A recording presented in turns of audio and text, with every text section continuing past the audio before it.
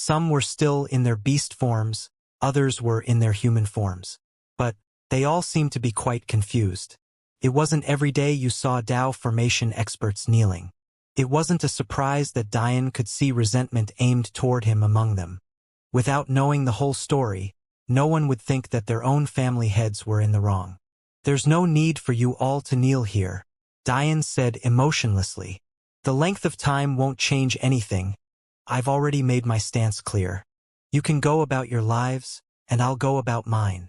Dian took a step forward, disappearing and appearing to their backs. But before he could flash forward a second time, a voice called out that made him pause. "Thank you for saving my life." Dian looked back to find them all still kneeling. Obviously, the one who had spoken out was Head Tudo.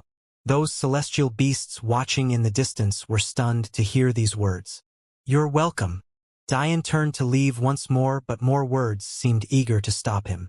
"We don't kneel here in hopes you'll forgive us, but that you'll take pity on the younger generation. We'll pay for our sins and even die if that's what you see fit, but they shouldn't pay for our mistakes."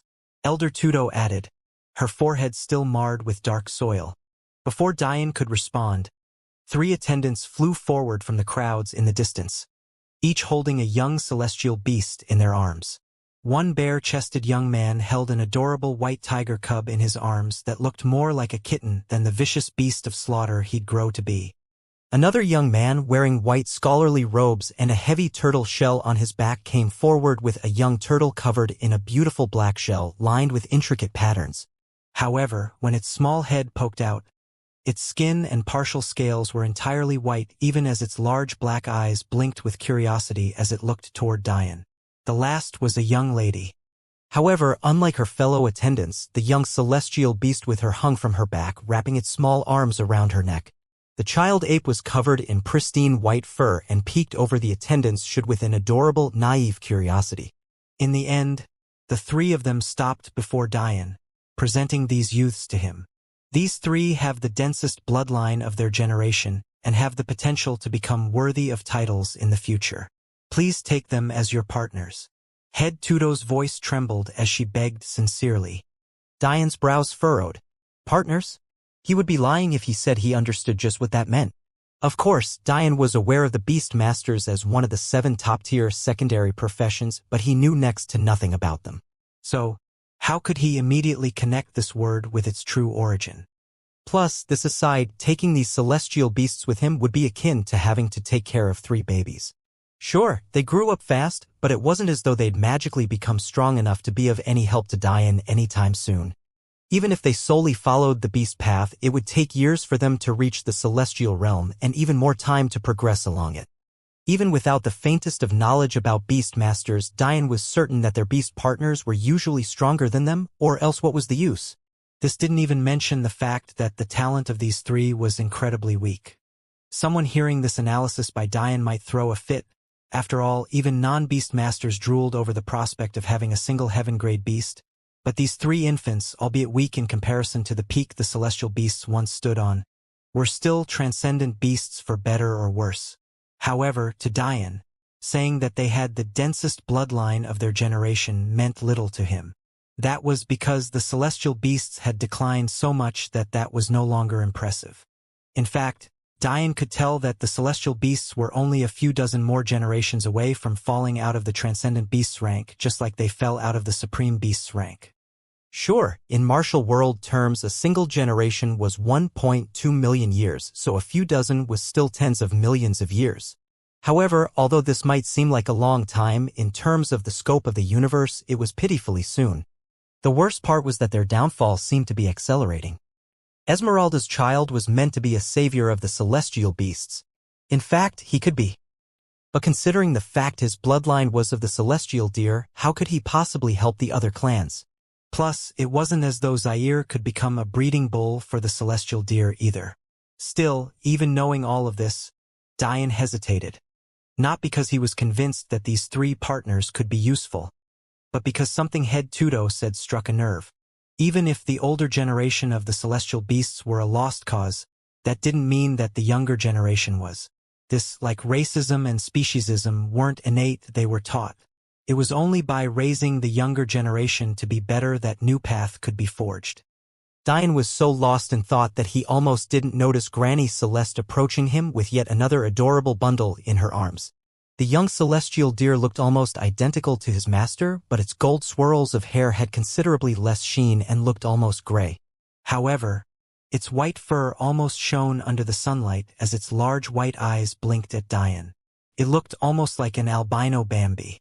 Dian could help but give his granny a look that said, "You planned for this, didn't you?" Granny Celeste only smiled.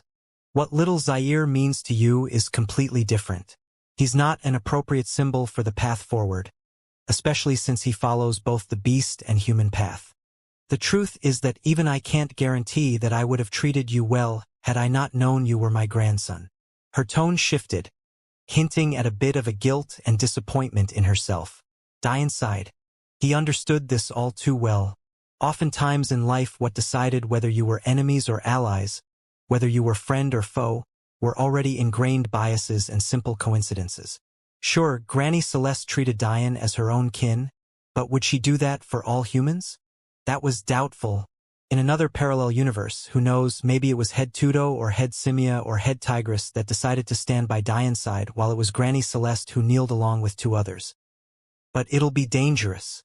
They're just babies, was all Dian could muster. Granny Celeste smiled as the three family heads trembled on the ground, responding to Dian's words. "And it's because you can see them as such that you must take them. If one, or even all of them die, we won't blame you. And what about the fact they're celestial beasts? The moment they step outside, they'll be among the hunted." Granny Celeste's smile only deepened. "Then that'll be the challenge you have to take up, no?" "My grandson isn't some coward, now is he?" Dian sighed. He remembered a time where he'd be willing to flaunt any and everything, daring those who opposed him to find trouble. And truth be told, with his title as true god, there'd be very few who dared to find trouble with him. But the blood of a celestial beast was simply too tempting. Now Dian had more people to worry about than just himself. What if they tried to use his wives as hostages to force him to turn over the celestial beast youth? What if they turned their eyes on Sol Ren Quadrant or his home universe? However, before Dian could make a decision, his Tao heart pumped once more. God damn it. He could clearly feel a stream of hope and belief in him coming from the surrounding beasts. Their population wasn't as large as millions. In fact, there were only a few hundred to each clan that had survived to this day. But they were by far and away so much more powerful than Dian's fellow clansmen that his sovereign seed swelled to 3 times its original size. In the end, 4 pairs of unblinking eyes looked toward Dian with youthful curiosity, awaiting his decision. Dian looked at the 4 adorable celestial beasts before looking up at those looking toward him expectantly. Should I really do this? Dian brow furrowed. He had no doubt that saying yes would bring him endless troubles. Was gaining the support of the celestial beasts even all that important? Would it really help him? In total, they probably had a half a dozen or so Tao formation experts. Aside from their family heads, they had various elder structures of their family. However, what was the use if they couldn't step foot outside of here? How could they help Dian? If anything, they'd make everything worse. If they had someone of the half-step transcendent caliber, maybe that would be entirely different. At least then, even the greatest clans would have to think twice. Coupling that with the fact their bloodlines had declined, then they'd probably be left alone. The issue was that although Granny Celeste had the potential to become a half-step transcendent in the far, far, far future, that only represented a less than 1% chance. In fact, framing it that way was definitely underestimating the difficult. Dian froze. Since when did I decide who to and not to accept based on their usefulness? When did I become too pragmatic? He was stunned not at the situation, but himself. It was almost a striking reminder that it wasn't due to himself that his Tao heart was reconstructed, but due to the hopes of others. He didn't pull himself out of the darkness. But others did. Was he really the same Dian who died in his 5th trial countless times yet came back with a glare just as determined?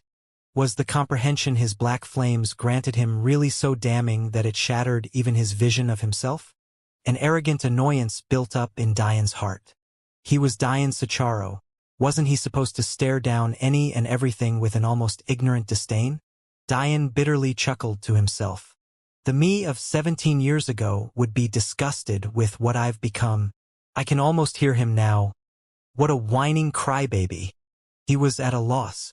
He missed his old self, the one who would run into danger with a reckless abandon. But he also couldn't bring himself to go back to those old ways. How could he grow up but stay young at the same time? Dian stretched his hand out, causing for golden platforms to appear below the young celestial beasts. Then he sat cross-legged on the ground, bringing them before himself. The attendants watched as the 4 of them floated from their arms, watching silently. The entire 18th tier seemed to fall into a calm quiet as 4 pairs of eyes blinked at Dian with a brimming curiosity. "Do they have names?" Dian asked. Granny Celeste shook her head. "The only reason their bloodlines are denser compared to the rest of their generation is because we used the ancient blood reserves on them just before they were born. They're just a few days old." Dian nodded silently. Unlike humans, it seemed that celestial beasts didn't rush to name their children. It was the same for Zaire when Dian met him. In fact, Esmeralda had Dian name him not because it fit with their culture, but because she wanted her son to integrate himself into Dian's culture so that they could grow close. For celestial beasts, titles were more important than anything else. Esmeralda was a name Dian's martial uncle gave to his master because he didn't like having to call his wife 25th White Mother. And Celeste was a name given under similar circumstances, except it was instead given to Dian's granny not by her husband, but a former master of the celestial deer sect. Either way, there was a tradition of celestial beasts forming new bonds with those outside of their clan through what could be considered this name-giving ceremony. Dian sighed. "This is really stupid. Reckless. I'll come to regret it. I can already see all those arrogant bastards who will swear up and down that my partners should be theirs. Thinking about it already pisses me the fuck off." But Dian couldn't help but think to himself, wasn't that the difference? In Dian's youth, he boldly stood out against the world simply because he wanted to make sure everyone knew he didn't care. But that was childish. He didn't have to bring up his connection with the celestial deer sect, but he did so simply because he wanted to puff his chest out. However, this was different. He wasn't flaunting his connection this time, simply for some childish ego stroking, so that everyone knew that he was the man. This time, he was taking on a risk for the sake of a clan's future. To rebuild a bridge that was burned long ago. Dian didn't want to be a ruler who was a reckless bastard. But he also didn't want to be a leader too scared to do anything that would shake up the status quo. He wanted to be calculatingly reckless. A leader who could take risks even knowing that it would bring him trouble simply because he believed it was worth it. Dian's heart pumped. Calculatingly reckless. Looking at the 4 newborns, Dian began laughing mischievously. His hand stretched outward, patting the young celestial deer. "I'll call you Bambi. And you," turning his attention toward the young celestial ape, "I'll call you Sengoku. And you," turning toward the young celestial turtle, "I'll call you Franklin. And last but not least, finally turning toward the young celestial tiger, "I'll call you Shere Khan." No one but Clara would understand why Dian was laughing to himself like an evil mastermind, but he didn't mind.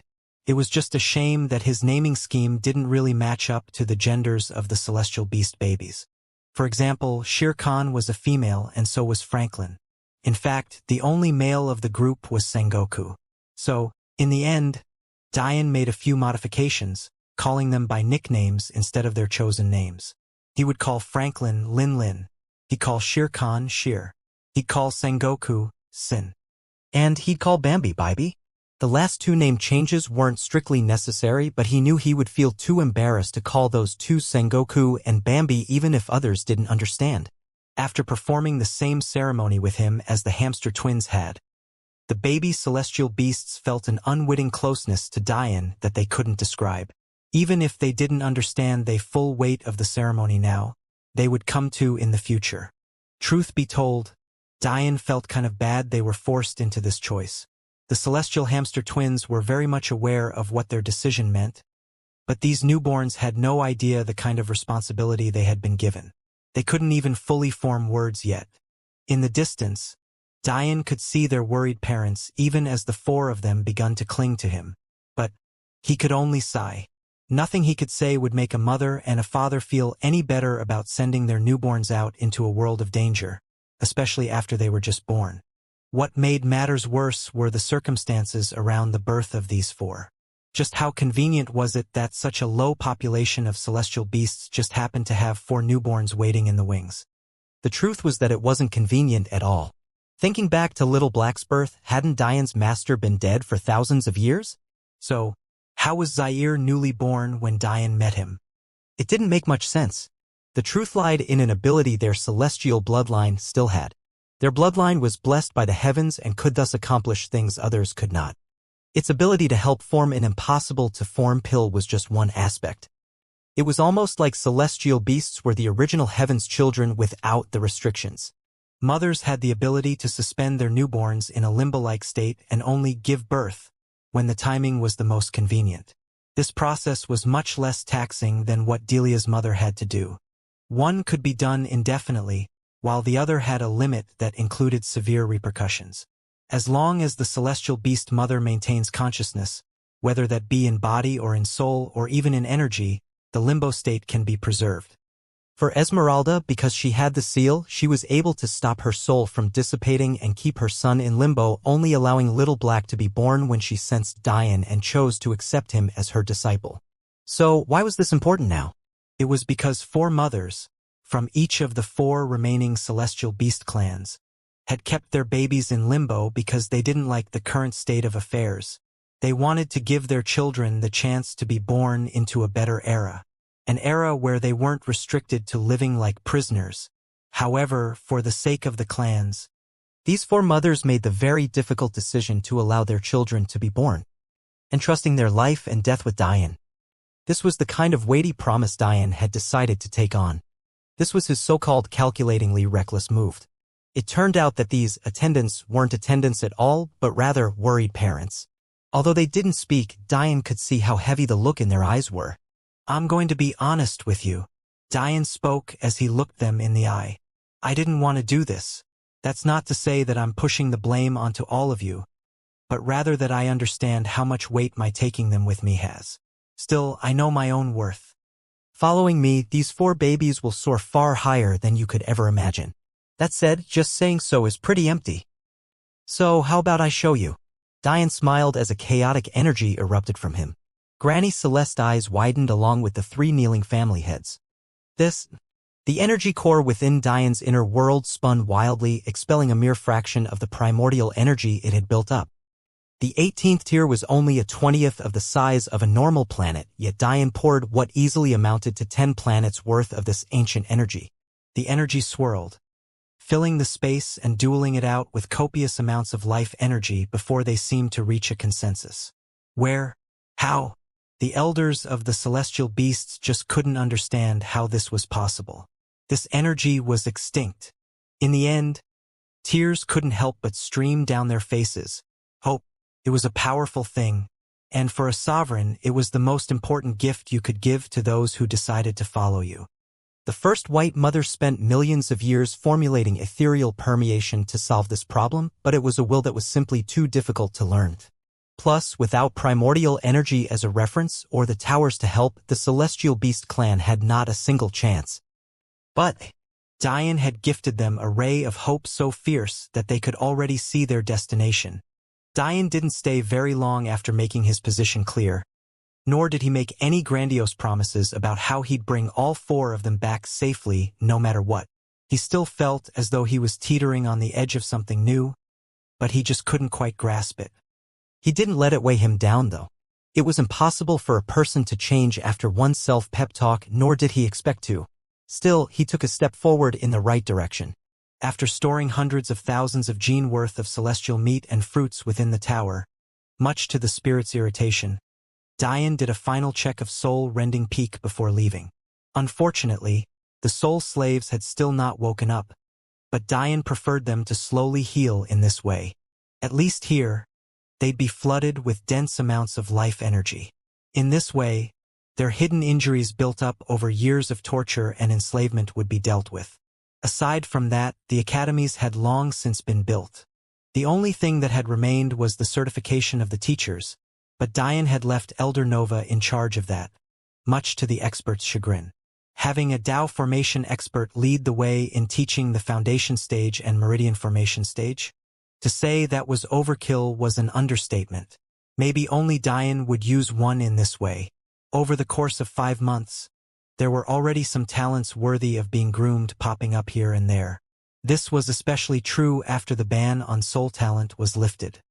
There was another thing that Diane's master had pointed out to him as well. Whether or not someone had a constitution wasn't always obvious at first glance.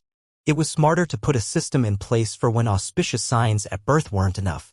Still, Diane tempered his expectations.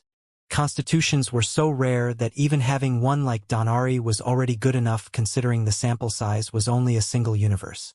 Not every universe was as blessed with talent as Diane's home. With those matters handled, Diane went on his way, his first destination. The Celestial Deer Corner. He was surprised to find that Eli had made good progress. Although the serpent vines were still an issue, Eli reassured him that in 2 years more at the most, he would definitely find success. Hearing Eli's plans, Diane was very much impressed. Eli's understanding of botany was so profound that if Diane hadn't known him for so long, he might have assumed his friend's body was taken over by some old eccentric spirit.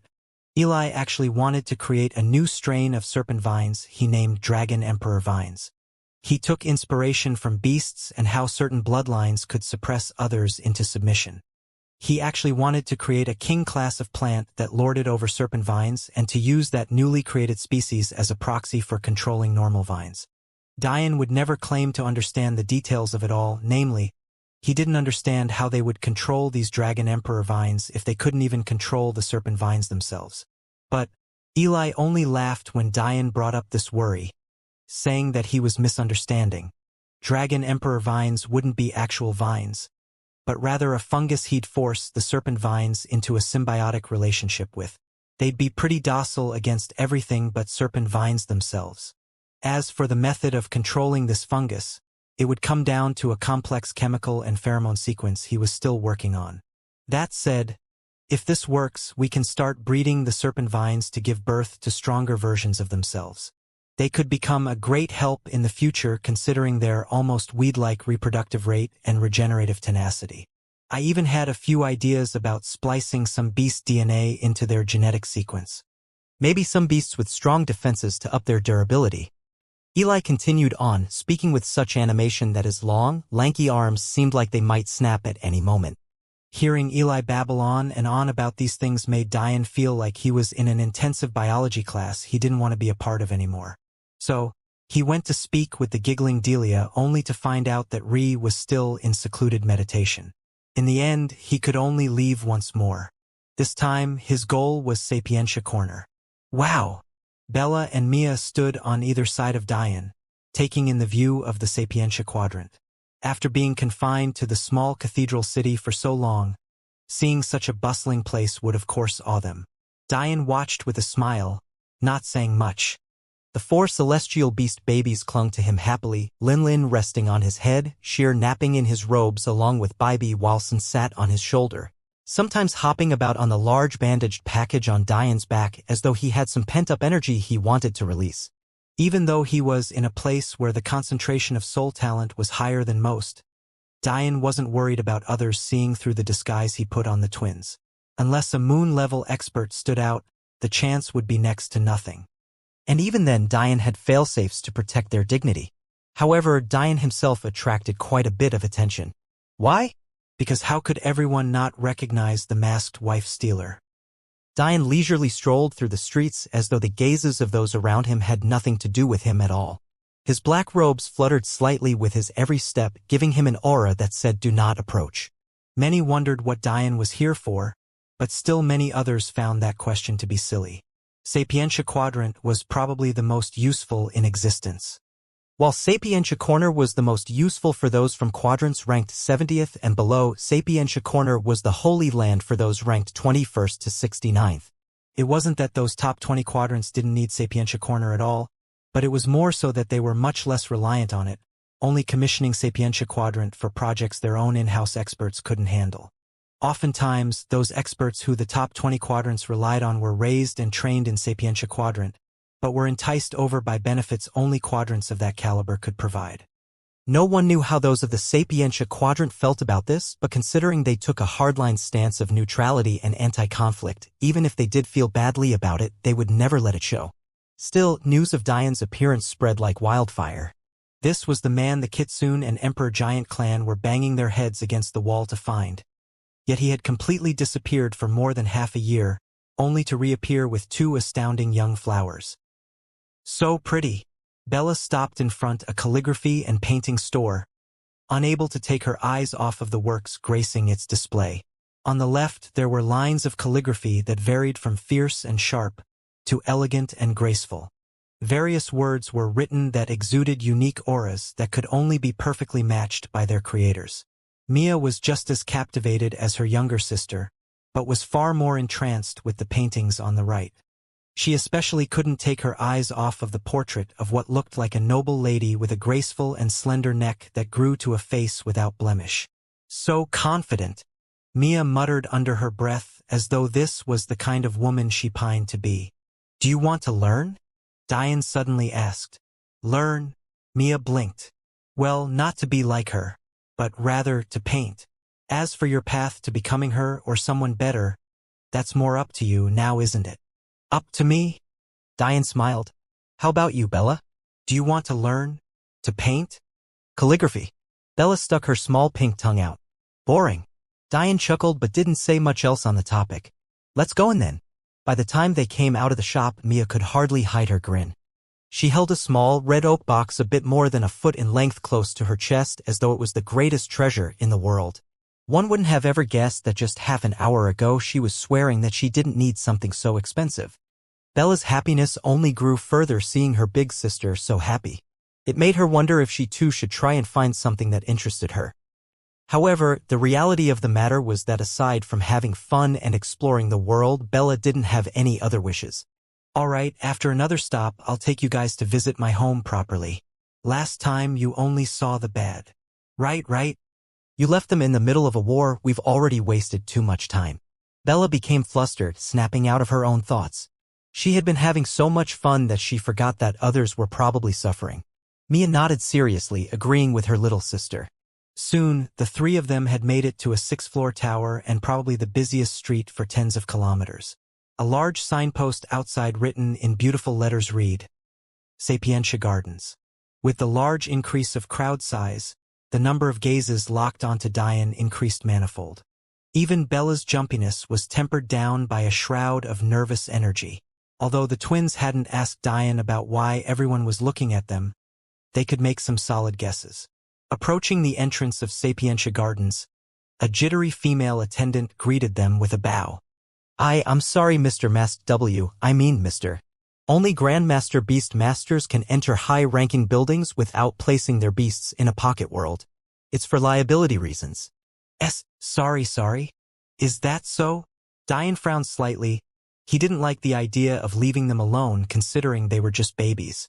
If it wasn't for that fact, he wouldn't have had them out like this in the first place. The attendant became flustered, thinking that Dian would be angered and vent his frustration on her. Such a thing was, unfortunately, quite a frequent occurrence. I'm sure that Mr. is qualified enough to pass the exam. If Dian's eyes suddenly sharpened. In the next moment, they glowed a fierce gold as a brilliant defensive array appeared above him. Those watching gasped in shock. Innate aurora. They almost couldn't believe what they were seeing.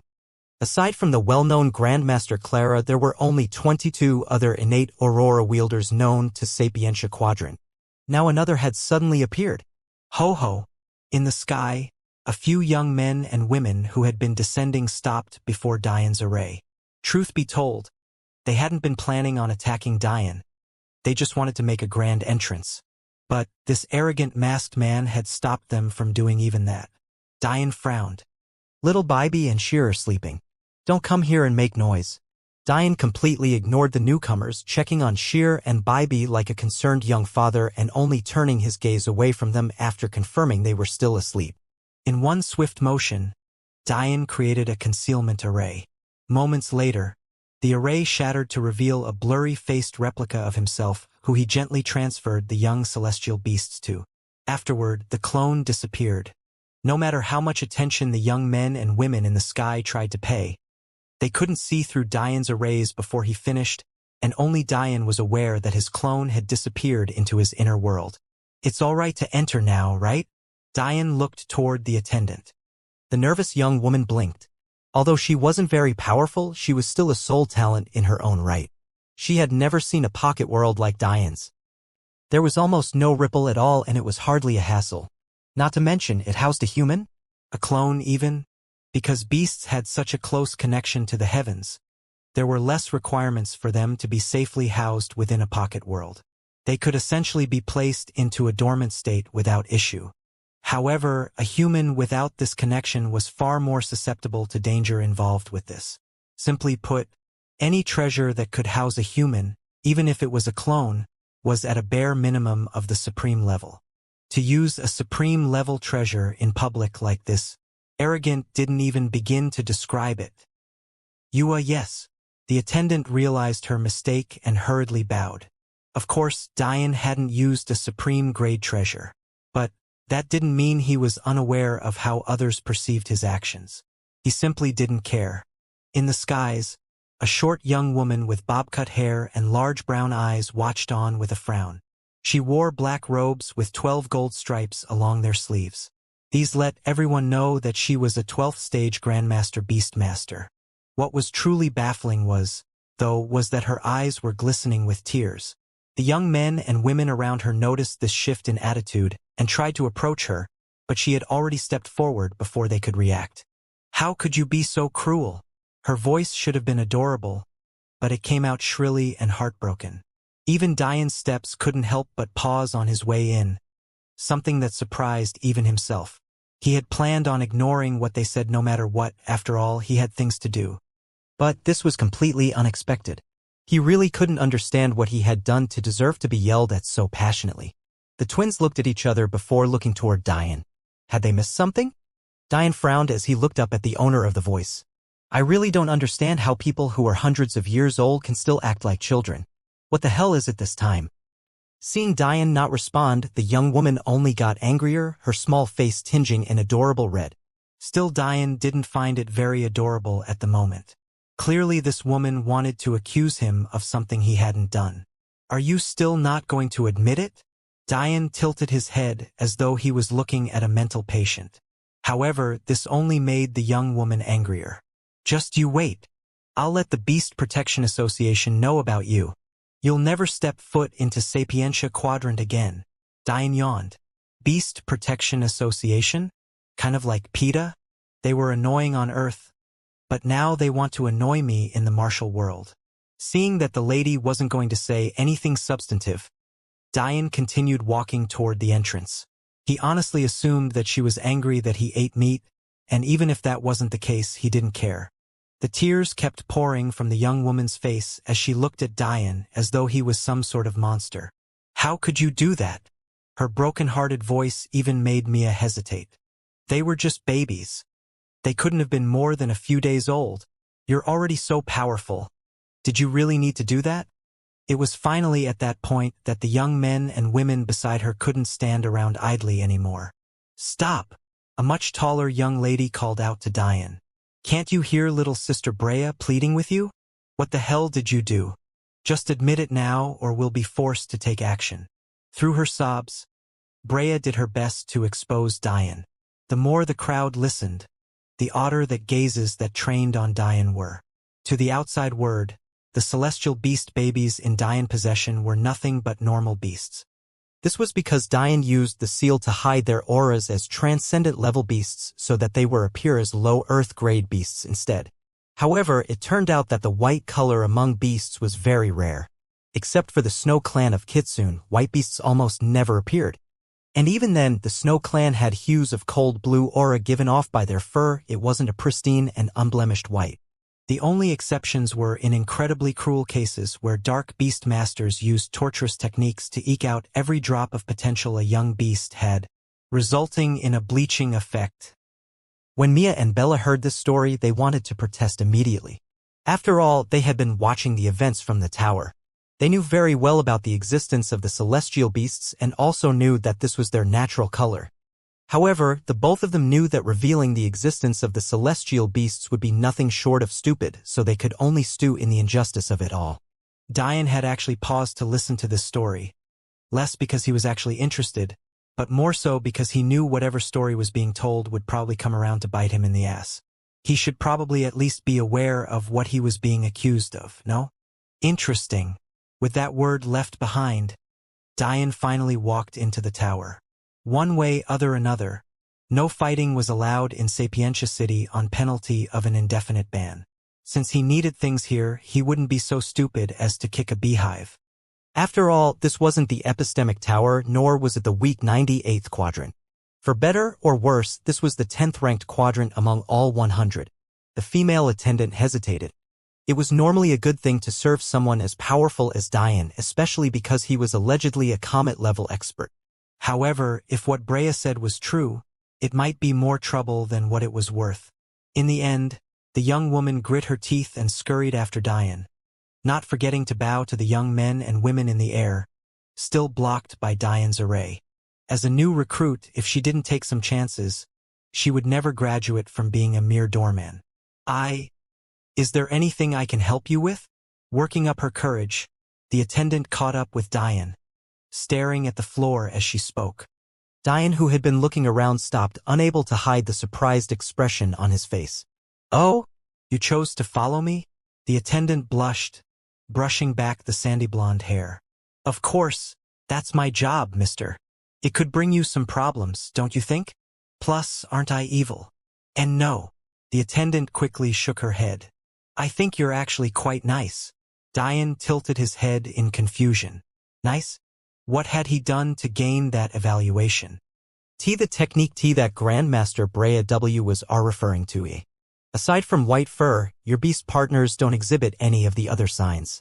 Diane's brows arched up in interest, giving the attendant a secondary glance. So this Brea girl was wrong? The attendant waved her hands around hurriedly, as though she couldn't afford the title given to someone doubting a Grandmaster. I believe that Grandmaster Brea was just caught up in her emotions. The attendant's voice grew smaller. She's very sensitive due to her constitution, so she's quick to protect animals. I believe your mask inhibited her from using her abilities to check the condition of the beast babies. So she jumped to the wrong conclusion. Diane smiled. Truth be told, he was very impressed with this attendant's observational skills. His mask did in fact have an ability that disallowed others from using their senses to investigate him. This protection extended to things in contact with him as well, so the beast babies had gained another layer of protection. Mia and Bella nodded in approval nearby, clearly very much liking this attendant lady. Tell me more, Diane suddenly said. What symptoms should they have that they don't? Well, the most obvious is reddened eyes and overly defined muscles disproportionate to their age. They also shouldn't be able to sleep so comfortably. In fact, insomnia is one of the symptoms. Their potential is being agitated, so it's almost impossible to sleep properly, which is even more detrimental to their growth. Last, they're too comfortable around you. Animals you force something like that upon wouldn't be able to trust any human again so easily. Not without becoming soulless slaves, that is. But your monkey or ape had too much life in him. Diane laughed. If I didn't know better, I'd assume you were the Grandmaster and not Brea. And no, I can't afford the fees. The attendant's voice was so small that if it wasn't for his body cultivation, Diane doubted he would have heard it. Clearly those words were meant for herself and no one else. This attendant couldn't afford fees? That didn't really make much sense. She was clearly a high-level saint, yet something as simple as fees was beyond her? This was the 10th ranked quadrant, was it not? The combination of her youth, cultivation, and environment just didn't add up. Diane pretended not to notice the stream of individuals with angered gazes that came in after him. Seeing their disheveled appearance, it was clear to him that they had underestimated the array he left behind. What's your name? Amy. Amy? Okay, how about you show me around? I need 10 sets of materials for Constitution Awakening pills. The attendant blinked. Earth grade? Heaven grade? Or God grade? Hearing this question, Diane laughed. He was only aware of a single kind of Constitution awakening pill, not including the ancient grade version, of course. Seeing Diane's hesitation, the young men and women who had followed in afterwards secretly sneered to themselves. A supposed comet-level expert stumped by such a simple question? In fact, Diane's next words only made their doubts intensify. Let me see the ingredient list for each grade. It was only right that most people were skeptical. For someone to be a sixth-realm comet-grade expert while also being younger than 1,000 years old was absolutely ridiculous. Who would believe such a thing so easily? There was a reason that the group of young men and women who had come were all grandmasters. No one believed Diane was worthy of more than that. Diane hardly cared. Even the masters of their masters would have to be respectful to him. Diane was on the brink of becoming a moon-grade expert. His soul strength was more than enough. He was just waiting for his moment of enlightenment. Considering how easily that enlightenment came so many times before, he wasn't even worried about it. Although Amy was confused by Diane's request, she obliged anyway, utilizing a special employee pendant to fulfill his wishes. Staring down the screen, Diane couldn't help but chuckle. How inefficient. What a waste. He kept mumbling under his breath without a care in the world. None of these grades. Diane finally said, I'll give you a list instead. Finally.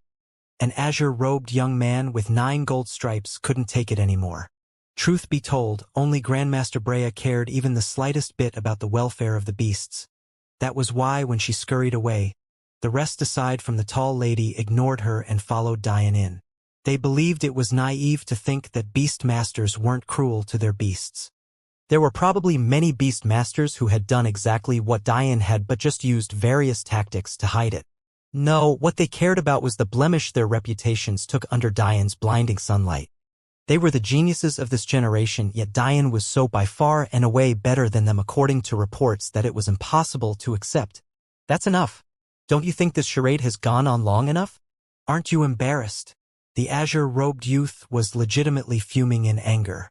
Diane was slightly surprised by the demeanor of these so-called geniuses.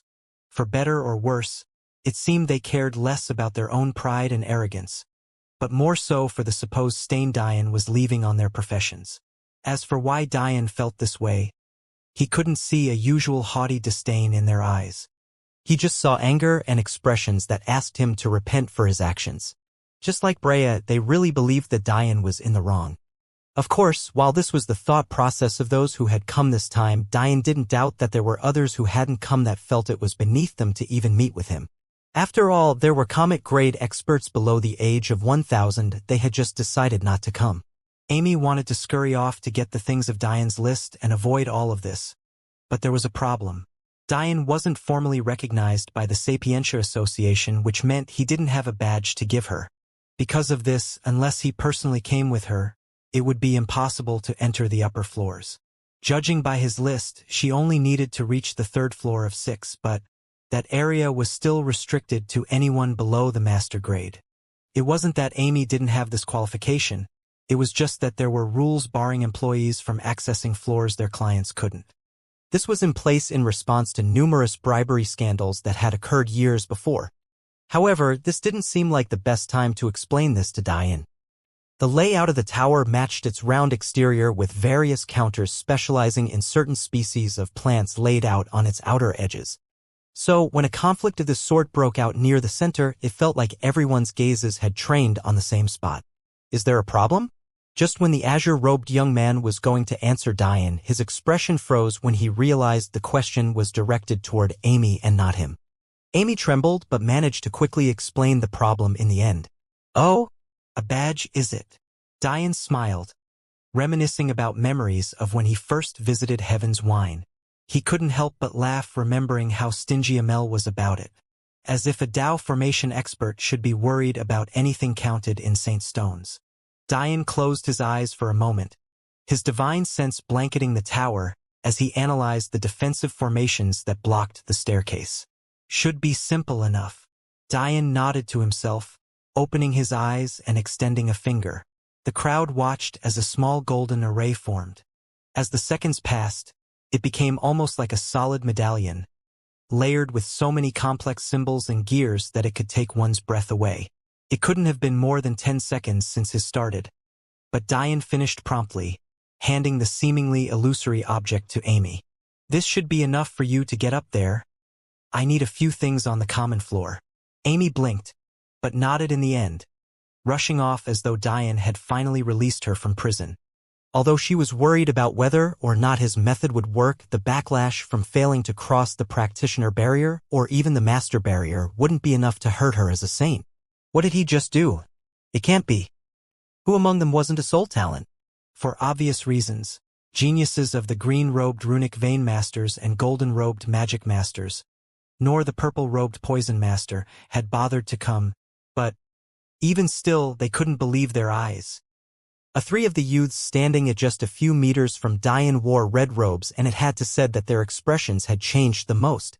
They almost felt that their titles as formation masters was hollow. We made a mistake coming here. Diane couldn't care less about their change in thought. Instead, he was looking around the common floor, walking from counter to counter as though he was thinking about something. Aren't you going to buy something? Bella couldn't help but ask. Diane shook his head. There's nothing on this common floor that I can't simply create. What I want is knowledge. Oh. Bella nodded, but she herself knew that she didn't truly understand. Instead, she turned her attention elsewhere. You know they're following you around, right? Diane laughed as they robed young geniuses blushed after hearing Bella's words. This was especially so for the azure-robed youth that had tried to stop Diane earlier.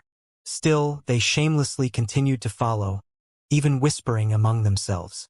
What did he mean by that? Create? That's what he said. But I don't know. Could he be exaggerating? You can't create plants and medicinal ingredients out of thin air, can you? The azure-robed youth frowned. There's nothing in alchemy that allows for such a thing. I don't know what he's talking about. The red-robed youths froze.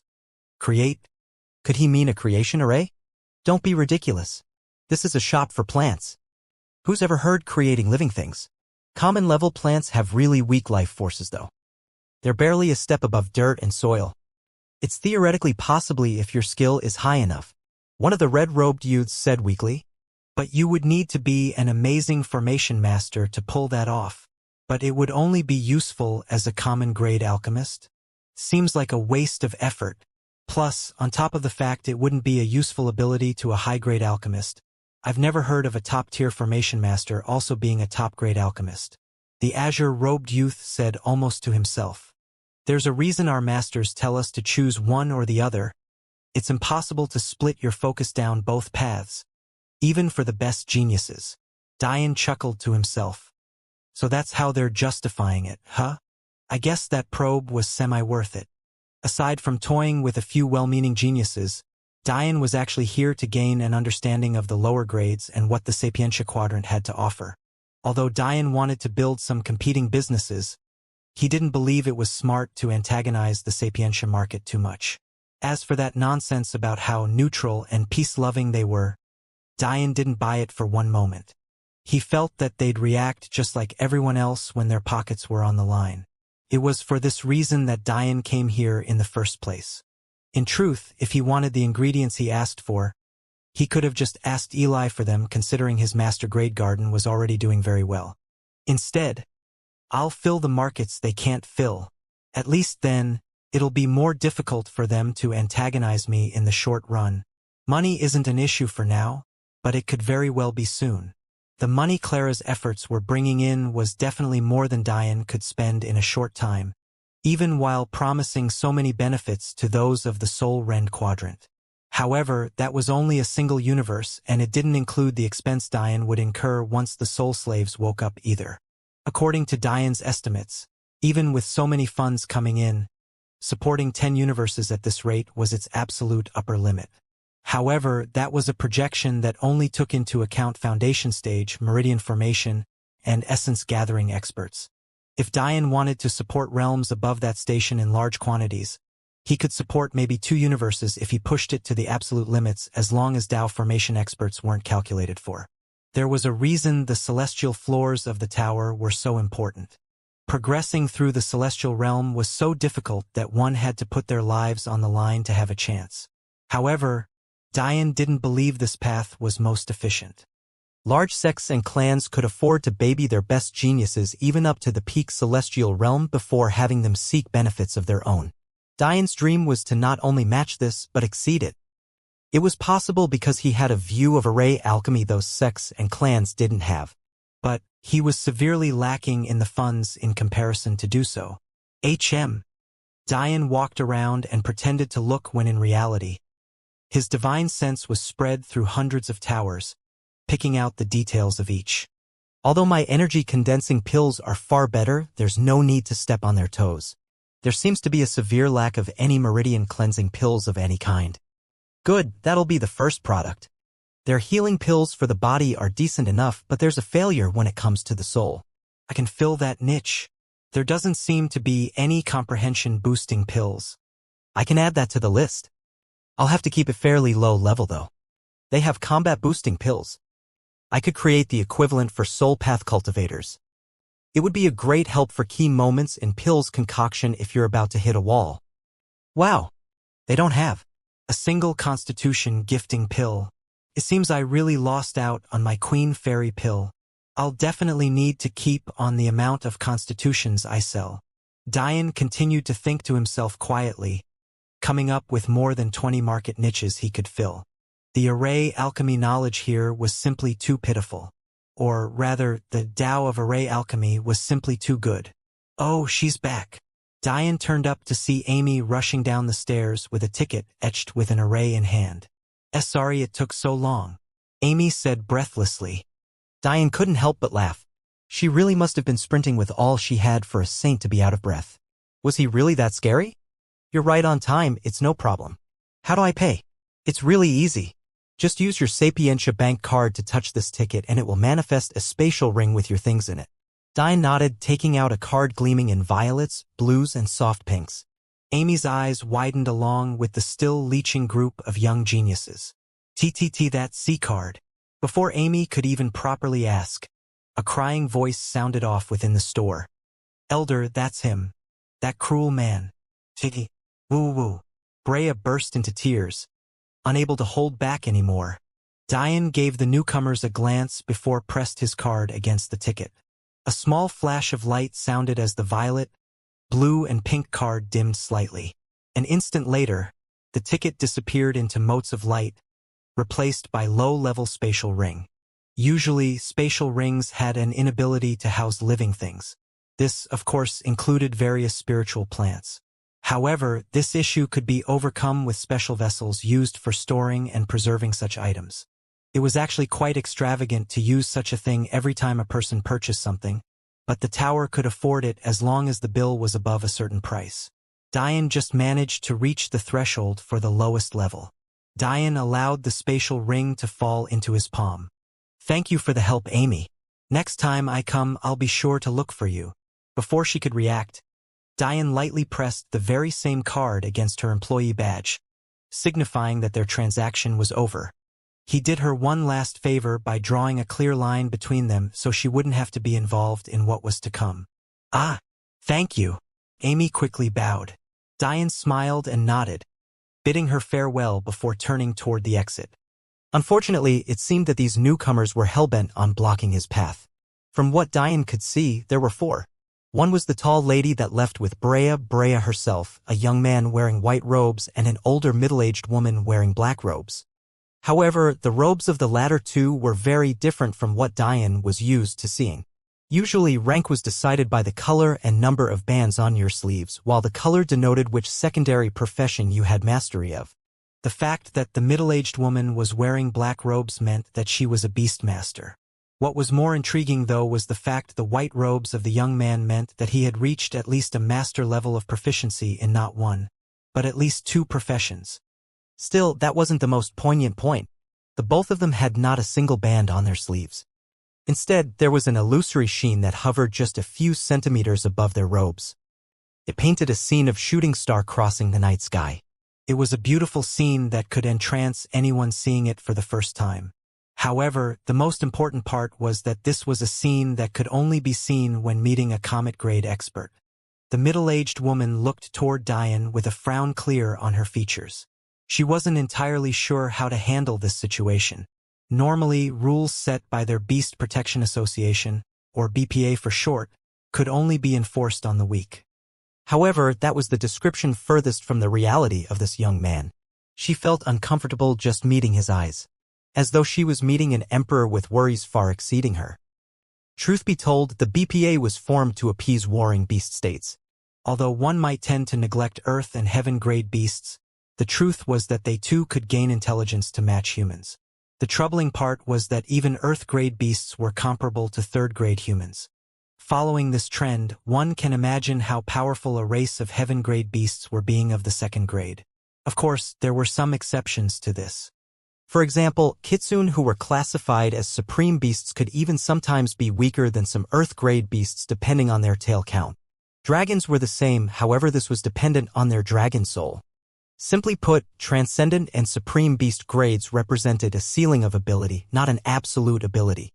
This was an equivalent exchange made for them being more human-like and having the human path available to them. However, Earth-grade and Heaven-grade beasts represented this absolute level of ability, making them highly dangerous, especially in large quantities. So, the question remained, how could such powerful species agree to be partners with humans so readily? The truth was that they didn't. Not easily, anyway. There were many laws restricting the partnership of humans and beasts, and these laws were enforced by the BPA. If Dian did what he was accused of, it wouldn't be a surprise for the beasts to ask for blood. For a relationship that was already teetering on the edge, this was something that couldn't be afforded. Especially if this Dian was just strutting around without a care for who saw his cruel acts. The truth was that Madeline's golden flame quadrant was in the severe minority. Usually, a quadrant would have 2 or 3 main powers with numerous unconquered lands. For example, Dian's home quadrant supposedly had 21 unclaimed universes. In Saru's home quadrant, her clan and the Kitsune controlled about 60 quadrants between them, with 40 being unclaimed. This same pattern was repeated in the Grand Templar quadrant, and again the Kong quadrant, and again and again. A secret hidden in plain sight was exactly what this was. These universes weren't unclaimed at all, nor were they held by weaker clans that just so happened to be lucky enough to survive, not most of the time, anyway. No. These were collectively known as the Savage Lands. These were the places that the beasts roamed free. These were places that even the greatest clans had to hesitate before provoking. Hello. I am one of the 8 vice-chairmen of BPA. I go by One-Walled. Vice-Chairman One-Walled pushed the grieving Brea behind her, slightly annoyed by the little girl, but not having the heart to say so. For a vice-chairman to come here personally, it was obvious how seriously they took Dian. The title of defeating, and even embarrassing, a true god wasn't to be taken lightly. No matter how skeptical they were of his comet-grade status, there was indisputable proof of his combat prowess. Considering how weak those of the Soul Path were in combat, taking on someone who broke the mold as firmly as Dian needed to be taken seriously. The good news for them was that Beast Masters took the most direct way in dealing with this weakness. Vice Chairman One-Walled was very much confident in her partners being capable of dealing with Dian. Mia and Bella held each other's hands nervously, hiding behind Dian's large frame. At the same time, Amy was conflicted, uncertain of whether she should leave or not. She didn't even notice the astronomical sum brewing in her tips. Seeing that Dian didn't respond, One-Walled could only press forward. I know that this is inconvenient for you, but the quicker we sort this out, the better. A big fuss has already been made, so it's too late to take a step back. Please understand. The surrounding young geniuses blinked, unable to understand what they were seeing. A mighty comet-grade expert was practically groveling? Couldn't be helped. The senses of those on the soul path were too sharp, especially at One-Walled's level. Maybe the vice-chairman had come here with fiercer intentions, but meeting Dian personally completely changed her tune. Grandmaster Brea wanted to protest, but after seeing the glare the One-Walled sent to her, she could only bury her head in shame.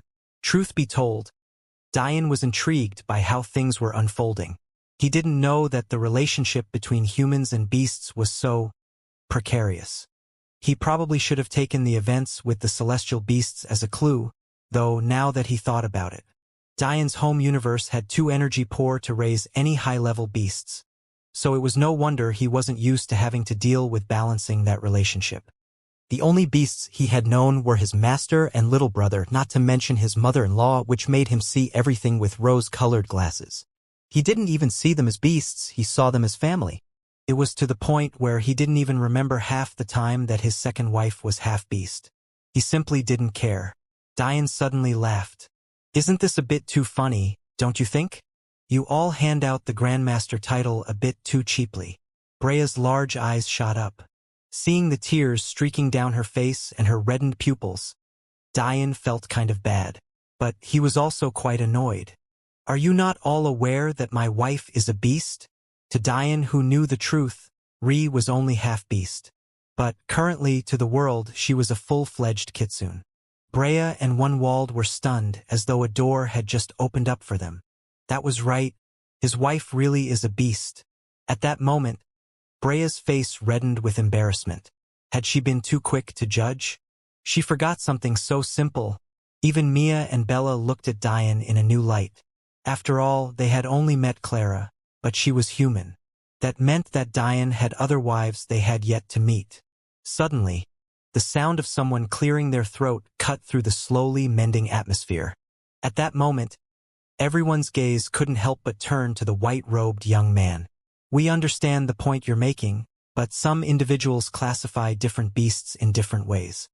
For example, you might see Transcendent and the Supreme Beast your wife is as equal to humans due to the fact they have access to the human path that Earth and Heaven-grade beasts do not.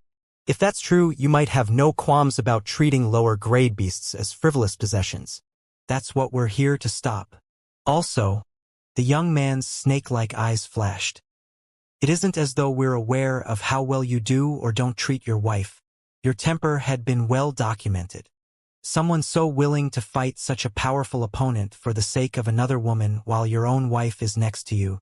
Should I describe Alexandria Snow as a little too submissive to you? Almost eyebrow-raisingly. Now you've shown up in a very public way with two more beautiful women. Simply put, from the outside looking in, it doesn't seem as though you take your wife very seriously. I myself would be quite embarrassed to be your wife. The temperature of the room seemed to plummet. The words seemed to have a vague, dark and twisted logic to them, yet they were spoken to calmly and without malice that the dissonance made those listening feel more than just uncomfortable. No matter how uncomfortable they felt. No one dared to question this young man's words because they recognized exactly who he was. Even without the white robes, his presence seemed to resonate with the air around him. His body almost flickered into and out of existence for those with weak perception. His hair was long, resting neatly at his lower back and shimmering despite being a dense black. His brows seemed to be shaped by swords and his eyes were just as piercing as a blade. Anyone who saw him would have to admit that there were very few who could match his handsome exterior and even less who could match his power. This young man was a prince of one of the 5 blade families, clans that could only be found in the 3rd-ranked spirit quadrant. Diashoken.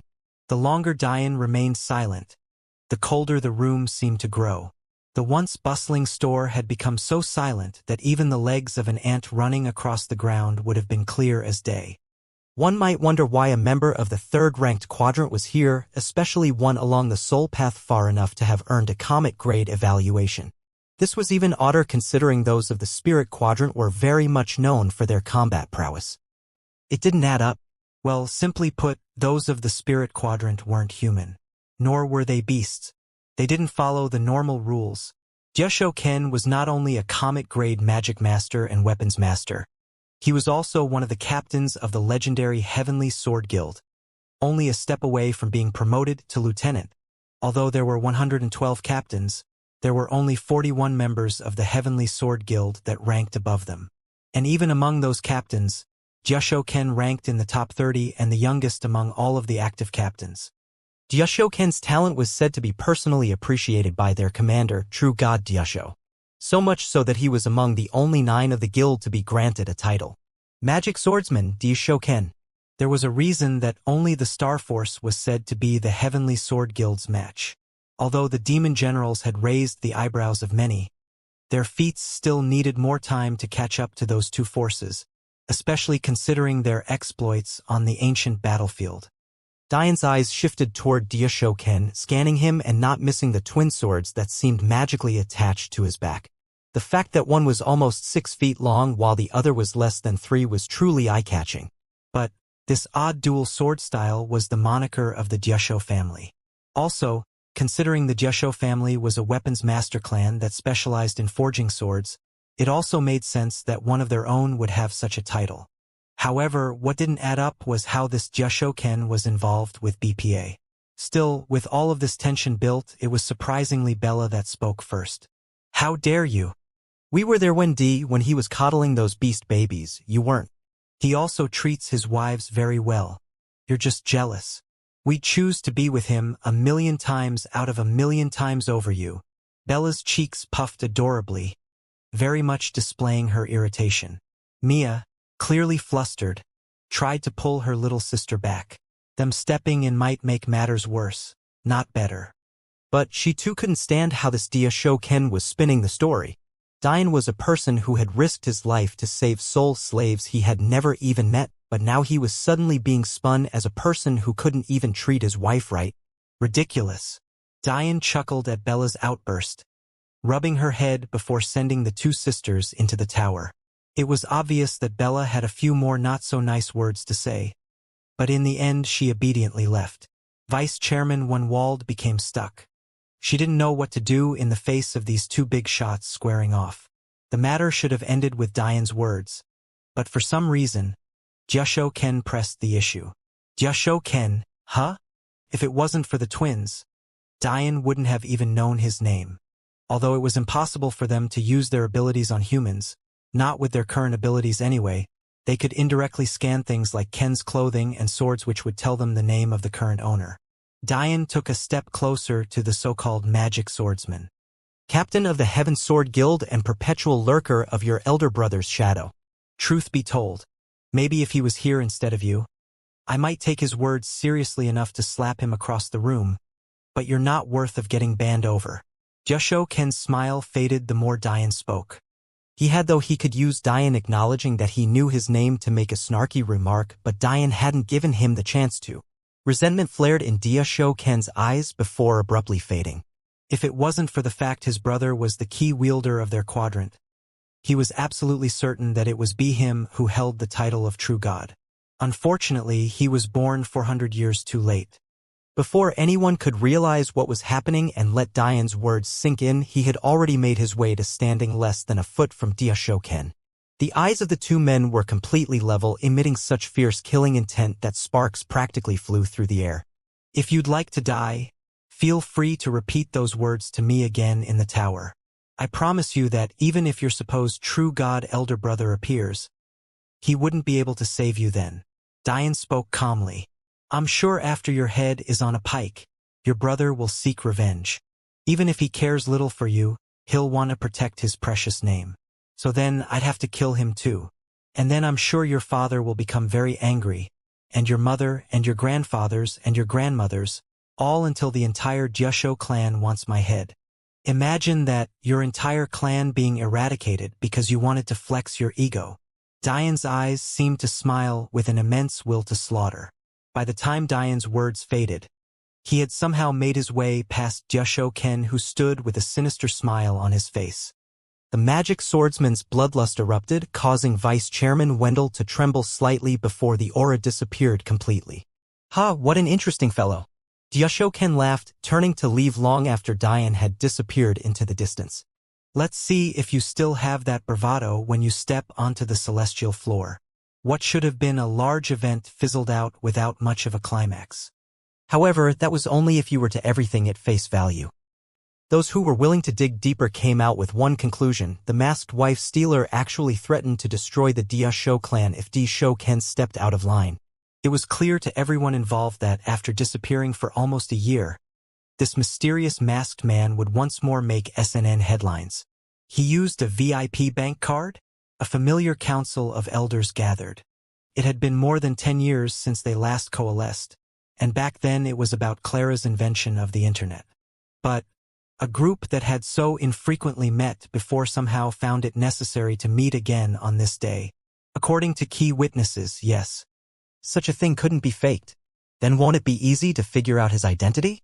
There are less than 1,000 people total with access to such a card, and those qualified are vetted with the utmost seriousness. We've already combed through all of the records. It didn't take long, but we didn't find anyone matching his description perfectly. Plus, his mask disallows even us from seeing his true face. Still, that narrows down his possible identities, no? Maybe, maybe not. If this young man is a comet-grade expert as he claims, it's possible for him to put protections on it even we can't see through easily. A snort sounded through the room. A 6th-stage comet-grade expert younger than 1,000 years old? Don't fuck with me. This isn't the most poignant point, nor is it the reason for this meeting. You all may have disdained the creation of the BPA, but you must also understand why it exists. Today, in order to avoid conflict, things were left as is with a very thin veil of plausible deniability. The beasts are less likely to raise an uproar considering who this man's wife is, but as you know, some of them simply seek trouble for the sake of trouble. The one who was none other than the guild head of the Beast Masters. Considering the shimmering moonlight wrapped around his black robes, his ranking was clear. If you had cared so much about the trouble he would cause, why didn't you step out to stop him personally? A golden-robed, middle-aged woman wrapped in the same beautiful moonlight spoke out. Clearly, she was unhappy about the treatment of her favorite genius, Diashoken, because that naive little girl made a mistake. Reviewing the footage of the incident, I watched him from the moment he entered to the moment he withdrew his beasts to comply with the rules of the tower. Those beast infants might have had white fur, but they had none of the other markers of having their potential forcefully ripped out of them. Plus, have you ever heard of a dark beast master allowing his partners to cling to him like that? What I should be asking you is why your precious disciple decided to provoke him as such. If it weren't for his words, this situation would have blown over completely. But because of him, there's some skepticism. Are you saying his words were wrong? The golden-robed elder retorted. They were wholly sound. He's nothing but a womanizer who says he treats his wife well. The surrounding masters rolled their eyes. The guild head of the magic masters was like an overprotective mother when it came to Diashoken. They weren't even related. It was too ridiculous. His words were as flagrant as if I assumed you were robbing a baby's cradle every time you spoke about Diashoken. The purple-robed guild head of the poison masters giggled through his hoarse voice, coughing lightly. What did you say to me? I'm just saying that if a master-student sex scandal came out revolving around you too, I wouldn't be surprised. Magic circles erupted around the guild head. The surge of energy was so powerful that the tower floor they were on threatened to collapse despite the ridiculous number of reinforcements. Calm your rage and ease up on the nonsense, Fel. The guild head of the beast masters stepped in. If his beasts weren't tortured, then what is the reason for their white fur? An azure-robed elder interjected, hoping to change the subject. It's hard to tell. It's possible that this was change evoked by his blood fusing with theirs and connected to a special bloodline he has himself. It's also possible that he's used precious plants in their growth as well. Precious plants? Weren't they mere earth-grade beasts? Why? Another elder injected. We can't be certain of that. After all, even with our soul strength, we can't see through his mask's masking ability. We likely only see what he wants us to see. The trouble with all of this is that if the beasts become interested enough in his methods due to this story blowing up, they'll definitely use the excuse your precious disciple laid out for them. This would have been swept under the rug if Diashoken's threat never happened, because then it wouldn't have been worthy of SNN. The room became silent. It was only now they understood what the problem was. Anyone with half a brain would realize that Dian hadn't tortured his partners, but a beast clan would definitely become very much interested in the methods he used to purify his partners to such an extent and might even pressure BPA into taking action lest they declare a righteous war on the humans.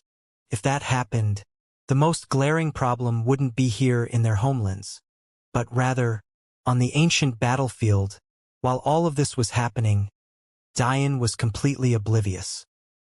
He had already made his way to Celestial Deer Corner and had entered the cultivation room directly beside Clara's. It was time to awaken his constitutions. Before Dian began, he couldn't help but sigh. Originally, he had gone to Sapientia Quadrant Planning to not only buy the materials needed for the Constitution Awakening pill, but also for the barrier-breaking pill needed to cure his mother-in-law. Even now Diane trembled in rage thinking about the torture Ree's mother must have gone through, to even have her tails ripped out in such a way and being forced into her beast form. It was too cruel. Of course, Diane paid back Loki many times over for his evil. But something within Diane couldn't help but feel that Loki was just a symptom. He wouldn't feel right until the entire Ragnar Empire was crushed beneath his feet. Their list of evil deeds was simply too long. Whether that be sacrificing newborns for the sake of chaining their faith seed wielders with karma, or torturing their own auxiliary clans like the Ipsum and Seeklum, just to use them as sacrificial pawns, or being instrumental in the plans of the entity. Any one of those things was enough for Diane to destroy them to their roots, yet they had been responsible for all of them. Diane hadn't been there, but he remembered listening to the stories of what happened while he was fighting Loki and Elder Daiyu. The Ragnar had actually been cruel to the point of turning fallen comrades into puppets and meat shields. This was the kind of clan that was capable of raising someone like Tammy, who had once been pure of heart, into someone willing to facilitate the rape of their only friend. Diane's hate for the Ragnar ran deeper than even his will to uproot the Pakal clan. Unfortunately, the barrier-breaking pill was a comet-grade pill. Although Diane was confident in concocting it, the problem was the procuring the materials.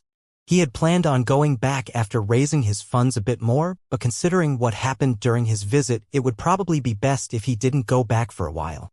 Although Diane hadn't spent much time with his mother-in-law, the factory cared for her was enough reason for him to go all out. Still, even if that wasn't the case, Kawa had always been kind and caring toward him. My reach is still too limited.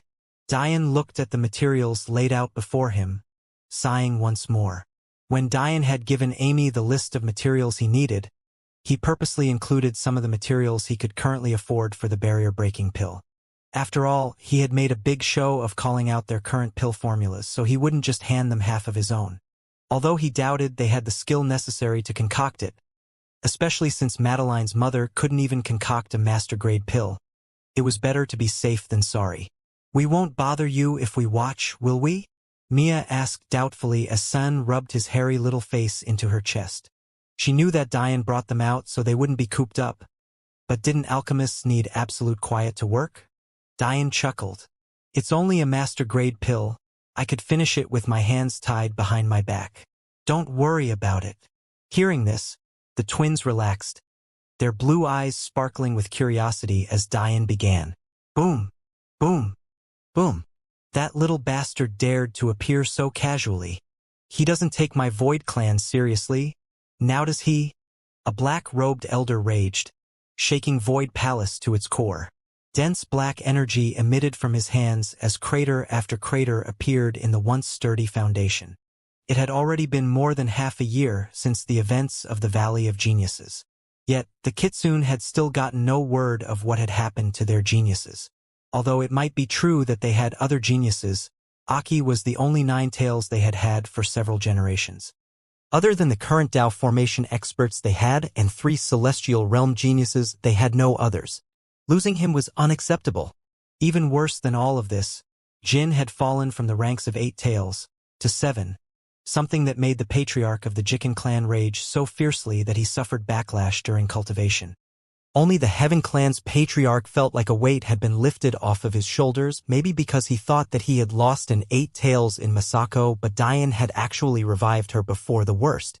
With the anger of the 3 leading clans flamed to such a level, the lower-level Kitsune could only duck their heads and remain silent, hoping that none of this anger would be directed toward them. Still, the Snow clan wasn't so lucky. Of course, the Kitsune didn't dare to go too far since their geniuses were still in Diane's hands. But that didn't mean they did absolutely nothing. It was just unfortunate for them that Ree and Diane cared little for the plights of the Snow clan. In addition, Ree's grandparents had never been connected to Ree. This was because the origins of Ree had been kept a secret this whole time.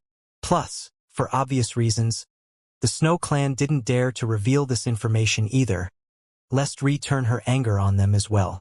Instead of breaking everything like a madman, the golden-tailed patriarch of the Heaven clan stepped forward. How about you listen to this interesting theory of mine? The raging Patriarch Void paused his fists to glare at Patriarch Heaven. Considering the heaving of his chest, it was clear that if the golden-tailed family leader didn't have someone substantive to say that a fight might break out. Easy now, Patriarch Jikin spoke, cutting through the tension. I've lost more than you have. At least there's a good chance your genius is alive. For me, even if mine is fine, he'll never be the same. What is it? Patriarch Void ignored the pacifying words. I had an interesting visitor the other day. Patriarch Heaven didn't seem to catch the threat in Patriarch Void's words, and continued to tease apart the information as though he didn't have a care in the world. Spit it out. I'm just saying, don't you find it interesting how Sarah Shreddy is so willing to protect Alexandria Snow? Even to the point of risking more strained ties between us two overlording clans. Patriarch Void and Jikin frowned in thought but stayed silent. It was clear that Patriarch Heaven's words had caught their interest. It's especially odd that Saru Shruti would know Alexandria. Don't you think? According to our information network, she was practically shipped off as a baby to go and complete that barbaric coming-of-age ceremony of theirs. Yet she's already back and somehow had built a relationship with a young lady of our Kitsune clans that we had never sensed until just 20 or years ago. Wasn't Sarah's interference just the Shreddy clan trying to anger us? I had assumed that Saru Shruti never had any relationship with Kukin's seed holder. Patriarch Void snorted. Most of the Kitsune clan thought this way. For a Shruti to have a close relationship with a Kitsune was too ridiculous for anyone to believe. They thought that the Shruti were just taking advantage of the situation to suppress them. Patriarch Heaven smiled mysteriously, a small smirk curling up his lip.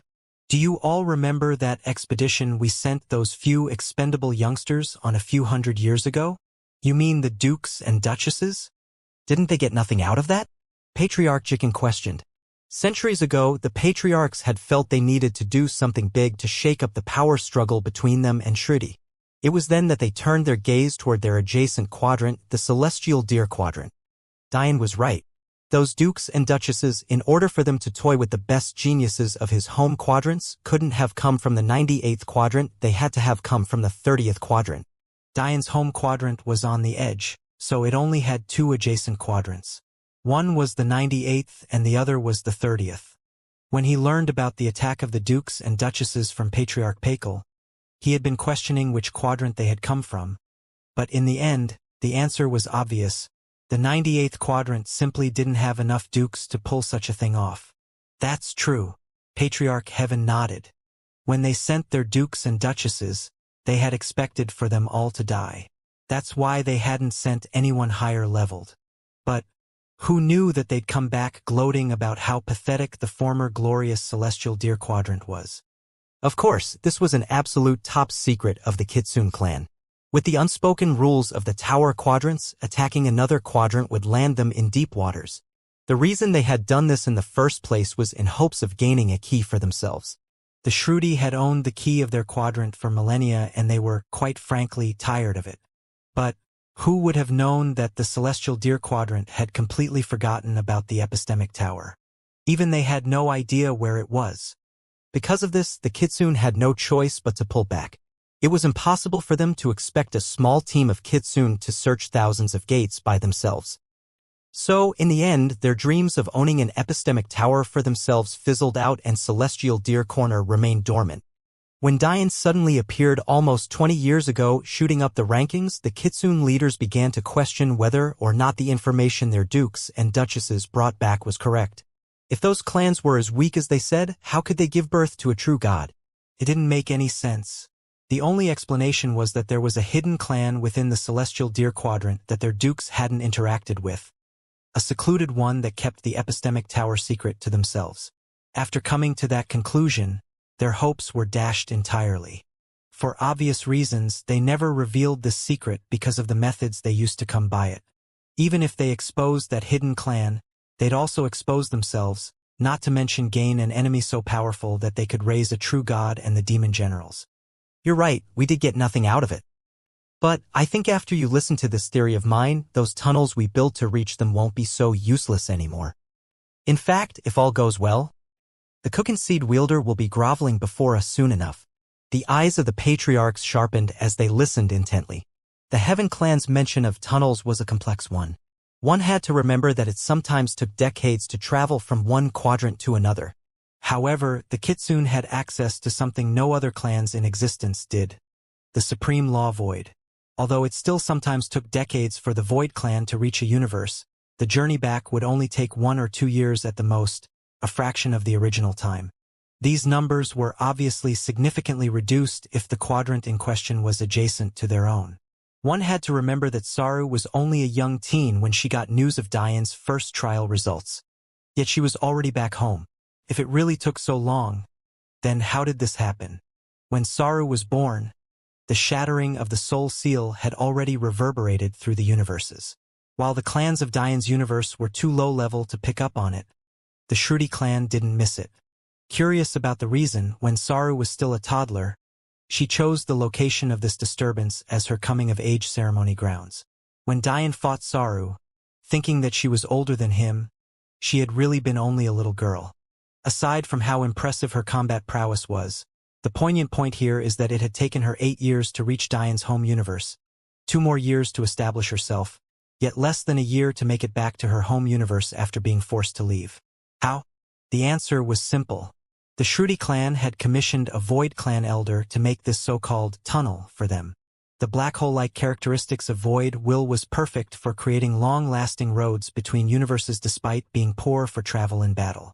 And these roads could last hundreds of years if they were constructed properly. Do you remember what happened after those dukes and duchesses came back? Patriarch Heaven said, a slight smile. After a moment of thought, Patriarch Void answered. We decided to take the risk and sent Kawa to search for the epistemic tower. But she disappeared for hundreds of years, and it wasn't until the River clan received signals that she was still alive that they went back and took her. It turned out that she hadn't come back because she found herself a husband and gave birth to a child. No? Patriarch Jikan spit on the ground in disdain. To abandon your family for such frivolous nonsense. How ridiculous. Did she not know how important she was? Even worse, that husband of hers actually came here and passed the river trial. We had no choice but to let her go at that point, or we would be breaking the rules of our ancestors. Just like soul-rending Peak, the Kitsune had very strict rules to follow. If they broke these rules, they would lose the protection of their ancestors, and thus the amount of faith energy they had would decrease. This was no joking matter for large clans. Why are you bringing all of this up? Patriarch Void pressed. Patriarch Heaven's eyes brightened. What if I told you that the very universe the River clan went to retrieve that traitorous whore from is the exact same universe the Shruti commissioned a tunnel to be bit to? Suddenly, Patriarch Jikan and Void froze. It was suddenly clear as day to them. Who among Dao formation experts weren't absolute geniuses? There were simply too many coincidences. Kawa was from the Snow clan. So was Alexandria. Saru was close friends with Alexandria and also happened to have taken her coming-of-age trial in the universe Kawa hid in. The parents and lineage of Alexandria were completely unknown. Not to mention the fact they somehow didn't sense the awakening of her Cookin faith seed until long after she was born. Something completely unprecedented. This all came together to point in a single direction. Alexandria Snow grew up in the Celestial Deer Quadrant. If Diane knew that the Kitsune had finally come to this conclusion, he would have tossed everything to the back of his mind and focused entirely on them. No matter what he had to do, he'd put his everything into stopping their next move. Unfortunately, Diane wasn't a god, nor could he account for every variable. He only made one mistake. He didn't know that the Kitsune would know which universe Sara had gone to. But that one mistake could lead to absolute tragedy. Patriarch Void began laughing like a maniac. We already have tunnels to that universe because of the dukes and duchesses. If we send a team of elite celestials specializing in void will, they could get there in just 3 months. That universe is so weak that even a single third-grade mid-celestial is enough to wipe them out whole. I want blood. Kill everyone from her father's clan. Leave her parents alive. I want to torture them personally. In fact, bring her grandparents to me now. Patriarch Void cackled as though he had lost his mind. But the other 2 family heads didn't blame him. Aki was his favorite grandson. Seeing him humiliated in such a way was too much for him to take lying down. In truth, they had no idea who Diane was. However, they weren't worried about it because the Emperor Giant clan was livid as well. Plus, hadn't he just pissed off the Dyusho clan too? No matter how powerful the clan backing that masked man was, could it really be more powerful than the 3rd and 11th ranked quadrants? Anger and rage blinded his sense of reason. If he couldn't make Diane suffer, he'd make his wife suffer. No, this won't do. We'll send an elite team of Celestials and I'll go personally. The evil glint in Patriarch Void's eyes was so fierce that the other two didn't even bother to dissuade him. A storm was about to descend onto Diane's home. Diane's hand moved smoothly. It was as though he was lost in a trance-like vivid memory. Despite barely setting aside time for array alchemy, it felt as though there wasn't a single pill he couldn't concoct, not a single formation he couldn't form, and not a single weapon he couldn't craft. The world was laid bare before him as hundreds of ingredients shot into the air, only to be greeted by the gentle light of red-gold aurora flames. Mia and Bella didn't know when, but they had begun holding their breaths. Didn't you need a cauldron or alchemy furnace to concoct pills? Why did it seem like Diane didn't need any of those things? Plants, vines, flowers, and seeds of all kinds suddenly became motes of light as brilliant miniature arrays flitted around the room, moving in odd but symbiotic patterns. The symbols of the arrays shifted every so often, their gears morphing and evolving as though they were tinkering with the laws of the universe itself. Even the baby celestial beasts became entranced. The normally energy-filled San had stopped moving completely, while the sleepy Bibi and Sheer had awoken from their naps. A genuine smile spread across Diane's handsome features as he lost himself in another world. Moments later, 10 perfectly round pills appeared, each pulsing with veins of gold as heavenly chimes rang down from an inexplicable place. Light washed over the pills, boosting their effectives once over, then twice over, then 3 times. The pills sung along with the chimes, flying around Diane as though they were the happiest creatures in the world. Diane's eyes regained their focus as the pills gently floated into his hands, but he could hardly hide the slight tinge of disappointment on his features. He hadn't made a mistake, but that feeling ended too soon. Diane hadn't realized how much he missed doing this until just now. He was suddenly very much eager to get to work concocting those market niche pills he had noted. I'll have to keep the quality of those pills to high grade at best, though. I'll reserve top grade pills for my allies only. As for this perfect grade pills like these, only for my closest confidants. To call the pills in Diane's hand mere top grade pills would be an unforgivable insult. This may shock some considering top grade pills had 90 to 100% purity, but these were still undoubtedly a level above. Diane's pill concoction for the Master and Grandmaster level had reached such a level of perfection that his pills transcended the 100% purity level, reaching beyond the peak perfection expected by the pill's originator, and entering a realm that surpassed all expectations. It was similar to the one with self-realm of techniques except for pills instead. That said, Diane was certain that he could repeat this feat with comet-grade pills as well. He would just need to sweat much more and on top of likely only succeeding with 3 at once at most. If this is the case, maybe that idea will work. In the back of Diane's mind, a plan had been brewing, but he wasn't certain that it would work. However, maybe that was because he hadn't concocted pills in so long that he underestimated his abilities a bit too much. The truth was that the idea of having every constitution under the sun sounded amazing, but it would most definitely stretch a person's potential too thin. Constitutions had immediate and obvious boosts, yes, but they also needed to be slowly understood and mastered. If you have 10s of them suddenly, you'd be a master of none. Period. However, Diane had been thinking. Theoretically, if you had a pill so potent that it was capable of awakening more than a single constitution at once, wouldn't he be able to surpass the initial estimate cap of 3? Initially, Diane had pushed this to the back of his mind. Even if he could do something, that didn't necessarily mean he should. He was already struggling with thinking up methods he could use to learn runic vein theory and magic. He couldn't afford any more distractions. This was exactly why his constitution path focused almost entirely on defense. But something changed when Diane entered the 3rd selfless state. Within his body, there were actually multiple copies of the same constitution. That was when Diane had thought to himself, what would happen if he awakened the same constitution multiple times? Wouldn't that stacked effect make his constitutions more powerful than normal? Diane wanted to awaken 3 constitutions specifically. the heaven-grade silver mirror constitution, the god-grade eternity's balance, and the god-grade titan diamond body. However, within him, there were 3 eternity's balance constitutions, 10 silver mirror constitutions, and 2 titan diamond body constitutions. Looking at the pills in his hands, Diane was certain that since they had been reinforced 3 times, they could awaken a god-grade constitution 3 times. Since it could do that, one didn't even need to mention heaven-grade constitutions. Even awakening 30 of them with 1 pill would be possible. It's possible! Diane's eyes flashed with an almost greedy light. He needed to get powerful, and he needed to do so quickly. Maybe if he was born to a powerful clan, he would be more relaxed. He had no doubt in that if he took his time, making it to the top of the martial world would only be a matter of time. But he had too many worries, too many things to protect, too many goals to take things slowly. He wanted his wives to live a life of leisure, he wanted to find Amphory, he wanted to be strong enough to help Evangeline carry her burden, he wanted to seek out revenge for all those who had wronged him and those he cared for. In that moment, Diane forgot all about the vision his black flames laid out for him. The feeling of control array alchemy gave him, the feeling of absolute ecstasy.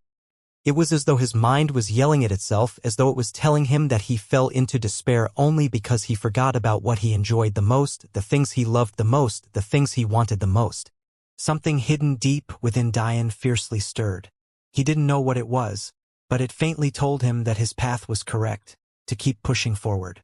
What I love the most, huh? Ever since he stepped in the martial world, array alchemy had come so easily to him that it was almost comical. It was as though it was birthed for him and no one else. Yet that thing the heavens gifted him, the talent that so far surpassed that of others, was somehow something he neglected for almost 2 decades. He became so engrossed in his worries, so enamored by his next step that he truly forgot what it meant to be himself. It was no wonder his facade cracked so easily. Diane smiled genuinely for the 2nd time in just as many minutes. The black cloud that seemed to shroud him for the past few months seemed to separate, allowing a ray of light in that sent ripples through his mind's eye. In that moment, the barrier at the ceiling of the comet grade shattered, morphing the core of Diane's aurora flames from a beautiful vision of shooting stars to a radiating golden moon. Do more of what you love? That simple line became Diane's resolve as he took one of his pills. The moment the pill settled into his mouth, it melted into a pool of delicious liquid that sent Diane's mind into the clouds. It was at that moment that the sleeping dragons within him stirred. It was finally time for them to be awakened. Diane's body began to pulse with a silver light. Awakening constitutions didn't usually come with overt pomp and circumstance. For example, when Madeline awakened her goddess disposition, other than emitting a holy light and her features becoming more perfect, not much else changed. However, one had to consider the type of constitution Madeline had in comparison to the ones Diane was attempting to awaken. Madeline's goddess disposition was almost entirely related to affinity. The most notable sign of the ability were wide and purified meridians that were the absolute best amongst the 1st grade. Due to this, the time Madeline needed to spend tempering and cleansing her meridians were next to nothing, not to mention the time she needed to parse and purify the energy of the universe was also significantly cut. With these factors taken into consideration, Madeline could cultivate with the efficiency of someone with true deity-grade meridians while only being at the 1st grade herself. This was the reason Madeline had already stepped into pseudo-celestial realm at the just barely 30 years of age despite taking time to complete Duke, King, and Emperor trials. Still, this wasn't the end of it all, or else her constitution wouldn't truly be worthy of the god grade. Madeline's comprehension was off the charts. Unlike Diane, who exchanged his life force for understanding, Madeline, under her own abilities, reached the 7th level of intent in not 1, not 2, but 3 separate wills. Music, fire, and celestial. Even more pressing was the fact that this was a disingenuous summary of her abilities. Why? Because her fire will's characteristics represented not just 1 will, but 4. Not only did Madeline have the inextinguishable heat characteristic, she also had the piercing cold one as well. Learning her singular fire will was the equivalent of learning fire, ice, life, and reincarnation wills, 2 of which were of the supreme law realm and another 2 of which stood above other wills. In any other circumstances, the equivalent difficulty of Madeline's feats would be learning not 3, but 6 intents to the 7th level. This was the true ability of goddess disposition, to be able to communicate with the heavens on a level surpassing even beasts, while retaining the advantages of a human. Something even the non-human race of the third quadrant couldn't match. Of course, Ri's Elven Queen's reign had abilities just as world-defying and devastating. However, due to her spending much of her time studying her Kitsune bloodline, her understanding of her constitution fell far short of Madeline. So why was this important now? It was because of the nature of Madeline's constitution. Its advantages were hidden deep within the body and only manifested outward as her mind-boggling beauty. However, Diane was different. Although Eternity's balance was similar to Madeline's, both Silver Mirror and Titan's diamond body had striking surface effects. The moment the pill's effects melted into his mouth, Diane searched within himself for his first target, the Silver Mirror constitutions. 10 of them floated within himself, in an odd limbo state that only the proper medicine, or a series of coincidences, could coax it out of. Simultaneously, Diane's determination flashed in his mind. He was attempting to do something likely no one had ever done before, and unsurprisingly, it took every bit of his attention. For someone who could split his mind 200,000 ways, such a thing shouldn't be underestimated. The 10 constitutions seemed to reject each other, as though they understood they weren't all meant to exist at the same time. But the medicinal effects of Diane's pill were simply too good. In a moment, silver light gushed out of him, superimposing once, then twice, then 5 times, before finally, the 10th overflowing bit of light made its way to the outside world. The light was so blinding that Diane had completely disappeared. It was impossible to see a thing, but the twins and beast babies couldn't turn their eyes away. The Silver Mirror constitution was entirely reliant on energy cultivation. It gave one's energy the ability to use laws of reversal to deflect portions of attacks away. The more proficiency one gains with this constitution, the more dexterity is possible. Some masters of this ability had even learned to apply this reversal effect to their wills and long-range attacks. This is the very same will that Ava was born with. In her case, referring to the normal limitations of the ability, the percentages change depending on her energy cultivation. At the Saint Realm, she is able to deflect 20% of all attacks given that she has enough energy. When she steps into the Celestial Realm, this will become 40%. Should she step into the Tao formation, this will become 60%. However, these percentages are not absolute and depend on your opponent. Within the Saint Realm, for every stage above her own that she fights, she loses a single % off of this reflection ability. Should she fight a Celestial, in addition to percentages lost for every Saint stage, she will also lose 10% for crossing a large barrier. For example, if Ava was a 10th stage Saint and fought a 1st stage Celestial, she would be able to reflect 8% of their attacks. Of course, this large barrier punishment is reduced by half if Ava was a pseudo-Celestial, but she would still lose 5%. Unfortunately, these penalties grew.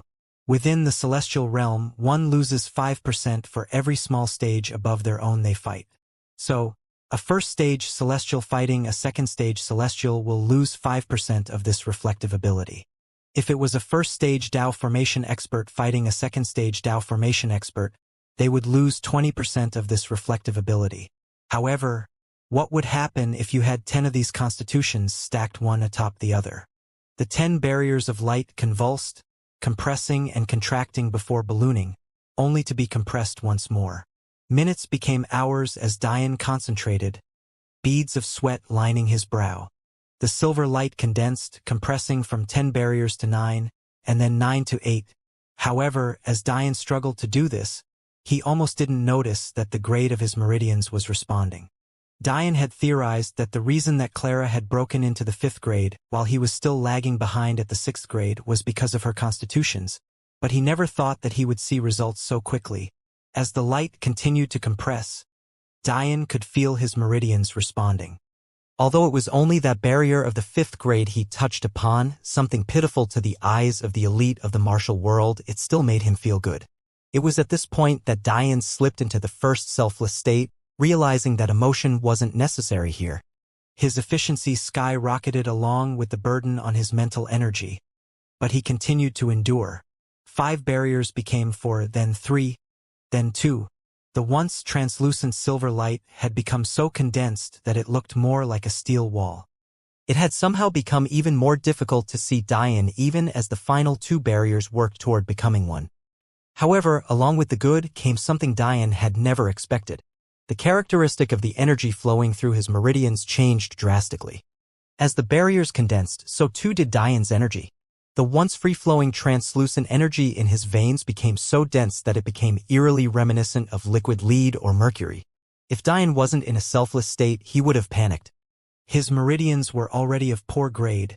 They had no business whatsoever housing such dense energy. It was like trying to balance a 50-pound weight on nothing but a single sheet of wet toilet paper. Dian should have thought of this long ago. The silver mirror constitution was heavily reliant on the energy path, and as such earned its heaven grade by fundamentally changing the energy quality within one's meridians. Normally, this effect would only be stacked once over, but Dian was withstanding 10 times the effect. The repulsive abilities of the silver mirror constitution was due to the added density its user's energy had. However, those born with heaven-grade constitutions were immediately birthed with second-grade meridians, so handling this effect was incredibly easy. But, obviously, Dian had no such thing. In true selfless state fashion, Dian didn't panic. Instead, he immediately discharged all the energy he had within his meridians, ignoring his protesting organs and wringing them absolutely dry. This process was incredibly easy due to the energy core. If it could suck away all of the energy of an entire universe in an instant, Dian's meridians were nothing but a joke to it. In fact, Dian had already thought of a solution for this problem, a solution only he and his demon generals had, but a solution that only he would be able to implement so perfectly, especially considering the next constitution he would awaken. Almost anticlimactically, the last two barriers fused together perfectly, forming a pulsing silver wall that surrounding Dian completely. Without pause, Dian continued to the next constitution. A third of the efficacy of the pill was used, so he had just enough to awaken 2 god-grade constitutions. As such, he immediately focused his mind on a possible solution to his problem: Titan Diamond Body. 2 roars sounded off within Dian's body. It was as though 2 alphas were fighting for supremacy, unwilling to be called out together, and definitely unwilling to be fused together. The Titans loomed hundreds of miles tall. They dwarfed even the greatest mountains of the martial world, staring down from the heavens in disdain. However, Dian was back. How could he ever allow such third-party arrogance to live within his own body? The toddler within his mind's eye slightly trembled, its eyelashes fluttering ever so slightly. No! Dian immediately stopped it. The last time it did something like that, hundreds of miles around him was turned into absolutely nothing. This is my body, you had better behave too. Dian growled. If the twins and the babies, not to mention Delia and Eli, died because of him, he would never forgive himself. Although the toddler didn't respond, the Titans that had once been roaring had suddenly become the absolute picture of innocent, waiting silently for Dian's command. Even in his selfless state, Dian almost bitterly laughed. If it was that easy, why didn't the kid act when he was struggling with the silver mirror constitutions? Was this his body or not? Somehow, the process of fusing 2 god constitutions, something that should have been the equivalent of fusing 60 silver mirror constitutions, came even easier than fusing 10 heaven-grade constitutions. However, the changes were absolutely marvelous. Dian's body began to break off into motes of light. His skin disappeared first, then it was his organs, then even his skeleton became nothing but beautiful orbs of light. In the martial world, being born with this constitution was a double-edged sword, something that killed 90% of the youth unfortunate enough to be born with it. If Dian had tried to fuse the 2 of them, the likelihood of death would have been nearly 100%. Yet it had somehow become as relaxing as taking a dip in a refreshing hot spring. The moment Dian's body disappeared into motes of light, his selfless state released the primordial energy within the energy core as though it was a reflex. It didn't fully understand why it did so, but it just felt right. Primordial energy poured into the motes of light, fueling them as though like water to a dry sponge. Their light grew fiercer, yet somehow still remained gentle. The story of demonic will is one well documented throughout history. Humans, at a staggering disadvantage to beasts blessed by the heavens, could only rely on demonic will to close the gap. They believed that the solution to their plight were becoming beasts themselves, and thus demonic will was born. One's skin would become as tough as iron, one's bones would become as heavy and fierce as steel, and one's nature would twist, falling prey to the bloodthirst nature of beasts. However, how could the will responsible for bringing humans up and through the primordial era not be categorized as a supreme law? Although the difficulty of learning it was well documented, it was only insofar as upper-tier wills such ice and celestial will. It never crossed that barrier to enter the ranks of the true supreme law. That said, the usefulness of demonic will to Dian was unprecedented. Even though his master barred him from using Demon Emperor's will, it was a definite staple of his usual combat. Without understanding of demon will, learning its first act is impossible. Without understanding of demonic intent, learning its second act is nothing but a dream. And without master demonic Tao, its third act was untouchable. This was the reason it was categorized as a divine grade technique. It was impossible to master to completion without reaching that realm. Still, how could a will responsible for fueling such an otherworldly technique not be a supreme law? The answer was simple. The universe would never raise it to such a pedestal because the primordial era wasn't ruled by demons. It was ruled by the Titans. The sound of shattering glass resounded through the tower. Although those in the tower didn't really think much of it, Dian's grand teacher, who hadn't said much other than a simple greeting to Dian after noticing his presence, suddenly turned his full attention to Dian's cultivation room. He hadn't reacted when he noticed reforming a pseudo-domain at the 11th Saint stage. He hadn't reacted when Delia mastered 8th level ice intent before even stepping into the celestial realm. He hadn't batted an eye when Dian fused 10 heaven-grade constitutions into one. But the instant he heard the sound of shattering glass, an old man who hadn't stood out of his chair in millions of years almost broke his back sitting up. The raging war around the old man froze. Although they fought while ignoring the old man in the chair, there was a reason no one dared to attack him. Even the slightest movement caused warriors who could destroy the entire mortal plane with a wave of a palm to freeze in terror. Master! First White Mother frowned. For the past few thousand years, First White Mother had felt that she was on the verge of a breakthrough. Despite the severe injuries she was suffering, the glint in her eye was becoming sharper and sharper. She felt like in 20,000 years at most, no, maybe 10,000, she'd succeed in bringing her bloodline back to its origin. But even that prospect was nowhere near as exciting to her as seeing her master move for the first time in eons. The old man started laughing. He laughed so hard that his milky white, blinded eyes shone with a fierce light. "Enough!" he roared. The enemy army flinched. The old man had sat there for millions of years as this battle raged on. But now he said, "Enough? What the hell was happening? Did you not hear me?" The old man stood from his chair, an overwhelming pressure sweeping outward and shattering the battlefield. Thousands of immortals fell from the skies, coughing up blood as red liquids dripped from their 7 orifices. "I, Abraxas Jafari, have spoken. If you don't want to die, leave my sight now." Would a war being fought for millions of years really end just like this? How could that be? Yet, that was what happened. Without a hint of dissatisfaction, thousands fled with their tails between their legs. The monster of samsara had awoken, and no one dared cross him. Moments later, the first person to make it to his side was, of course, the First White Mother. The confusion was clear on her face. She couldn't understand what was happening. She knew more than anyone else how powerful her master was. Even if he had 1 foot in the grave, by his terms, that still meant millions, potentially billions more years of life. This was a man who had lived trillions of years. It was no wonder, despite having such an astronomical amount of time left, he still felt as though he was on his deathbed. 1,000,000 years to him was the equivalent of telling a mortal they only had an hour left to live. However, before she could speak, he spoke first. "Let the immortal plane know that this is as I have decreed it. The war of the chaos and balance path will be fought on the mortal plane." First White Mother's eyes opened wide along with the others. Had she just heard correctly? "Master, but third." "Speak no more." The old man waved his hand. "And heal those ghastly injuries. You've always been too masochistic." Seeing his precious disciple still looking at him like a senile old man, Abraxas shook his head. "The battle we've had with chaos has always been a problem of the mortal plane. We weren't right to interfere in the first place." But the old man shook his head. I know.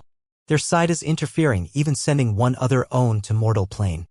However, this only happened because of our initial mistake. Your first brother is too kind. What Abraxas said was correct.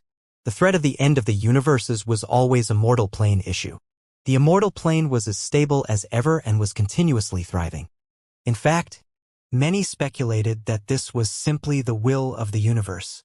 Maybe the mortal plane was just a test to elevate humanity to the immortal plane, and those that weren't worthy enough to make it would simply be wiped from history, although his first disciple had taken it upon himself to change this tide. Maybe that wasn't the right way.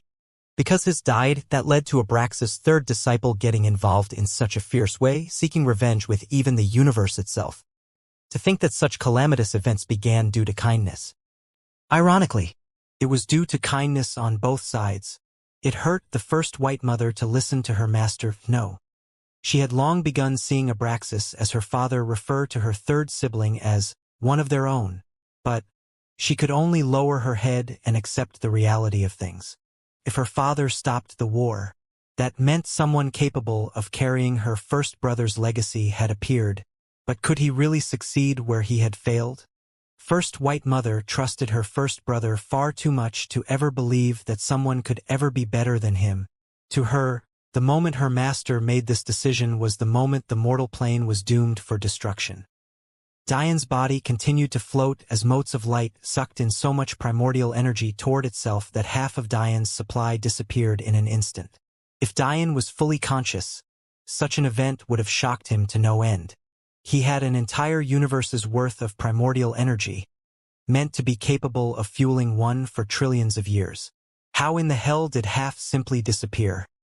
Even when filling the celestial beast's world, Diane had only used 10 planets worth, something they wouldn't be able to use up completely even with 100 lives, let alone their one.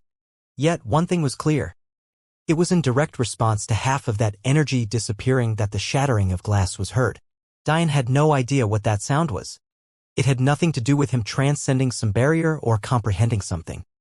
And although he could feel his demonic will crumbling to form something new just like his sword and spear will had destroyed themselves to make room for his weapon's master will, he was certain that it wasn't related to that either. There was no way for him to know the kind of reverberating effects he had had on the immortal plane. Still, as though nothing at all had happened, the Titan diamond bodies slowly coalesced into one, beginning the steps of forging Diane's bones. Normally, someone born with this constitution would be 3 meters tall at the shortest. In most cases, they'd even dwarf the emperor giants to stand over 10 or even 20 meters tall. These men wouldn't just be humans, they would be beasts. However, Diane had no will to be so large. He felt that his current height of 6 feet 6 inches was already pushing the limits of how large he wanted to be. Although Eli was his close friend, he had no desire to match his 7-foot-tall height. Condense, condense, condense. Diane's subconscious seemed to roar in denial. He didn't want to skewer his wives, for God's sake. Still, no matter how much Diane protested, the first vague outline of his skeleton was over 2.5 meters tall, even while he was sitting down. I said condense. Diane was asking for something almost impossible. The hardness of a material was correlated with not only its structure, but also its density. You couldn't just arbitrarily condense such already tough material. Those born with Titan diamond body would have their bodies forged of some of the hardest materials in the world, especially their skeleton. In fact, so-called comprehension of this constitution entailed raising the quality of your skeleton to new heights. There were 9 main stages broken into 3 watershed moments. The first 3 were collectively known as the gem stage. The Constitution wielder's body would become hundreds of times heavier than one of their size would normally be. Their skeleton would no longer be forged by the normal parameters of organic carbon, but would rather gain a far denser and complex structure comparable to that of the hardest substances in the world. This stage contained an almost unbreakable defense. Even if a wielder of this Constitution's flesh was incinerated into nothingness, their essence would still be trapped within their bones. In fact, as long as they had enough life force, it was possible for them to regenerate. Reaching this stage was similar to have gained an undying body and tenacious life force, but it had its major drawbacks as well. In addition, the skin of those at this stage would be akin to a sheet of metal and their muscles would be like cords of steel. That said, while the skeletal structure of this stage would be nigh indestructible, their muscles wouldn't be able to handle the burden. There were often cases of tendons snapping quite frequently in wielders stuck in this stage because they would try to use power beyond their capability of bearing. The second three were collectively known as the mesh stage. At this stage, muscles would be reconstructed once more, taking the cord steel-like structure from the first stage and overlaying them, completely shattering the upper limits of the first stage. Their muscles would be able to bear far more weight. In fact, at this stage, it would be the skeletal structure that was the limiting factor, not the muscles. There were many cases of wielders using so much power that their bones would be crushed to dust. However, the final stage was the most sought after. It was this stage that only the emperors of the primordial era ever touched, a stage so godly that it brought the user a body bordering on Immortal. This was known as the Silk stage. While there were only 3 documented levels to the stage, the reality was that there were 6. According to the current knowledge, the first 3 stages were bronze, silver, and golden. In the final golden stage, the body would constantly emit a warm light caused by its being forged by fine lines of golden string barely a few atoms in width. However, the hidden steps above were the first crystalline, the second diamond, and the third inflate. Crystalline silk, diamond silk, and finally silk of fate. The trouble with this constitution was that moving forward even a single step was impossible. The appetite of the Titan diamond body was insatiable. It required an eating regimen that far surpassed even Dian's normal standard. Yet, the problem was that Dian could already eat celestial beasts without issue.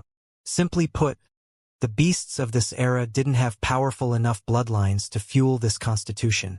Wasn't it quite curious that Dian's normal disposition tended toward eating a lot? Wasn't it? In the primordial era, eating a celestial beast shouldn't be as much of a joke as it was. How could the Dian of then eat 3 celestial beasts from that era and still feel hungry? This would never have happened back then. However, it couldn't be helped. With so many beast bloodlines declining, it was only natural that this would happen. The lights around Dian dispersed, feeling his anger and reacting accordingly. Like a child caught, knowing it had done something bad, the lights almost pouted before trying one more time. Condense more. Dian's mind roared. If the lights had continued on the same course as its second attempt, he would have been more than 2 meters tall sitting. How could he stand such a thing? The lights became agitated.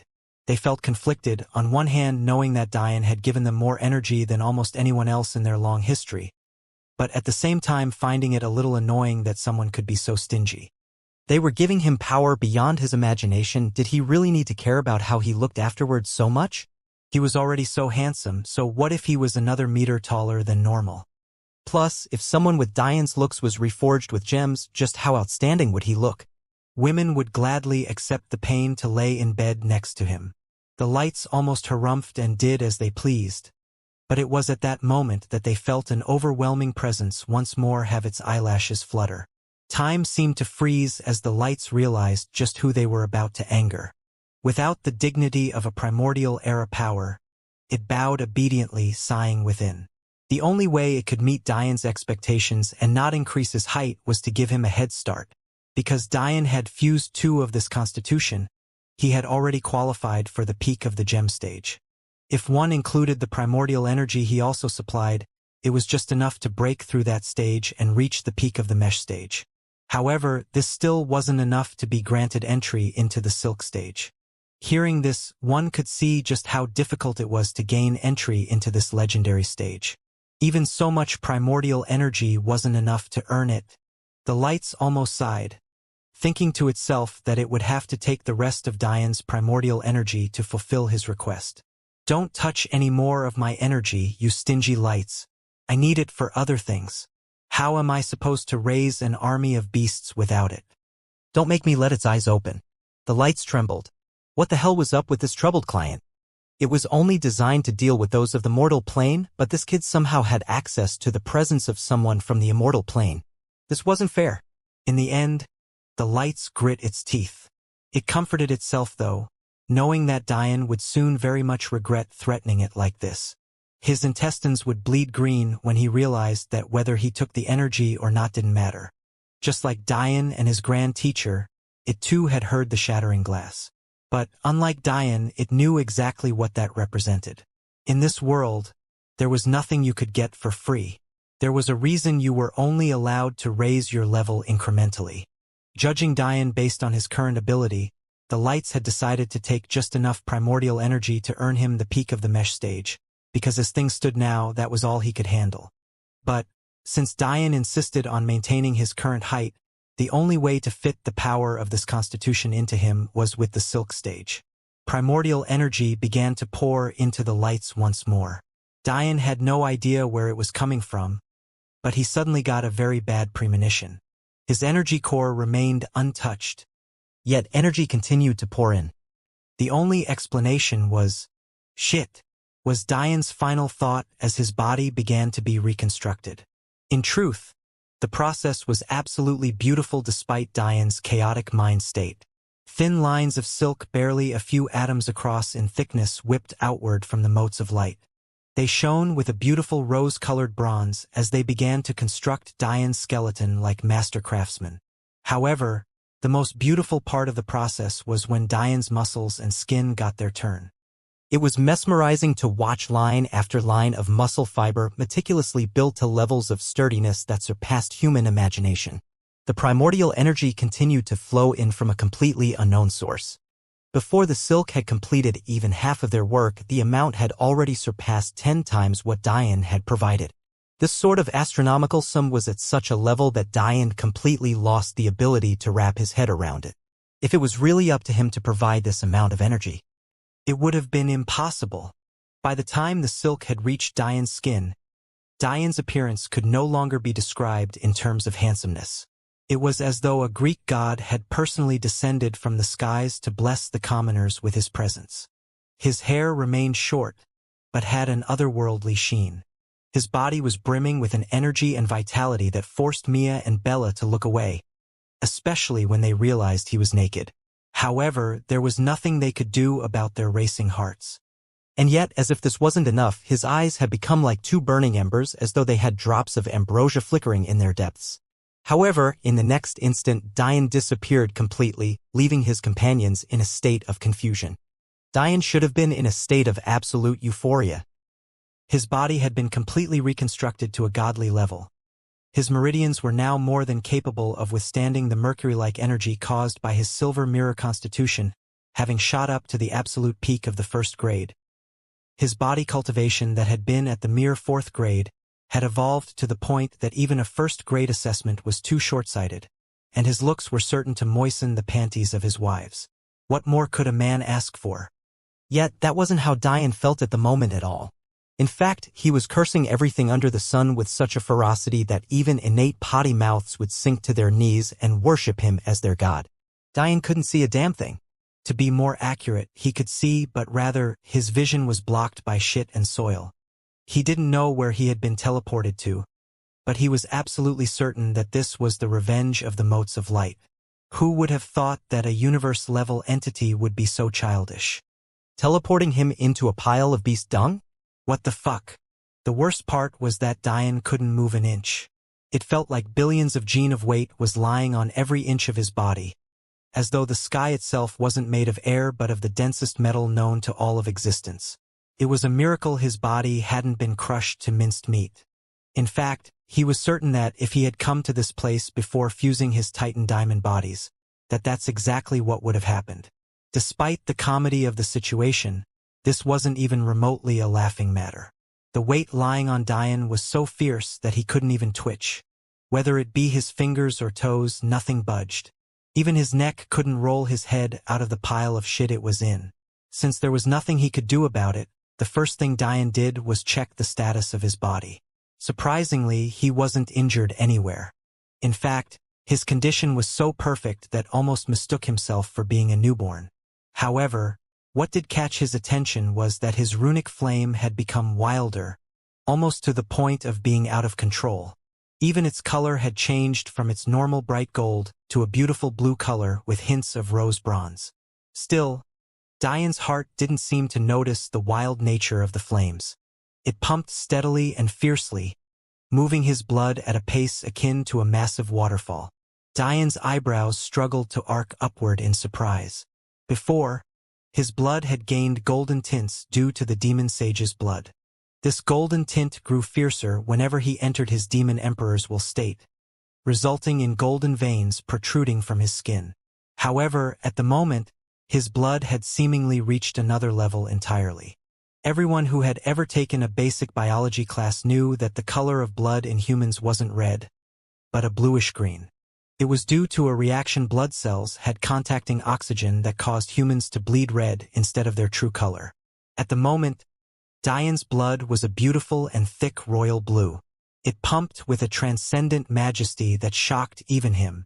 The moment Diane saw the thickness and color of his blood, he couldn't help but think about origins. Had his bloodline gone back to the truest human form? He struggled to frown, his facial muscles hardly moving under the intense weight. For some reason, he could very clearly see flakes of rose bronze in his bloodline stream. At that point, Diane intuitively understood something.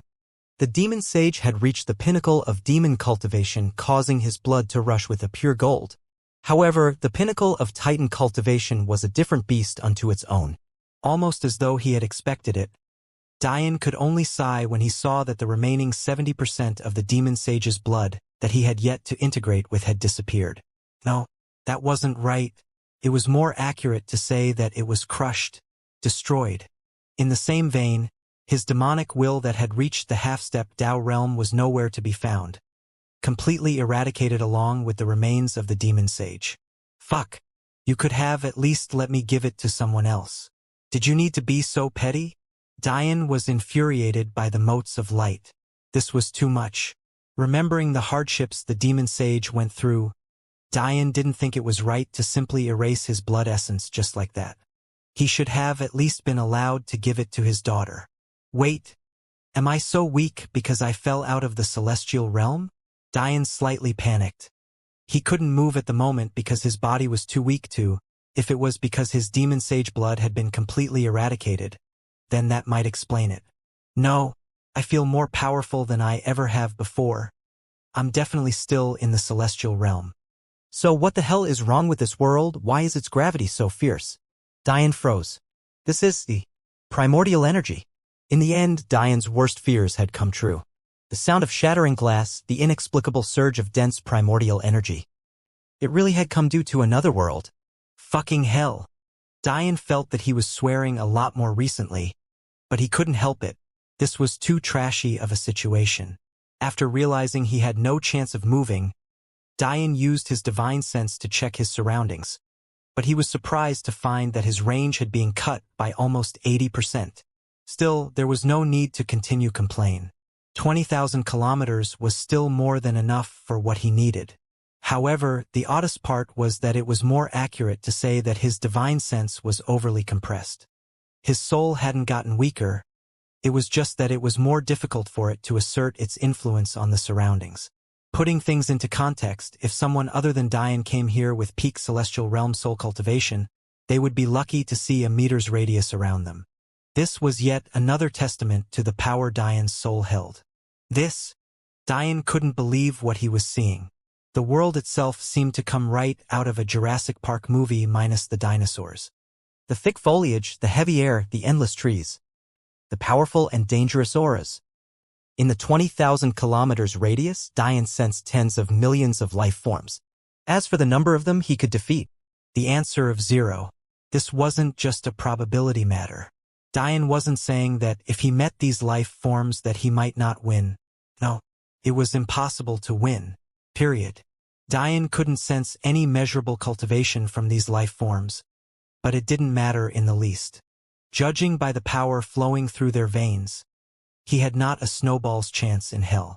In fact, even the fact they could move while he couldn't was enough of a testament to what would happen if Diane met any one of them.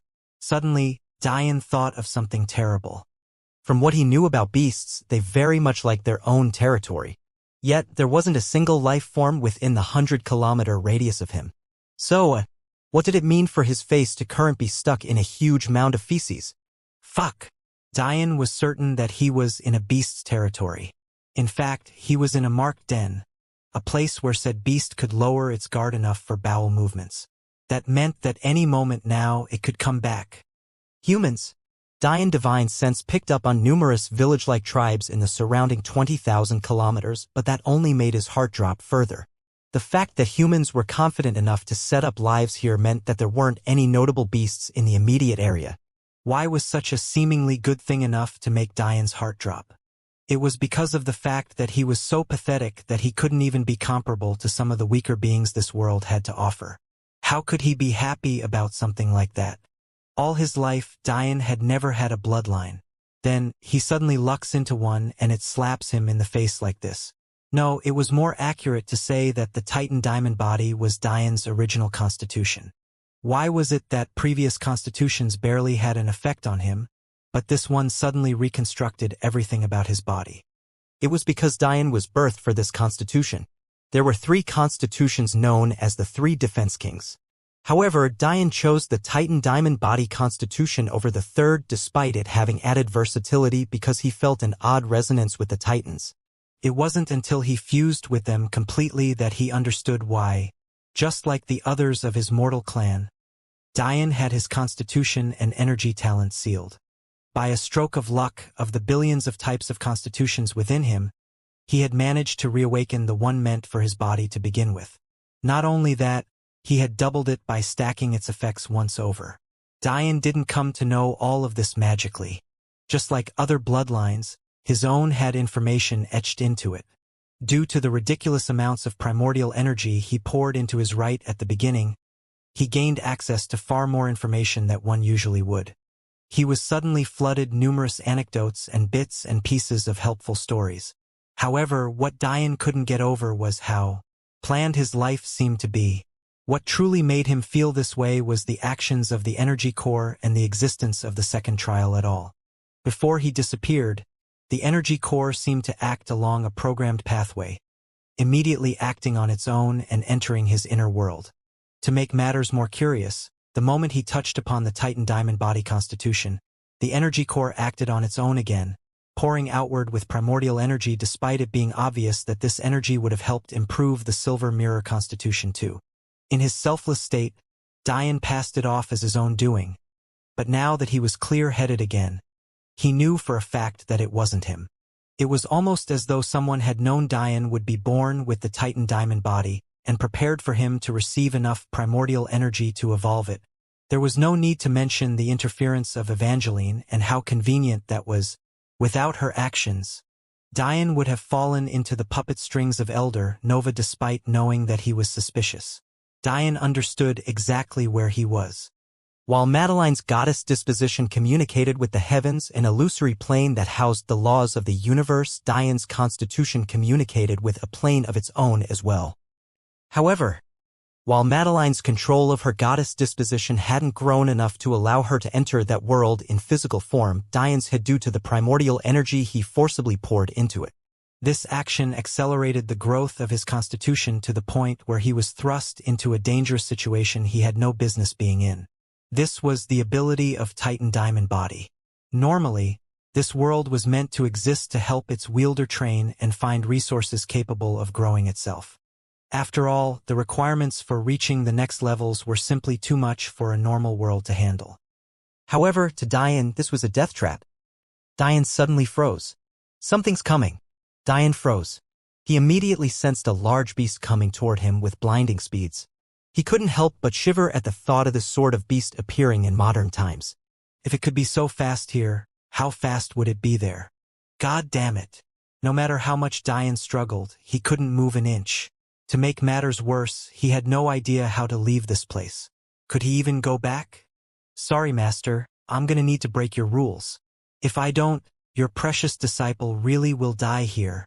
Diane's thoughts immediately went toward Demon Emperor's will, planning to jump directly to the peak of the second act.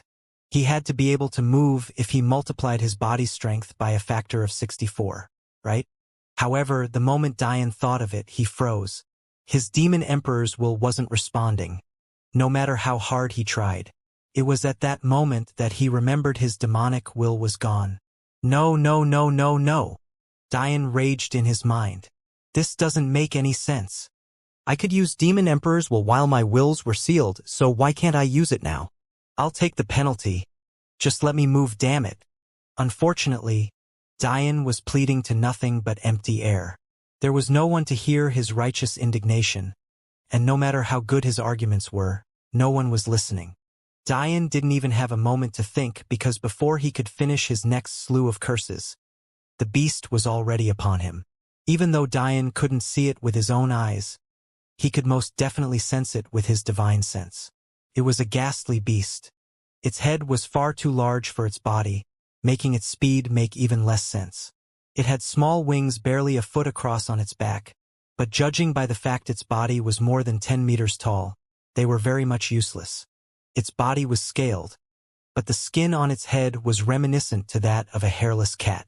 Yet, despite that description, its face was identical to a bull's while its body and legs looked just like an ostrich's. In maybe any other context, Dian would die laughing looking at this ridiculous creature. The only explanation for its existence seemed to be that God or a god fell asleep on the job or challenged himself to create the ugliest thing known to man. However, with his face firmly lodged in shit and his life currently on the line, laughing was the furthest thing from his mind. The creature blazed through the forest with an agility completely unlike its appearance, bounding toward Dian as though it had already sensed something in its territory. In that moment, Dian slipped into his first selfless state. His emotions weren't doing him any good here. Yet, the moment Dian's eyes lost focus, they refocused once more as sweat fell from his brow and into dung-covered soil. It was only then that Dian remembered his mental energy had been almost completely drained due to the fusion of the silver mirror constitutions, then the subsequent Titan diamond bodies. He should have been able to last at least a few minutes more, but for some reason it was far more difficult to maintain a selfless state here. It was as though the atmosphere was far too chaotic and wild to allow a person to be calm. Dian frowned. Is that why I've been so out of character? This bullshit world wants to change me. There he went again, cussing for next to no reason. He almost didn't catch himself that time. It wasn't as though Dian was sane, but he never swore so frequently. By the time Dian realized what was happening to him, the beast that had been tens of kilometers away had already shrunk the distance to less than 100 meters. Calm down, Dian roared in his own mind. In the critical moment of life and death, Dian decided to rely on the one thing he thought he could, his soul. The disgusting creature ran wildly, its large head shaking from side to side as its bloody tongue hung from its lips. It was clearly far too stupid to realize that it was its own teeth causing its tongue to be so bloody. Still, what it was smart enough to realize was that the treasure it had laid this morning was no longer the masterpiece it remembered. It couldn't help but think how ugly the naked mole rat who had ruined its pride and joy was. Why was it glistening with such an odd color? Shouldn't it decide whether it wants to be metal or rat? Humph. Since this naked mole rat wanted to mess with its stuff, it would eat it. It had dealt with a whole 10 years of constipation to create its treasure. It had already dreamed about its soon-to-be-born children getting a whiff of their mother's hard work the moment they were born. But now everything was ruined. Ruined. Kukuwaha. The weird bull-bird scaled creature opened its large mouth to emit what could only be described as an ear-shattering call. It no longer cared. Even if this naked mole rat really did taste like metal, it would eat it anyway. Its large jaws widened as its powerful legs pushed off the ground. In the next moment it was airborne, falling headfirst to bite at Dian's body. Dian's mind cleared of all things. Death loomed over him, but he had sunk back into a place of happiness, a place that filled with a feeling that hardly anything else could match. Dian remembered clearly the moment his soul was unlocked. He had laughed so grandly and smiled so wildly that he almost couldn't believe that it was himself. At that moment, he was actually in the middle of a fight that would decide his life or death. Yet he laughed. He simply loved array alchemy that much. They say you never truly appreciated something until it was gone, and it could be said that Dian understood that concept completely. After decades with his soul sealed, he almost didn't realize that an important part of who he was missing. And it wasn't until he heard those heavenly chimes months that he came to understand just what he was feeling. Currently, his body may have seemed as new as a baby's, but the truth was there was a glaring problem with it. It had no energy whatsoever. Because of his fusion of the silver mirror constitutions, Dian had been forced to pull all of the energy from within himself out. Although all of that energy was still within the energy core, just because he could pull it out quickly didn't mean he could refill himself just as quickly. The energy core was capable of dealing with the strain many times over, but could Diane's meridians? The truth was Diane didn't know. In the past, the answer was definitely no. However, at the moment, he didn't fully understand the limits of his body. Therefore, he immediately threw out the possibility of taking that risk. The second possible solution Diane thought of was using his spatial will. Back in his world, Diane could already move hundreds of meters with a single thought. In fact, his upward limit touched the barrier of 1 kilometer. Technically, that should be more than enough to buy him some time, but he threw this possibility out as well. During his second trial, Celestials were able to fight on the surface of a planet without it taking any real damage. Yet, in Diane's era, even high-level saints could destroy a planet. Why? The solidity of creation was far more robust in ancient times. Whether it be the Earth or space itself, everything was stronger in a place with this much primordial energy. For all Diane knew, he might not even move a single centimeter if he tried to use his spatial will now. So, Diane could only turn to the one thing he could always rely on. The thing he loved the most in the world. The soul path. It was difficult to split his mind here for the same reason it was difficult to stay in a selfless state, but Diane just managed to split it 2 ways, straining his already drained mental energy. A brilliant array appeared in the air as the ghastly bullbird fell from the skies. The stupidity played right into Diane's hands. It had jumped far higher than it needed to, causing it to be hundreds of meters in the air. Since it could only rely on gravity, now considering how useless its wings were, it was actually approaching at a much slower pace than before despite how great the gravity was. A weapons hell array appeared beside its falling body at a rate that was painstakingly slow by Diane's normal abilities. He could hardly form one in a second when before he could form thousands in a fraction of that time. Even at that moment, Diane couldn't help but shake his head. It's so much more difficult to affect the laws of the universe here. It's no wonder Grand Teacher has never been impressed by anything I've done. I'm playing on rookie difficulty in his eyes. The array blasted a spear into the side of the bullbird, causing it to blink in confusion. Did a fly come by? Those pesky things are always annoying me when I'm doing something important like protecting my treasures. Diane's jaws locked tighter when he realized the array had barely had an effect. But he had expected this. Boom! Boom! The bullbird didn't even roar in anger as its mouth opened wide, keen on tasting Diane's flesh. This is what this naked mole rat gets for ruining my things. You had better taste good. However, it was at that moment the bullbird blinked in confusion. What happened? Wasn't I just falling over that naked mole rat? Why am I going to miss? Despite the bullbird's lack of intelligence, its coordination and hunt-related calculative abilities were still top tier. It immediately realized that if it continued on this trajectory, it would miss Diane. But it was already too late. Boom! What had to be several million G of weight crashed headfirst into the ground, missing where Diane lay by barely an inch. As though by the grace of heavens, Diane was sent flying up and away. Finally, he could see the world with his own 2 eyes. This world. Why is it so much like the third trial world? Diane knew very well that the third trial world was completely barren of trees and vegetation. But the skies of this world and that one were practically identical. He couldn't shake the feeling. However, Diane's happiness didn't last very long before he realized that just like him, a steaming pile of beast shit was sent flying as well, and it just so happened to be coming in his direction. For the love of all that's holy, why me? Diane refused to be stuck in such a large pile of beast dung. But the reality of the matter was that this would actually help, not hurt him. In the next moment, the fact he had split his mind into 2 paid off as his concealment array finally flickered to life. In a perfect storm of events, Diane's body disappeared just as hundreds of pounds worth of dung covered him. The only saving grace was that his concealment array acted as a barrier, saving him from being soaked in the disgusting browns, greens and yellows, but unfortunately not saving him from the smell. Although concealment arrays could block his scent from the outside world, that was only a one-way ability. After all, concealment arrays were created so that one could observe while being hidden. Absolutely ridiculous. At that moment, the bullbird's massive head was stuck in the ground.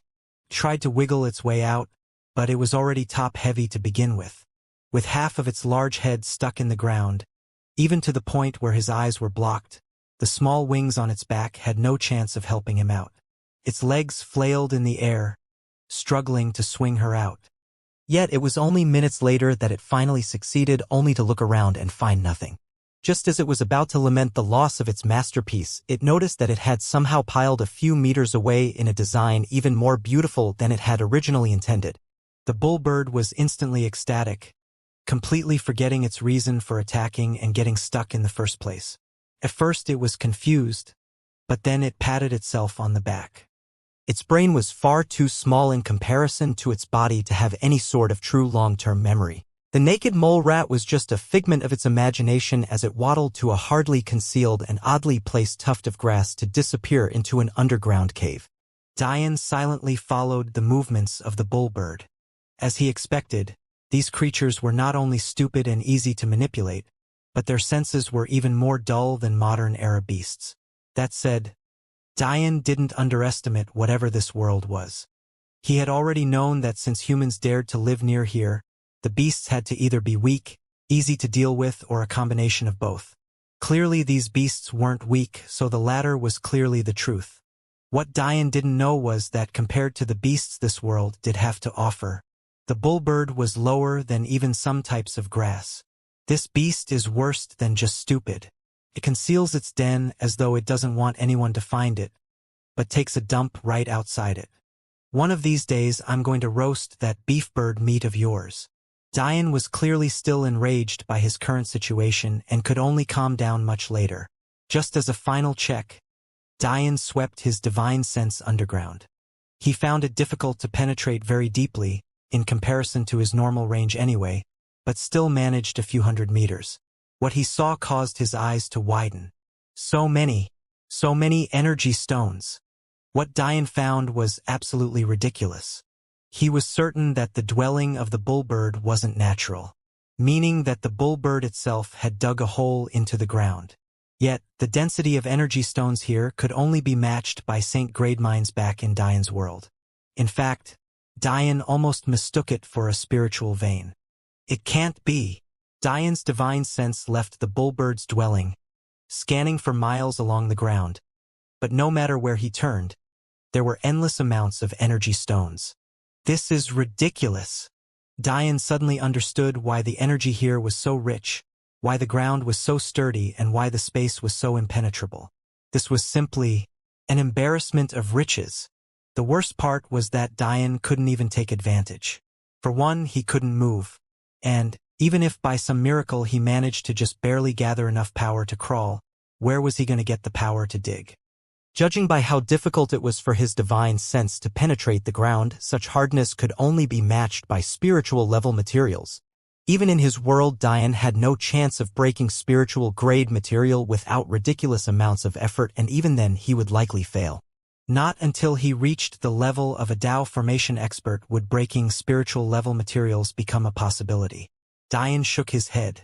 He felt like he was losing his train of thought too easily in this world. It didn't matter whether or not he could mine. There was no guarantee that he could even take anything out of this world. No, even worse, he didn't even know if he could take himself out of this world. It's difficult to do even the simplest of things here. It seems to have an odd effect on my mind that even the seal can't block for me, and there's danger lurking around every corner. Perfect. Dian calmed himself. Let's start simple first. After taking a deep breath he immediately regretted, Dian focused his mind on the energy around him. It was only then that he realized the world that had become dull the moment he took the Dragon King off had suddenly become more vivid than it had ever been before. You've got to be kidding me. Dian's breath got caught in his throat when he noticed that the density of energy in the pile of feces stacked on top of him was 100 times the density of energy in an epistemic tower training room. I'm not really going to do this, am I? Dian grit his teeth. The problem with eras filled with primordial energy is that cultivating increased in difficulty. There was a reason why Amphory, despite being a genius of the most talented human subspecies, took 60+ years to reach the celestial realm. If Dian wanted to replenish his energy quickly, he'd have to make use of this beast dung. Wait, I have the energy core, don't I? Dian would have slapped his own forehead if he could move. However, this worried him even more. He wouldn't usually forget something so simple. Dian cast his mind into his inner world to connect to the energy core. As long as he had it, the difficulty of dealing with primordial energy would be next to nothing. He could use the energy core to indiscriminately suck in energy, then have it emit the purified version for his easy consumption. Theoretically, due to these abilities, the energy core made manipulating energy and cultivating far easier. However, why isn't it responding? Dian froze. He suddenly understood why his mental state was being affected so easily. It wasn't that the seal was failing to work, it was that it wasn't working at all. What Dian would soon come to understand was that this was occurring due to the treasure of the 33 heavens following the legendary path. Weapons and treasures of this caliber were capable of calling upon the heavens to power them, which was why Dian, with his previously poor energy cultivation talent, could use the energy core with ease, or why he could accomplish feats far beyond himself with the help of the seal. This was what it meant to follow the legendary path. But what would happen if you suddenly found yourself in a place where the heavens didn't lord? If a treasure of the legendary path could no longer rely on the heavens, how could it be powered at all? Dian's eyes widened in understanding. He wasn't worthy of activating these treasures alone. Although they often took much of his stamina to use, Dian was hardly doing any of the heavy lifting. Now that it was entirely on him to activate their abilities, he had run into a brick wall. Coming to this point, the first thing Dian did was actively pour his soul energy into the seal, hoping to alleviate himself of these subtle attacks on his mind. As expected, the seal whirred to life, its intricate gears and symbols moving in relation to each other. Feeling the drain on his soul strength, though, Dian could only bitterly smile. It seemed he had taken the passive abilities of these treasures for granted. As it stood now, he wouldn't be able to maintain this expenditure for more than 3 seconds. However, the clear mind Dian gained for that brief moment allowed him to lay down a plan. Dian pinched his nose and steeled his stomach, allowing a small gap to open in his concealment array. His hand stretched out and entered the disgusting, mushy substance. "Don't throw up! Don't throw up! Don't throw up!" Gritting his teeth, Dian absorbed the energy as fast as he could. As Dian analyzed the energy, he tried his best to distract his mind from the reality of the situation. Oddly enough, the beast dung told him quite a bit about the world he was in. By common sense, feces shouldn't have so much energy in it. In fact, a beast as powerful as the one Dian encountered should have transcended the needed to use something as primitive as bowel movements. As far as Dian knew and experienced himself, after tempering your organs during the 5th and 6th foundation stages, there was no longer a need for such things. Of course, if one takes the body path, the requirements are similar. So, there were 2 oddities here. First of all, a beast of that caliber should have long since passed such a stage. And secondly, even if Dian ignored that, the point of bowel movements was to get rid of waste after taking all of the energy from your nutrients. Knowing this, why would this beast dung have so much energy? The answer was simple. There wasn't just one kind of energy in the martial world. In fact, there were countless kinds. In a place where there wasn't any sign of true cultivation as far as Dian could tell from his divine sense, beasts likely used eating as a form of not only gaining sustenance but also training. This meant that whatever waste the beast excreted were simply forms of energy it didn't need. The good thing for Dian was that the beast was far more powerful than he was. While Dian needed essence energy equivalents, or at least something as docile as essence energy, what this beast needed was likely something far higher on the food chain. From what Dian could tell, there wasn't any readily available soul energy, but that was to be expected. However, what was curious was that there were multiple forms of energy he didn't recognize at all. In the end, Dian had no choice but to simply use his instincts. Choosing a mishmash of energy was likely not a very good idea, especially when he didn't understand any of them very well, so he could only test them one by one, allowing them to slowly enter his body before checking their characteristics. Some of the energies were extremely fluid and light, allowing quick usage. But because of that, they lacked a certain punch to them. It seemed that they would be incredibly useful for cultivators who emphasize speed and piercing power, but not so much strength or defense. There were other energies that were incredibly violent, so much so that Dian was worried his meridians might burst. These were likely useful for those individuals who emphasized explosive attacks, but it was terrible for stamina and defense-oriented individuals. Still yet there were solid, thick and slow-flowing energies that very much reminded Dian of what happened due to his silver mirror constitution. They were perfect for those exact stamina and defense types. Dian was almost overwhelmed by the new world he had entered. Just what had happened to all of these energies? Why could they exist here while his own world only had access to the conventional, balanced path?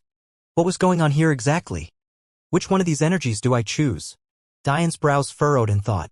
He couldn't help but feel frustrated by this situation, something that was no doubt the fault of this world he was in. He wanted to consult someone, but the twins hadn't followed him in. Whatever world this was, it seemed to have pulled him in alone. On top of that, only things that were ingrained into his body followed him. All of his spatial rings, including the one the Dragon King was housed in, were gone. Only the seal, which was originally in his mind's eye, and the energy core, which was within his inner world, had followed him here. Ridiculous. He had entered such a dangerous situation, and yet he had no weapons, no support, and even if he did, it was likely that they'd be just as immobile as him. Dian couldn't imagine carrying around the unsealed Dragon King in this world. He could hardly lift himself. How was he going to lift millions of gene? My mind is flying off the track again.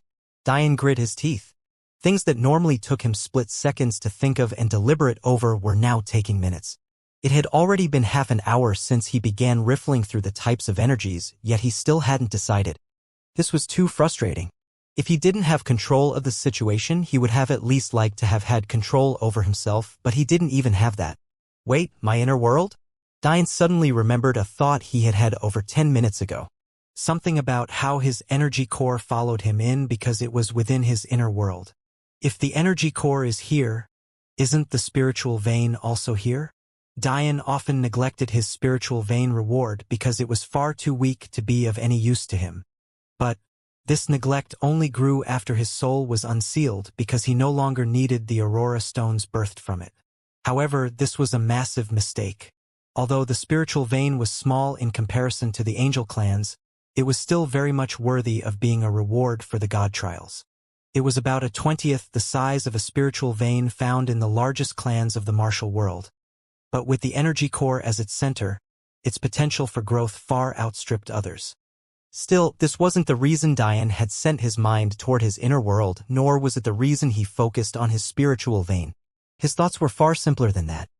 Since his inner world could withstand the energy of an entire spiritual vein, couldn't it withstand much more? Dian blinked. He usually looked toward his inner world with a slight distaste. He had given up almost 20 years for it, time that would have been much more had it not been for Evangeline. Yet all he got in return was a slab of dry rock and soil barely 10 meters in length and width. It was impressive that the inner world could reduce the suppressive effects of other worlds on him and that it was far sturdier than normal due to the primordial energy that seeped its innards, but Dian almost felt that for such a difficult cultivation technique, it should give him more. However, it was only now that Dian realized that he had been stupid. Or, more accurately, his talent for energy cultivation had been so terribly stifled that he couldn't see this path until he awakened his birthright. The construction of his inner world had used his meridians as a template. Dian didn't fully understand what that meant originally, but that was because this template wasn't related to array alchemy, but rather magic. The theory behind arrays and magic circles were so fundamentally different that Dian couldn't draw any parallels between the two. In fact, Dian had such little faith in his energy path talent that he had procrastinated even delving into the world. However, now things that had been so foreign to him were suddenly simple beyond belief. If one said that array alchemy's purpose was to alter the laws of the universe in a given space to achieve desired results, magic relied on the meridians themselves. In ancient times, everyone cultivated exactly how the bullbird did. Energies would be absorbed based on your preferences and used to directly temper the body. Over time, the skeletal and muscular system of your body would evolve to greater heights. However, as time went on and humans realized just how difficult it was to follow the Titan and demonic paths, so they began to find solutions of their own. Maybe instead of trying to copy cultivation methods not created for them, they try to find their own paths. It was then that a study of the human body began and the mysterious meridian system was found. People soon found that the intricate connections between the 108 meridians and found that the patterns themselves held a certain power in nature. These patterns and ratios would be found in seemingly random things, whether that be constellations, flower petals, life cycles, destinies, faiths. It was then that the practice of magic began and people started to understand just why the universe replicated those patterns so often, and that if you infused energy into these patterns, that the magnificent things you could accomplish were endless. This had only just now become important to Dian because he realized that if his inner world used his meridians as a template, his soul as a guide, and his wills as its substance, that meant that its uses couldn't just be limited to removing suppressive effects on him. Just how much energy could Dian store if he treated his inner world like his own personal universe? My inner world is inextricably linked to my meridians. I keep worrying about what my meridians can handle, when in reality I have a nearly unbreakable tank to deal with all of this.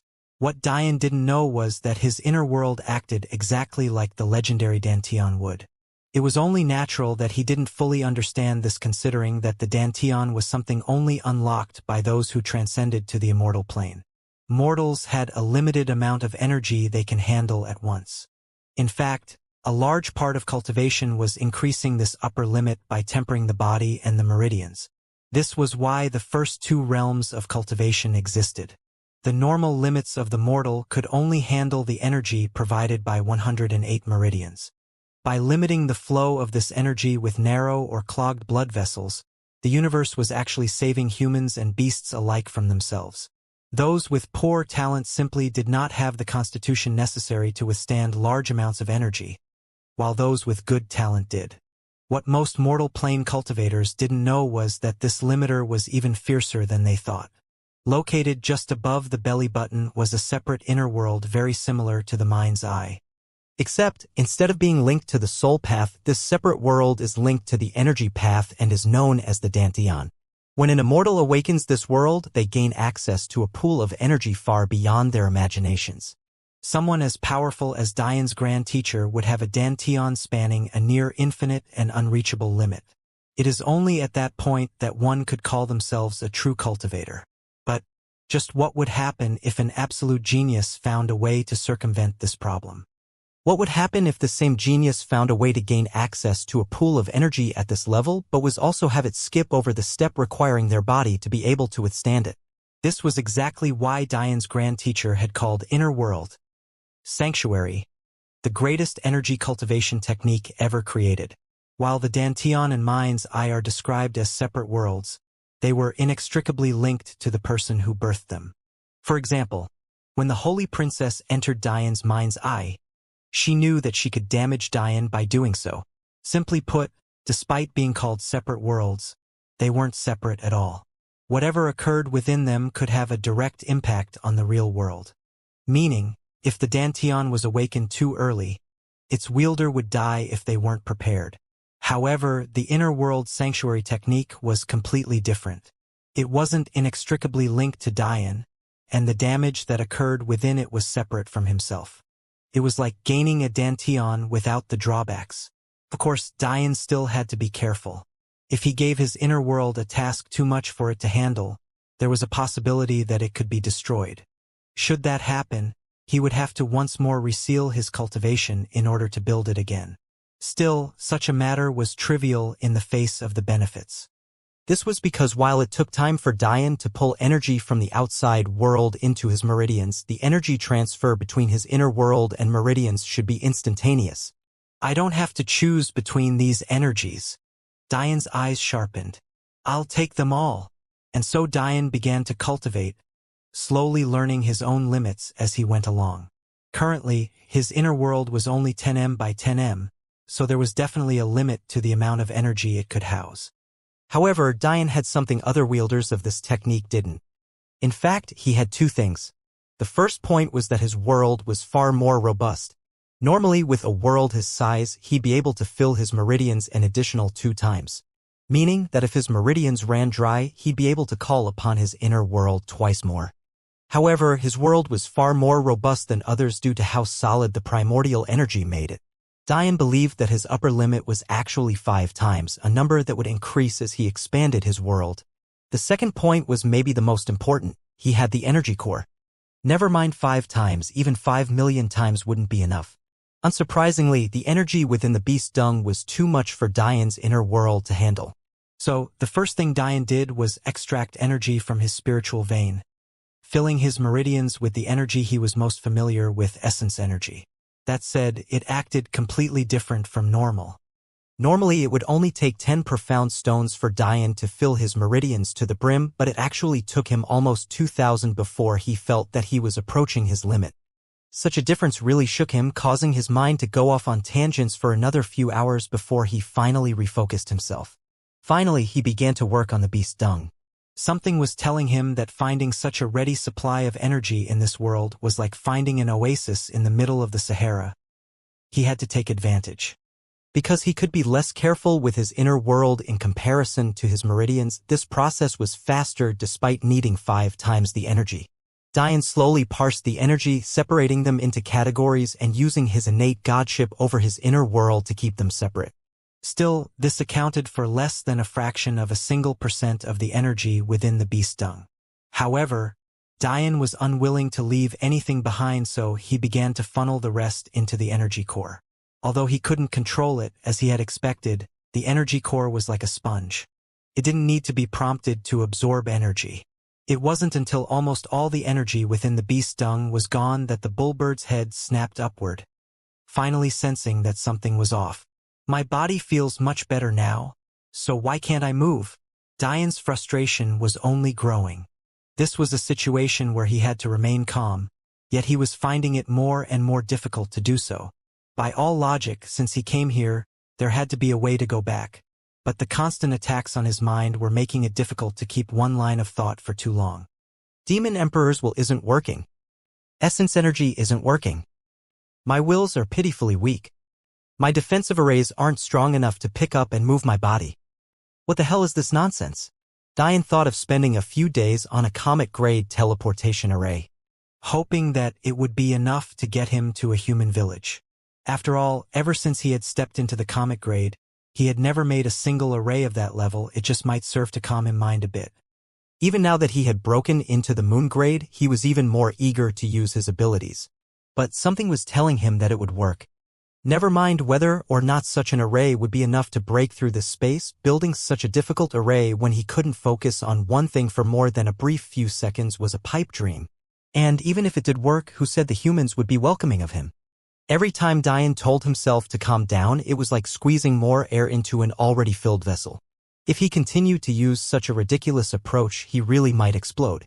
It's coming up here again? Diane froze, his divine sense focused on the bullbird. But by the time he realized what was happening, the speed of the bullbird had already brought it to the surface. The bullbird nudged at the ground in confusion, its comedically proportioned body almost tipping over as a result. It couldn't understand why its once heavenly masterpiece had become so dull. It completely panicked. It had spent 10 years in pain and endless constipation to form it in preparation for the birth of its babies, but now everything was ruined? How could it accept such a thing? No. The bullbird shook its head vehemently. This couldn't be right. If Diane had known the importance of this beast dung to the bullbird, he would have never risked taking all of the energy. Although Diane's initial deduction seemed sound, he was missing a very key part of the equation. Beasts in the era were keenly aware of how difficult it was to deal with the chaotic energy. Although it was more than abundant, it was difficult to use. It was similar to being stuck in the ocean.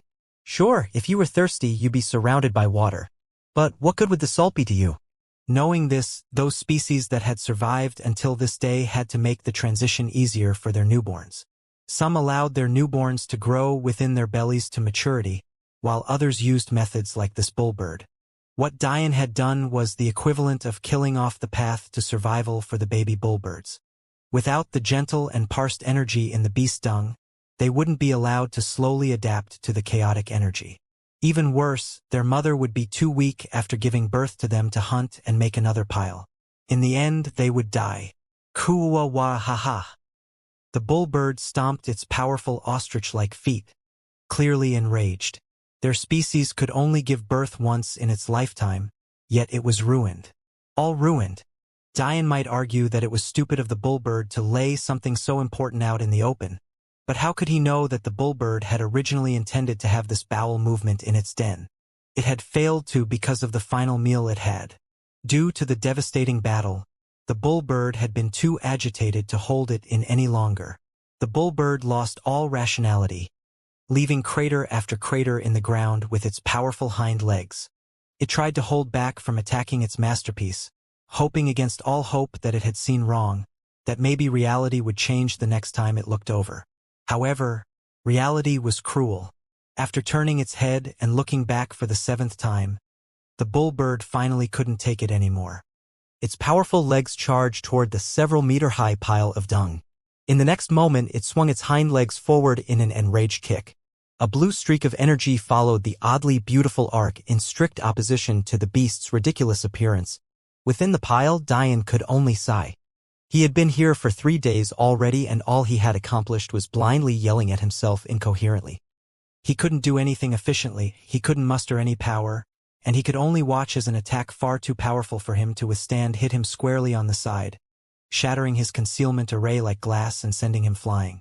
The air in Dian's lungs disappeared in one fell swoop, causing his eyes to bulge outward as his body contorted unnaturally. In that brief moment, the bullbird's keen instincts picked up on the naked mole rat it had thought was a figment of its imagination. Its small brain churned before it understood. It was its fault. The naked rat ruined its masterpiece. As Dian watched the bullbird charge toward him, his eyes weren't even remotely calm. He wasn't feeling fear, he was simply enraged beyond belief. How dare this dumb, ugly creature, too stupid to protect what it deems important, try to take me away from my loved ones. His titan's blood roared, veins of royal blue coursing throughout his contorted body. At that moment, Dian felt the same way billions of ancient human races felt. Inferior. Inferior simply by virtue of the species they were born into. However, before he could do much of anything, his body slammed into an object far too solid to be a tree. Yet that was exactly what it was. And then, his vision went black. The next thing Dian heard was the mumbling of voices, not to mention tears of pain. What happened to him? I don't know. He just disappeared. The sound of sobbing filled the hollow room. He disappeared? Yes, and he came back like this. How could this happen to his body? How is he alive? The furious sound of a head shaking disrupted the sentence as Dian vaguely felt droplets of water hitting his body. No, it's good that he's alive. Very good. Another bout of sobbing filled his ears. He was baffled. Can you all not smell that foul smell? I'm glad you're crying for me. But can we clean me up first, please? Dian's thoughts trailed away as he once more lost conscious. The sound of water and gentle, soft hands flowing over his skin was the next thing Dian felt. He still couldn't see a thing no matter how he tried, but faint mumbling made him feel warm regardless. I leave you for a few months and you go and let this happen to you. A delicate snort sounded. I don't know what happened to your body, but to think it could heal so quickly, it's beyond logical. Droplets of water fell upon Dian once more, but he somehow felt that it had nothing to do with the water that was washing him previously. You went and became more handsome again. How about you wake up and laugh about how lucky we are to have you? The gentle voice seemed to be pleading. It broke Dian's heart, but no matter how much he tried, he couldn't move. How did he suddenly become so heavy? We were moving him around easier before, but now. A worried voice filled Dian's ears. Heavy? Did I get fat? It didn't make much sense. He assumed whoever was talking was a martial artist. Even as a woman moving hundreds of thousands of gene should have been as easy as breathing. So why was it that they couldn't move him anymore? I rushed here as fast as I could, I'm sorry. More droplets of tears fell upon Dian, but they seemed different than before. They were infused with such a breath of life that Dian felt completely refreshed. What is it? Why are you frowning? Another voice seemed to ask the first that apologized. His body is healthy. No, it's more than healthy. It's the picture of perfection. There aren't any internal injuries. I have no idea why he hasn't woken up. Your flames won't help? It's not that they won't help. It's that there's nothing to help. Even his life force is many times normal levels, or he would have never survived. There was a long pause. Not only did he survive, he healed in just a few hours if what you're saying is true. Isn't it supposed to be more difficult to heal stronger bodies? Just what happened to him? I don't know, but I think there's a disconnect between his mind and the disposition of his constitution. His blood is wild, bestial, lustful, and unhinged, but he's still trying to rein it all in. If he let go, not only would he have woken up a long time ago, he would have healed in even less than a few hours. Diane could hear all of this, but he was muddled. Constitutions directly affected your personality. He knew this very well. Ever since his birth, he had been wildly arrogant, reckless, and lustful. In fact, he still remembered hitting on Delia and Mei Ying when he first came to Focus Academy. He still remembered being arrogant enough to embarrass the pillar families of Focus Academy even though they could have killed him with a single finger. He didn't even need to mention all of the times he had been reckless. It could be said that Diane's personality really was forged by his constitution, even though it was stolen from him at birth. However, he was born with something other wielders of this constitution didn't have. An overwhelming soul talent that gave him world-defying intelligence. So, he had slowly tried to grow out of his innate nature. From the voice's words, Diane could only just barely understand that the chaotic state of his mind wasn't due to the world he had been in. Or, more accurately, it wasn't entirely due to that world. Rather, the world had magnified it many times over. Diane struggled. Balance. I need balance. A groan sounded through the room, causing the two talking voices to snap their heads toward Diane. Diane? Diane! They both called out, simultaneously rushed to his side. It was only now that Diane could faintly see the outline of a violet-haired beauty with outrageous curves he wanted to bury his head into, standing beside a petite silver-blue-haired beauty with modest curves but an exotic look that left him intoxicated. Even in this situation, his Titan's blood was roaring. How good would it be to bed these two at the same time? It said, Madeline. Diane's voice was barely audible. Give me the pill? The two women blinked in confusion. What pill? They didn't have any pills capable of helping him. You can't mean the Constitution Awakening pill, can you? Ree said in shock. No, definitely not. It's because of those things that you're in this situation. You're powerful enough. Let us take some of your burden. If you keep this nonsense up, I'll slap you back into a coma. Diane couldn't help but chuckle. With Clara coming into their fold, the fiery-tempered Ree had actually become more docile to mellow out Clara's bullying. But Diane still remembered the leather-bound tomboy who always tried her best to forget how much she loved being a princess. In fact, that was the Ree he fell in love with. Trust me. There were a stifling few moments of silence before Diane heard a defiant humph, followed by a familiar delicious liquid seeping through his lips. Since he needed balance, what better constitution to bring it to him than the one he had planned to awaken all along? The moment the infusion of energy filled Diane's body, his evil hands reached outward, grasping two willowy waists and grinning at the sound of their adorable shrieks. You're supposed to be injured. We worried about you for so long, and now you do this. Clara's right, pervert. Ree's voice of protest was entirely different from the moans that soon escaped her delicate lips. As for Madeline, she only giggled as though expecting something like this. They both couldn't help but lose any minute will to resist the moment the pleasure-giving aurora flames entered their bodies. Diane's vitality had shot upward to ungodly levels. His stamina seemed endless, and his bestial aura seemed to subdue Ree and Madeline's bloodlines in an instant. Not only was he the ancestor to all humans, he was also a beast king that ruled over all creatures. His Titan's blood flowed, maniacally rising as he sat up, thrusting into Madeline's voluptuous body at an almost rabid pace. He clutched onto her tightly with his right arm while clinging to Ree with his left.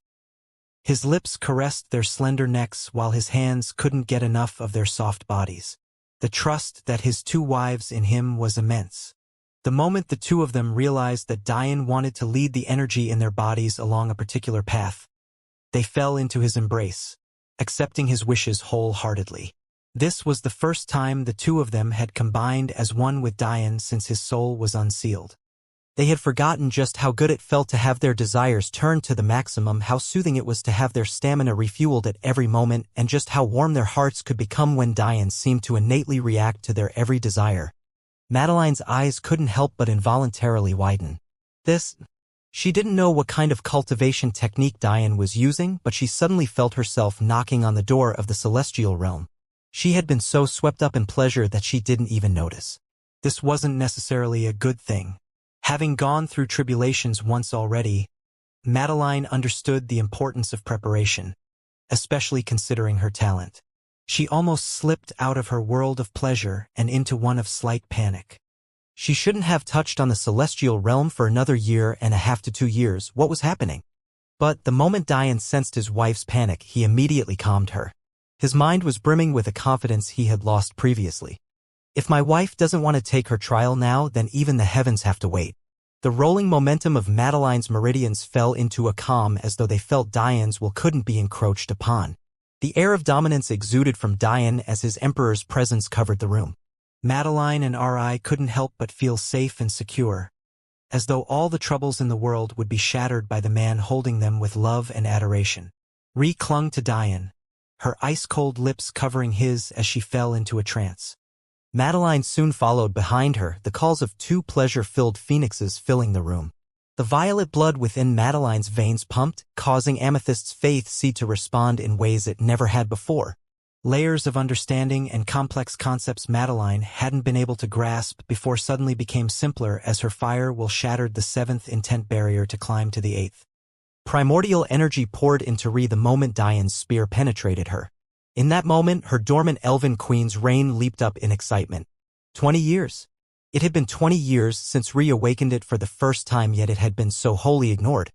Elves were known as the evolutionary bridge between humans and angels. Yet it wasn't accurate to say that all angels were greater than elves the same way it wasn't accurate to say that all elves were better than humans. Over the course of history, evolution would have many peaks and valleys. It was the same way a species would come to dominate an era, before being wiped out, only for a new dominate species to rise. This was the way of the world. There were 4 main epochs in martial world history: the chaotic era, the primordial era, the golden era, and the modern era. The dominate humans of the chaotic era were the titans and demons. The dominate humans of the primordial era were the angels. The dominate humans of the golden era were the elves and dwarves. The reason angels are known as the pinnacle of human evolution is because their reign lasted the longest. As for the elves and dwarves, their reign lasted by far the least amount of time. As a result, their peak potential was never seen. In direct response to that, it was widely accepted that angels were the superior subspecies. However, the elves, much like the titans, received their very own god-grade constitution. Their will was carried forward by the universe even into the modern era, allowing for their legacy to pass on to future generations. Although much about the dwarves has been forgotten, the legacy of the elves, at least, still lives on to this day. The elven queen seemed to embrace the overbearing nature of the Titan Emperor, reacting as positively as Madeline's phoenix bloodline had to Diane. When Diane met Ri, he learned very soon that her bloodlines were clashing. On one hand was her Snow Kitsune blood, on the other was her Void Kitsune faith seed, and on yet another was her constitution. However, it wasn't just the affinities that caused this clash. Elves were very much like the dominant human race of the modern era, the sprites. Both the 3rd-ranked quadrant and the 1st-ranked quadrant were dominated by this very race of people. The key here was that the connection with elves with nature surpassed normal bestial levels, which was why so many of them emphasized the soul path. Yet Ri was born half-beast, something that worsened her soul talent considerably. How could a constitution heavily reliant on the soul coincide with a host with such poor soul talent? A clash was inevitable. Outside the training room, Mia and Bella, who had been the first to find Diane in his half-dead state, were waiting anxiously, diligently feeding the celestial beast babies who seemed to grow much slower than other beasts. It had already been more than a month since they had been here, but they were still as immature as the first day they met them. Just as the two were about to check on Ri and Madeline, the sounds coming from the resting room drifted out to them. The 2 twin sisters looked at each other and blushed furiously. On one hand, they were happy that Diane was awake. But on the other, wasn't this a bit too soon? Normally Diane would have put up a concealment array, but clearly he hadn't been in the state of mind to think about such things. In the end, the twins could only cover the ears of the poor beast babies and stand around awkwardly. As much as they'd like to leave, there weren't very many places to go within the tower. Every place else was just a training room. Last time they walked around aimlessly, they had accidentally stumbled across Delia and Eli's alone time. They didn't want to risk something like that again. They sound like they're really enjoying it, Bella mumbled. Mia glared at her younger sister, but Bella only giggled. The two sisters sighed. They wondered if they'd ever find love in their lifetime. But they could only shake their heads and push those thoughts away. Thinking about such things would only hurt them. They knew more than anyone else the kind of state they were in. Half of their bodies had rotted to the point where they were nothing but living zombies. Let alone attracting a man, even if they managed to, what good would it do? They'd be lucky to live for 10 more years and they could forget about having children. Considering the state of their bodies, half their womb was already a barren wasteland. The two sisters felt happy that their savior and benefactor could enjoy the loves of his life. But they didn't dare to think about anyone other than each other past a certain point.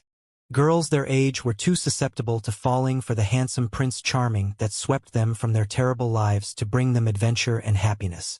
However, they would never forgive themselves if they burdened Diane in any way, even if that way was their love. Forcing smiles and burying their feelings, the twins went back to taking care about the beast babies. They were thankful enough to have a chance at true happiness before their lives came to an end. There was no need to ask for more. Within the room, the wild waves of pleasure continued to undulate. Ree didn't know exactly what was happening, but she could feel her mind's eye expanding to levels she had never felt before. In her youth, Ree had been in love with array alchemy.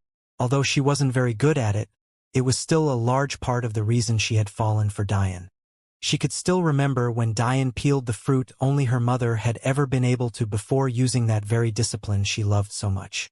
But, as time passed, Ree became obsessed with growing strong enough to help Diane, to take on his burden right along with him. Because of this, she realized that even if she loved array alchemy, it didn't make sense for her to spend time on it. Over time, she began to spend less and less time on the matter, pushing it to the back of her mind to seek power. She diligently studied her Snow Kitsune bloodline and delved into the secrets of her faith, seed time and time again. Although she sometimes remembered the days where her and Diane stayed up for hours talking about array alchemy theory, she felt that it was necessary for her to grow up. The more Ree put aside the soul path, the more her constitution shrunk into the backdrop. Without fully understanding why, this led to a cycle of Ree striving along the path of efficiency, which led to more neglect, which in turn made it even more difficult for her to communicate with her constitution. When Ree's mind's eye began to expand, all of these feelings she had buried deep resurged. Due to their souls being connected, Diane's heart began to ache as he gently held onto Ree's small frame. Of Diane's wives, it wouldn't be an exaggeration to say that Ree paid the heaviest price to be with Diane. She seemed to have such a fierce drive to be perfect, to never weigh Diane down, that she even suppressed her own personality. Diane had noticed this. How could he not? Their souls were connected. The problem was that this matter couldn't be concluded as simply as telling her that it was all right. What Ree needed was exactly what was happening now. She needed a door to open along a path she, herself, loved. She needed hope to bloom in a way that told her it was okay to be Alexandria. Tears of joy streamed down Ree's face as her innate soul awoke. Her mind's eye grew at an exponential rate, shooting toward over 100 times its original size. It soon broke past even Clara's upper limits. In Ree's youth, her aurora had been an ice blue. Diane had wondered why, but never got a real answer. After her void kitsune faith seed awakened, her aurora became a dense black. It was then that Diane chalked it up to be the effects of her beast bloodline. However, her color changed once more, causing Diane to beam with pride and joy as he watched his wife's beautiful silver blue eyes flicker in a royal black gold. In a separate world, as Ree's mind's eye exploded forth, excitement was brewing to new heights. To describe the world as lush was a severe understatement. Trees grew so old that even 100 giants couldn't wrap their arms around them. Rivers streamed so clear that even the fish born within them exuded a holy light. The earth itself was so dark and rich that seeds bud mere seconds after being planted. Spirits of all kind rushed toward its center, eyeing a castle of crystals that had been dormant for millions of years. Unicorns galloped and Pegasi flew. Fairies giggled and flowers bloomed. Multi-arms giants bounded forward hundreds of meters with a single step, even as dragon babies called out with their immature voices, trying to imitate the roar of their parents. In the center of this massive castle, the Tree of Worlds began to shine once more. Its dead leaves burst forth with a fierce green, its darkened bark brightening to an almost unnatural gold. The people of the world cheered. Their queen had finally awoken. In yet another world, the lands of the dark elves stirred. An older elf suffused with wrinkles sat slumped on a throne. It was at that moment that his eyelids opened to reveal murky red eyes. A pressure of untold proportions spread throughout his castle, causing those of weaker will to slump over, unable to handle the presence of Azura's eyes. To think that our family paid such a heavy price for the benefit of others. The Elven Queen has awoken to the Acacia family line. Traitors like us won't survive her wrath. The elder once more closed his eyes. He had gambled and lost. The Tree of Worlds would never allow rebellion in the kingdom. Their elven bloodline that had once been their strength could only now become their curse. They had only two paths left to them: repentance or death. Diane, Ree, and Madeline were oblivious to these happenings. With how much Diane missed his wives coupled with the undying lust burning within him, the queen's subjects had no way of knowing how their goddess was being ravaged again and again. Mia and Bella fell asleep and woke up to the feverish sounds for more than a week before they showed any signs of slowing down, and even then it was only because Madeline had responsibilities as the youngest core disciple ever appointed by the Flaming Lily sect.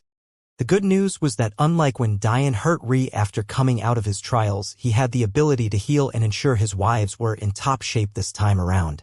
By the end of it all, Diane couldn't wipe the grin on his face. He sat cross-legged, still unwilling to let go of Ree and Madeline, intent on keeping them in his arms for as long as time would allow. His worries had floated away like the clouds. Golden flame mystical world? Diane questioned.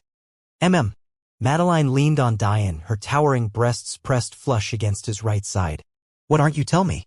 Diane asked with a slightly sharp gaze. Madeline sighed before explaining what the sect master had told her. Diane's good mood was almost shattered by a territorial rage. They dared have thoughts on his woman? There was nothing he hated more than bastards who put him through tests. He never forgave King Belmont for testing him, and he sure as hell wouldn't forgive this Golden Crow sect. Diane felt that those who wanted to test him always had some uppity sense of superiority. They arbitrarily decided their own set of rules and tried to apply them onto the lives of those they shouldn't have had a right to dictate. Oftentimes, those rules didn't even make any sense. King Belmont wanted Diane to prove that he was better than his son. What kind of bullshit was that? Not only did Madeline love Diane and not Lionel, Diane had been in the martial world for less than 2 years at that time, while Lionel was over 20 years old living in the best conditions Earth had to offer. Even if King Belmont eventually stepped off his high horse, that was only after Diane proved himself repeatedly. To this day, Diane still felt the same way. Who are you to test me? Are you my father? My mother? Then what gives you the right to pass judgment? Now Diane had come to learn that the Golden Crow sect's odd activities were just elaborate tests to see whether or not Madeline was telling the truth about having a true god husband. They had a lot of fucking nerve. Diane shook his head. So many people want to piss me off these days. Taking a deep breath, he smiled once more. He wouldn't waste his time being angry during the rare occasion he got to see his wives. Of course, I'll come. I'm very interested in these golden flames. Madeline nodded. I hear that the entrance requirement is being between the 7th and 10th stage and the half-step Tao level of fire. Can you make it? There are 3 years left until it opens. Diane grinned, extending his hand gripped to Madeline's waist to allow flames of black and white to dance along them. I cheated a bit, but I think the ends justify the means in this case. Obviously, after Ree and Madeline heard the story of how Diane suddenly had so many 9th-level intents, they were incensed. Always doing something stupid, Ree glared at Diane. But considering the fact her petite naked body was still clinging to him, Diane couldn't take her anger seriously. The three lost track of time as they caught up. Warmth was in the air and a rare moment of pest descended. Why haven't the Mino attacked in almost a year? Why did the almonds retreat only to come back now? It's been so long, yet none of you have any answers. A disheveled King Belmont sat on a rock throne, roaring at his attendants. Members of the Elves, Jafari, Pakal, and Cavasitas clans were in attendance, but they could only shake their heads at the fall of this once bright and young king. Even Head Sicarius, Ava's father, couldn't help but lament the fall of his longtime friend. King Belmont's once lush violet hair had been graying for years.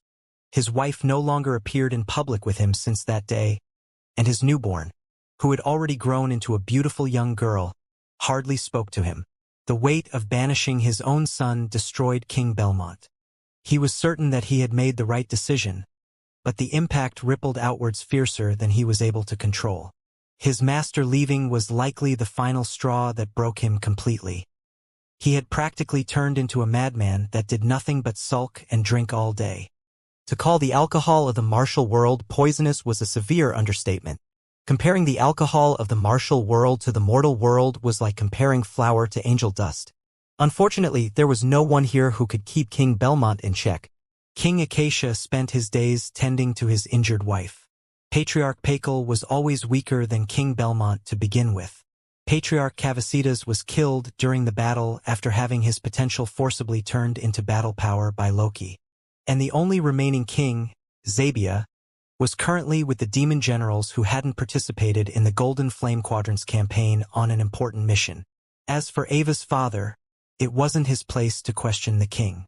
As the family sworn to protect the royal clan, it definitely couldn't be him, or else the Belmont family really would be destroyed. No one could answer King Belmont's question. They had told him multiple times about the music in the skies the day the Omens decided to retreat, but clearly King Belmont didn't like that answer. Or rather, he was throwing a tantrum because the Omens were coming back, likely meaning that the Mino weren't too far behind from attacking. How embarrassing had this been? The Mino were camped right outside their natural moat, on their very own land, yet they hadn't dared to attack them even once in this last more than 8 months. Within the group of Jafari, Dian's godson, Sarid frowned, but his mother Ulu covered his lips, stopping the young boy from speaking his mind. "Let me go, Mom." The 15-year-old boy struggled out of his mom's grasp. "That bastard king needs to be taught a lesson." Sarid didn't hide his words at all. He was a good friend to Princess Belmont. In fact, it was due to Sarid and Stella that they had been able to hold the fort against the attacks of the Weta. So, almost no one knew better than Sarid how far the king had fallen. There was a reason his own daughter didn't speak to him anymore. And now, when it was the job of a king to bring the people together, he was yelling at them and being divisive? When all he had done during the war was drink. The bastard hadn't even appeared on the battlefield. "What did you say?" King Belmont turned his anger toward the teenage boy, the majesty of a celestial erupting from him. "You heard what I said, you disgusting old man." Sarid was surprisingly unfazed. His father was the Zabia and his godfather was the legendary Dian. Their battle, nigh mythical battle, was still spoken about among the citizens of Earth to this day. How could he live up to the two of them if he was scared so easily by such a cowardly man? Head Sicarius grasped King Belmont's shoulder. Although he didn't say anything, his meaning was clear. If King Belmont stooped so low as to attack a child, a good friend of his own daughter no less, there would be no going back. However, King Belmont seemed to have started seeing red. In his distorted view, Sarid was the problem. How dare he have a better relationship with his daughter than him? How dare he disrespect me in front of so many people like this? "Go ahead," Sarid growled. "Cross the line. I dare you." King Belmont trembled in rage. You're so confident because of your two fathers? Is that it?" "Zabia and Dian are nothing but little boys. I've lived hundreds of years. Do you believe that even if they were here, that they could save you? I bet my father and godfather barely need to raise a finger to defeat a shell of a man like you." Sarid snorted. Sarid might not have a constitution, but he had gained his father's large frame. Zabia was well over 3 meters tall while he was a teen, and Sarid followed suit, having already reached 2.5 meters in height despite being 15 years old. In the end, the Jafari bloodline ran through his veins. He wouldn't be easily intimidated even by someone of a higher cultivation realm. King Belmont trembled in rage even as Head Sicarius' grip strengthened on his shoulder. "I didn't expect you to have fallen so far, Belmont." Suddenly, A voice familiar to many of them cut through the thickening atmosphere. Dian walked into a familiar hall with a frown on his face. He remembered this room well. After all, this was the first place he came to when he awoke from his coma. It was also the place he had that large verbal bout with Madeline's parents. His divine sense had been concentrated on this room for a long time, so he hadn't missed anything that happened. But he would be lying if he said that he wasn't surprised by King Belmont's sudden flip in attitude. Although he disliked King Belmont, he had always seemed like someone with a decent head on his shoulders. Dian never thought that he would collapse like this. Dian ignored King Belmont for the moment, choosing to smile towards some familiar faces. However, what confused him was that even those who had once been close friends looked at him with a stunned expression on their faces. What? Is there something on my face? Dian involuntarily brought his hand to his cheek. He still had PTSD from essentially being washed in beast dung for days, so he was worried that maybe some of it was left behind. From within the section of elves, Zaltarish stood and walked toward Dian. Dian remembered this gray-skinned and red-eyed elf well. He was once an enemy, but they had grown to have an amicable relationship after he saved the Elven Kingdom. Dian couldn't help but wonder if he had won over Mithrander's heart in the past 20 or so years. If he really hadn't succeeded, Dian really would have to help this poor fool out. Zaltarish's red eyes flickered with an odd light as he closed the distance between he and Dian. Soon their noses were practically touching. After a few moments of awkward silence, Zaltarish's teeth grinded against each other as he scanned Dian from top to bottom. "Ag!" he roared, tilting his heads into the ceiling. "It's not fair. Why are you so handsome? I'm the elf. Aren't I supposed to be blessed with nature's looks? Fuck. You better stay away from Mithrander. You hear me, you bastard?" Those around the room couldn't help but burst into a fit of laughter. They really were stunned by Dian's appearance because he simply looked like he was carved out of some heavenly metal.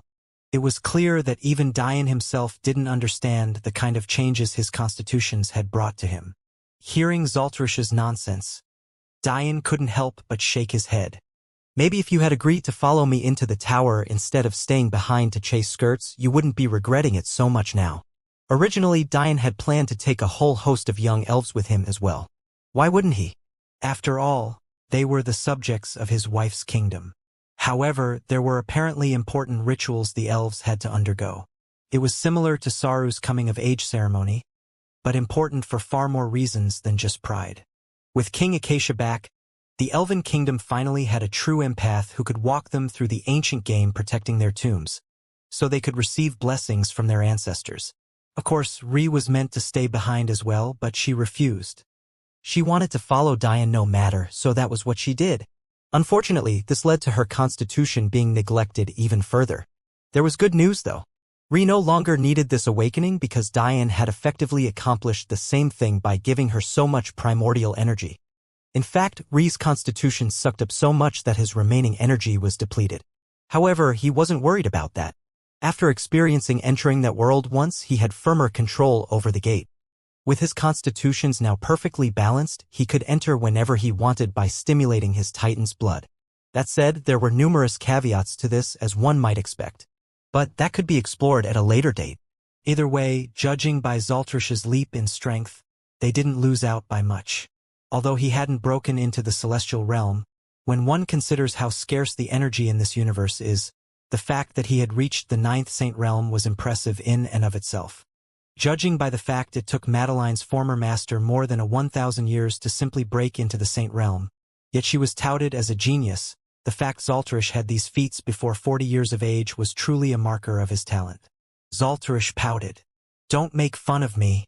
You know perfectly well why I had to stay. Now, even if you try and kick me away, I won't leave." Dian laughed. He much preferred this Zaltarish to the one who was overtly serious and spent his every waking moment trying to please his father. Thinking to that point, Dian couldn't help but wonder how Head Sidebrit was doing. Now that he had finally stopped trying to one-up King Acacia in everything, maybe he was living a more relaxed life now. Patting Zaltarish's shoulder, Dian made his way to a big-framed teenager who suddenly looked very nervous. Those who knew Sarid were astonished by what was happening. Since when could that giant blush? Dian grinned, looking up at his godson. Look at you. Who said you could grow to be bigger than me? Huh? You're probably too big for the present I left you, aren't you? Sarid sheepishly smiled while scratching the back of his head. Well, I wouldn't be much of a godfather if I didn't give you a present, now would I? Scanning Sarid, Diane could immediately tell the kind of weapons he liked. These were the kind of senses his weapons master will gave him. How about these? He said after a moment, taking out two weapons that made Sarid's eyes glow like a toddler on Christmas morning. Sarid almost giggled as he accepted the two massive battle axes. They both had a black finish with a fierce red glow. Their handles were slightly longer than a meter with the thickness of a small bowl. But their truly magnificent characteristic were their massive twin blades. They were capable of hiding half of Sarid's massive body alone. Sarid stumbled forward at the sheer weight of the weapons, barely missing Diane as the stabbed directly into the floor. He looked up with an embarrassed grin. They're a bit too heavy for me. Diane smiled, having expected this. They're first comet-grade spiritual weapons, so they are too heavy for an essence gatherer like you. But you'll grow into them. Placing a finger on both weapons, sealing energy coated the blades. Sarid could only watch Diane in surprise as what used to be millions of gene of weight suddenly shrunk to a few 10,000. It was still heavy for most essence gatherers, but for Sarid it was perfect. Sarid happily swung his new weapons around, laughing like a kid for the first time in a long time. Nearby, Ulu's tired eyes glistened with tears. It had been a while since she had seen her son so happy. She was a bit worried that Diane had given him such an astounding weapon, but knowing Diane's personality, it would be a waste for her to try and get him to take it back. So she only kept her gratefulness in her heart. Although everyone else was stunned by the grade of the weapon, Zalterish and the others of the Sijbert family who specialized in seals were more shocked by Diane's control of the energy. Sealing millions of gene of weight was a highly complex feat that required great comprehension of spatial will. Yet he had done it so casually. Diane looked around after doing his duties as a godfather, even spending the next few minutes greeting familiar faces. After assuring Head Sicarius that Ava and Arios were doing well, he couldn't help but ask about something that had weighed on his mind. Where's the Bai family? What about Maying? Maybe if it was before the war with the Ragnar, no one here would know what Diane was talking about. After all, the Bai family was a small pillar family of Focus Academy. Even at their height, Focus Academy had to be wary of attack from the mortal world. They didn't exactly have high positions in the martial world. Yet, after the war, everyone came to know about the sacrifices Maying had made. If it wasn't for her, the Ragnar's plans would have gone much too smoothly. Diane had been hoping to get an answer from Patieniva, who was once the headmaster of Focus Academy. But it seemed he wasn't here as well. In all likelihood, he was spending time mending his relationship with his wife. Something Diane couldn't fault him for. Finally, it seemed like that was final straw for King Belmont. Is this really what we should be talking about right now? The fate of the kingdom is on the line and you're all having a warm welcoming party. I hope that camaraderie helps you when the Minos axes bisect your bodies. You're the hero of Earth, aren't you? How about you do something? Everyone turned a hateful glare toward King Belmont, but he only sneered in disgust. It was clear that he was too far gone. Diane frowned as he looked toward King Belmont. Something's not right. A person doesn't just change so abruptly. How long has he been acting like this? Diane asked Head Sicarius. Head Sicarius looked toward Diane curiously. He fully expected this hot-headed youth to lose his cool and unleash his rage onto King Belmont. As an assassin, Head Sicarius' senses were incredibly sharp. On top of that, although his sole talent wasn't anything to write home about due to the Sicarius family's core teachings, he had control over his soul very few in the upper echelon of the martial world could match. One only needed to look toward how both Ava and Arios could fake their deaths to understand just how well this family could control their soul. So, the moment Head Sicarius saw Diane, the fact he couldn't see through him meant one thing. This boy was already stronger than them all. In just 20 or so years, he had leapfrogged any expectations they might have set for him. Simply put, Diane could kill King Belmont if he wanted. Yet, he hadn't. So, did that mean there really was something odd going on with him? In the end, Head Sicarius shook his head. I don't know. He just hasn't been himself since his master left. King Belmont's expression darkened further. They really were talking about him as though he was a child who needed his hand held. Tell me everything of note that happened during that time. Diane pressed. Well, since you did bring up the Bai family, their holy lands have had some odd occurrences recently. Head Sicarius went on to explain that after his master left, King Belmont was still sharp of mind and knew that this would soon lead to war. After all, the only thing holding their enemies back were the threat of Dao formation experts. So he started traveling around Earth to gather up and organize their forces ahead of time. One of the families he visited was the Bai family. In fact, the last family he visited was the Bai family. This was something that was incredibly odd to his attendants because by the time they got to the Bai family, there were still more than 90% of the families to go. Yet, King Belmont just stopped for no apparent reason. Diane frowned as he looked at King Belmont. What's wrong with him? He knew that something was off, but he had no idea what it was. He could only ask the twins to see if they knew. It seems like a curse. Little Yang responded. A curse? Diane's frown deepened. Magic was just one of the disciplines that came about studying the meridians. There are an equal number of symbols that hurt and help humans that can be found within them. The magic masters were created to reflect the positive, but the poison masters were created to reflect the negative. Little Een continued where her brother left off. To the layman, poison is just a gas or liquid that caused ill effects to the human body. But the truth is that the poison master discipline is far more complex than that. Diane fell into his thoughts. Poison masters were propped up to be one of the 7 lauded secondary professions. He had always thought that there was a reason for it, but he had never had the time to explore said reasons. It seemed that he was right. With a single step, Diane made his way to King Belmont. Before he could react, he sent a palm to his forehead, causing him to lose consciousness. This time, it was far easier than when he had to do this for Head Tudo. After all, King Belmont was much weaker. Still, it was too easy. It was clear that something was eating up King Belmont's battle prowess. Even for Diane, sealing someone's consciousness when they didn't want it should have been far more difficult. Diane caught King Belmont's body before it could slump forward.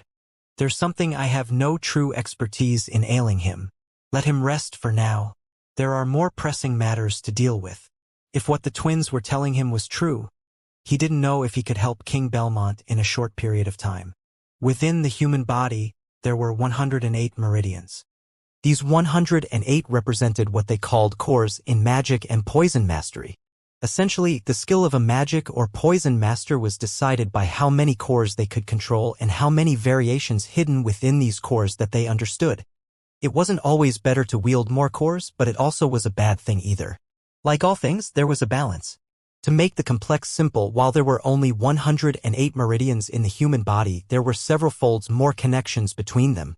During the meridian formation stage, what cultivators cleared were the main paths.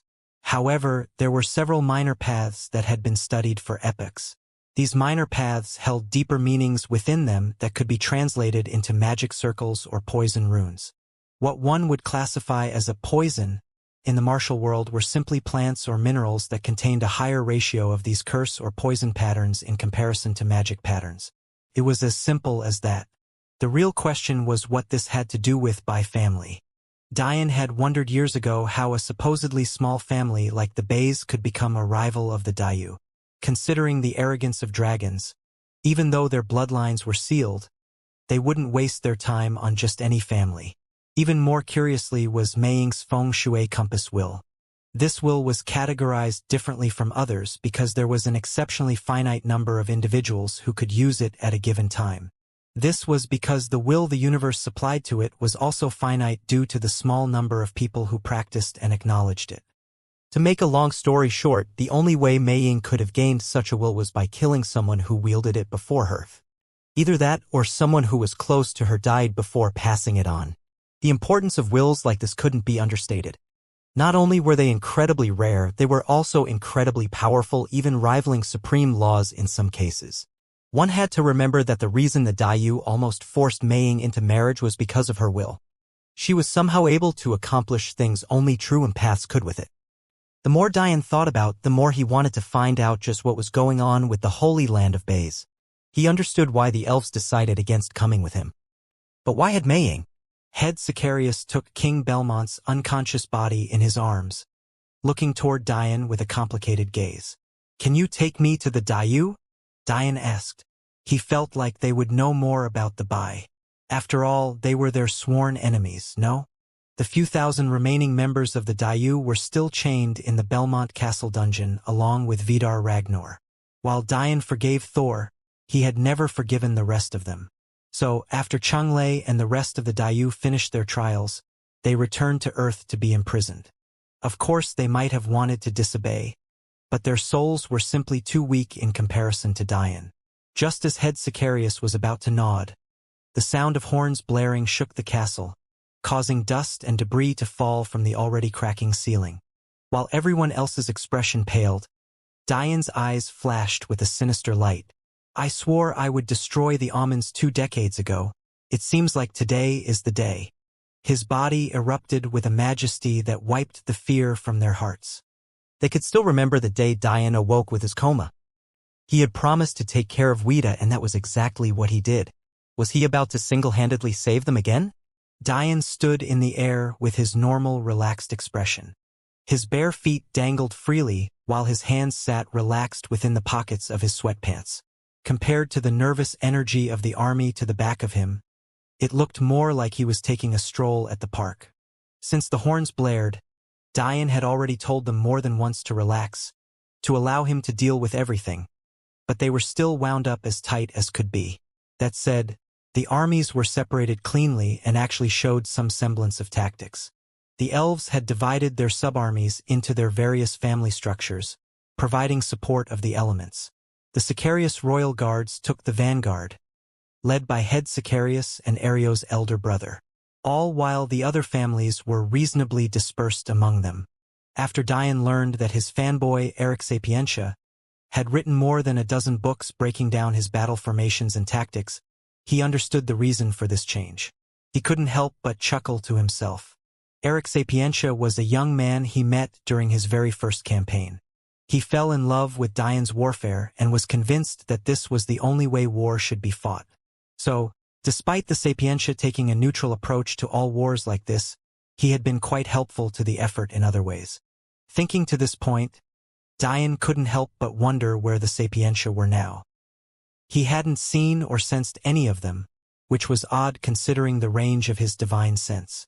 They probably moved to another planet to avoid the conflict.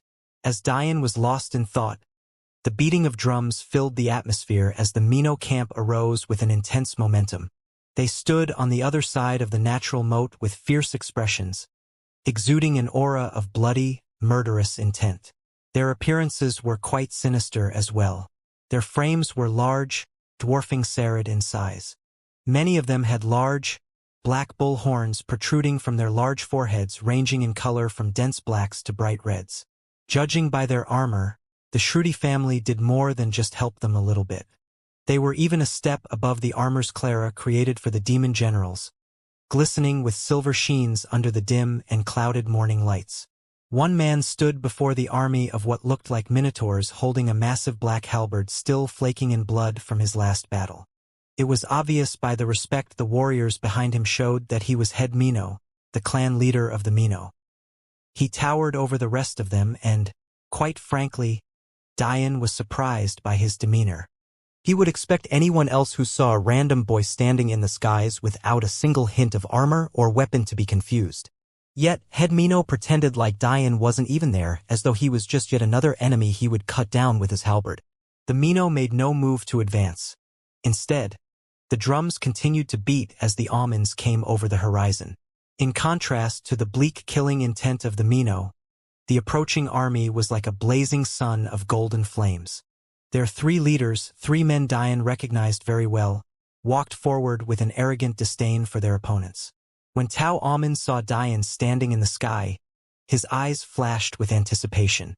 As for his little brother Uar Amen, he was staring at someone very different. Sarid Jafari.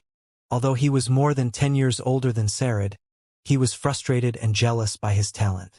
There was nothing more he wanted to do than defeat Sarid and take Stella from him.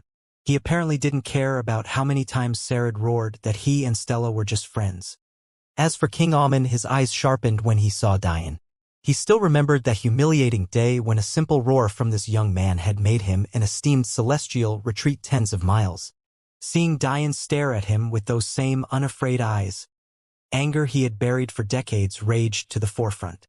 At that moment, a dash of purple light flashed across the side to appear in front of Diane, causing him to raise an eyebrow. "Stella Belmont, I presume?" Diane said with a chuckle. "It's best that you get behind me." Stella frowned, looking at Diane. Although her heart skipped a beat when she saw how handsome he was, she immediately regained the composure of princess. "It's the responsibility of the Belmont family to protect this planet. If my father can't do it and my two brothers have disappeared, it's my job. How about you step back?" Stella had never met Diane before, but she didn't like his arrogant and casual appearance. And why was everyone letting him stand at the forefront of the army? The Belmonts were still the royal god clan of this planet, not whatever clan this young man came from. Even worse, she had a bad impression of Diane because it seemed like he was powerful, but he had never taken part in any of the battles before. Why? Was he waiting for when they were at their lowest so he could take the power of the Belmonts right from under their noses? Diane had to admit that this little girl was quite amusing, but she seemed confident in her own ability. She looked very much like a purple-clad Valkyrie, even wielding an Amazonian spear as her weapon of choice. Her purple hair whipped in the wind while her one red and one blue eye twinkled with a majesty and aura only a princess could match. Sarad would have shouted to Stella from below, but she had kept their conversation private using her essence energy so as not to affect the morale of the army. If there was infighting now, it would only be a detriment. Diane chuckled and didn't say anything as Stella took the lead. He didn't blame her. Anyone who didn't know him, he was a mere 12th stage essence gatherer. But to those who did know him, they knew his energy cultivation was his weakest strength. "Clans of Earth with me," the young teenage girl roared, cutting through the beating drums of the Mino and the arrogance of the almonds. Not an ounce of fear on her delicate features as flames of red and blue blazed around her. Diane couldn't help but chuckle. He remembered when Stella was just a gurgling baby. He had even played with her as a toddler when he awoke from his coma. He might have asked for be her godfather as well if it hadn't been for his grudge against the Belmont family. Plus, while he was good friends with Zabia, the same couldn't be said for King Belmont, so it was inappropriate. Stella sensed an odd atmosphere after her roar, but that could only be expected. Diane had just told them not to charge at all, but now Stella was telling them the exact opposite after rushing here from her training. Of course, if they had to choose who to listen to, the answer was simple: Diane. He was more powerful, older, and more battle-tested. Although Stella was a great talent, she was still barely 16 years old. However, Diane had no intention of embarrassing Stella, so he quickly winked the army, nudging his head forward before pulling out a plain bow. Those who were astute had a bit of an understanding about what happened, so they understood Diane's intentions and followed up Stella's call with a roar of their own. Hearing this reply, Stella finally calmed her nerves. She had never taken her eyes off the enemy because of how blatantly stupid that would be. It wasn't as though she had divine sense like Diane. However, Diane's plan of not bruising Stella's ego didn't last for long before the arrogant Tao Amen ruined it all. "Diane, you finally crawled out of the hole you were hiding in. Do you dare to fight me?" The battlefield became awash with silence. "Diane? Who?" Stella's delicate neck snapped back to the handsome young man she had charged ahead of, a young man who happened to be rubbing his nose and avoiding her eye contact. "Who are you?" Stella's multicolored eyes sharpened, looking at Diane. "You can't be?" "Diane Sacharo." Seeing that Diane was still avoiding eye contact, Stella's sharp look softened considerably as she fair-skinned turned a furious shade of red. She looked down toward the lake below them, wondering how long it would take for a cultivator to drown. If there was no ground for her to hide in, water would have to do. Diane laughed at Stella's adorable reaction. However, this didn't make Stella feel any better. She had lost count of the number of times she had seen the replays of Diane's fights. The problem was that he was just a teenage boy then, but now he had grown into a man. Not even mentioning the fact he had somehow become far more handsome, something Stella hadn't thought was possible. Feeling a large, warm hand ruffle her hair, Stella's blush deepened, causing the sound of hearts breaking to overwhelm the battlefield. "Just relax," Diane said with a bright smile. "How about you let your uncle handle the rest? This war will end today." Stella nodded slowly before obediently taking her position behind Diane. However, her calming nerves flared up again when she remembered why Diane would call himself her uncle. The image of her 2-year-old self clinging to Diane resurfaced as she adorably stomped in the air. Diane laughed to himself wildly, his voice booming over the battlefield with such vigor that those with keen senses immediately understood that he wasn't to be trifled with. Tao Amin launched himself into the air, appearing just 5 meters from Diane, blazing with a golden light. For years I've had to listen to how I wasn't the first of our generation. Did I not place first in the world tournament? And yet you all dare disrespect me like this? Today is the day your legend comes crashing down. Tao roared at Diane, his anger boiling. Diane looked past Tao to see the heads of the Geb and Horus god clans, families under the Amun royal god clan, fuming. It was no surprise that they hated Diane's guts. After all, he had been the reason their daughters died. Of course, the two of them would never mention how their daughter's cheating almost cost him 2 wives. But Diane didn't expect them to. He just calmly added them to list of individuals who had to die. Tao's rage reached the extreme as rings of golden flame wafted out from him. After all these years, you're still a pitiful essence gatherer. I will show you the power of a saint. It was no surprise that he was enraged by Diane ignoring him, and even less surprising that he charged forward like a raging bull. At the end of the world tournament, because he had to save Mei Ying, Diane didn't qualify to fight in the top 2, leaving the match to Tao and Lionel.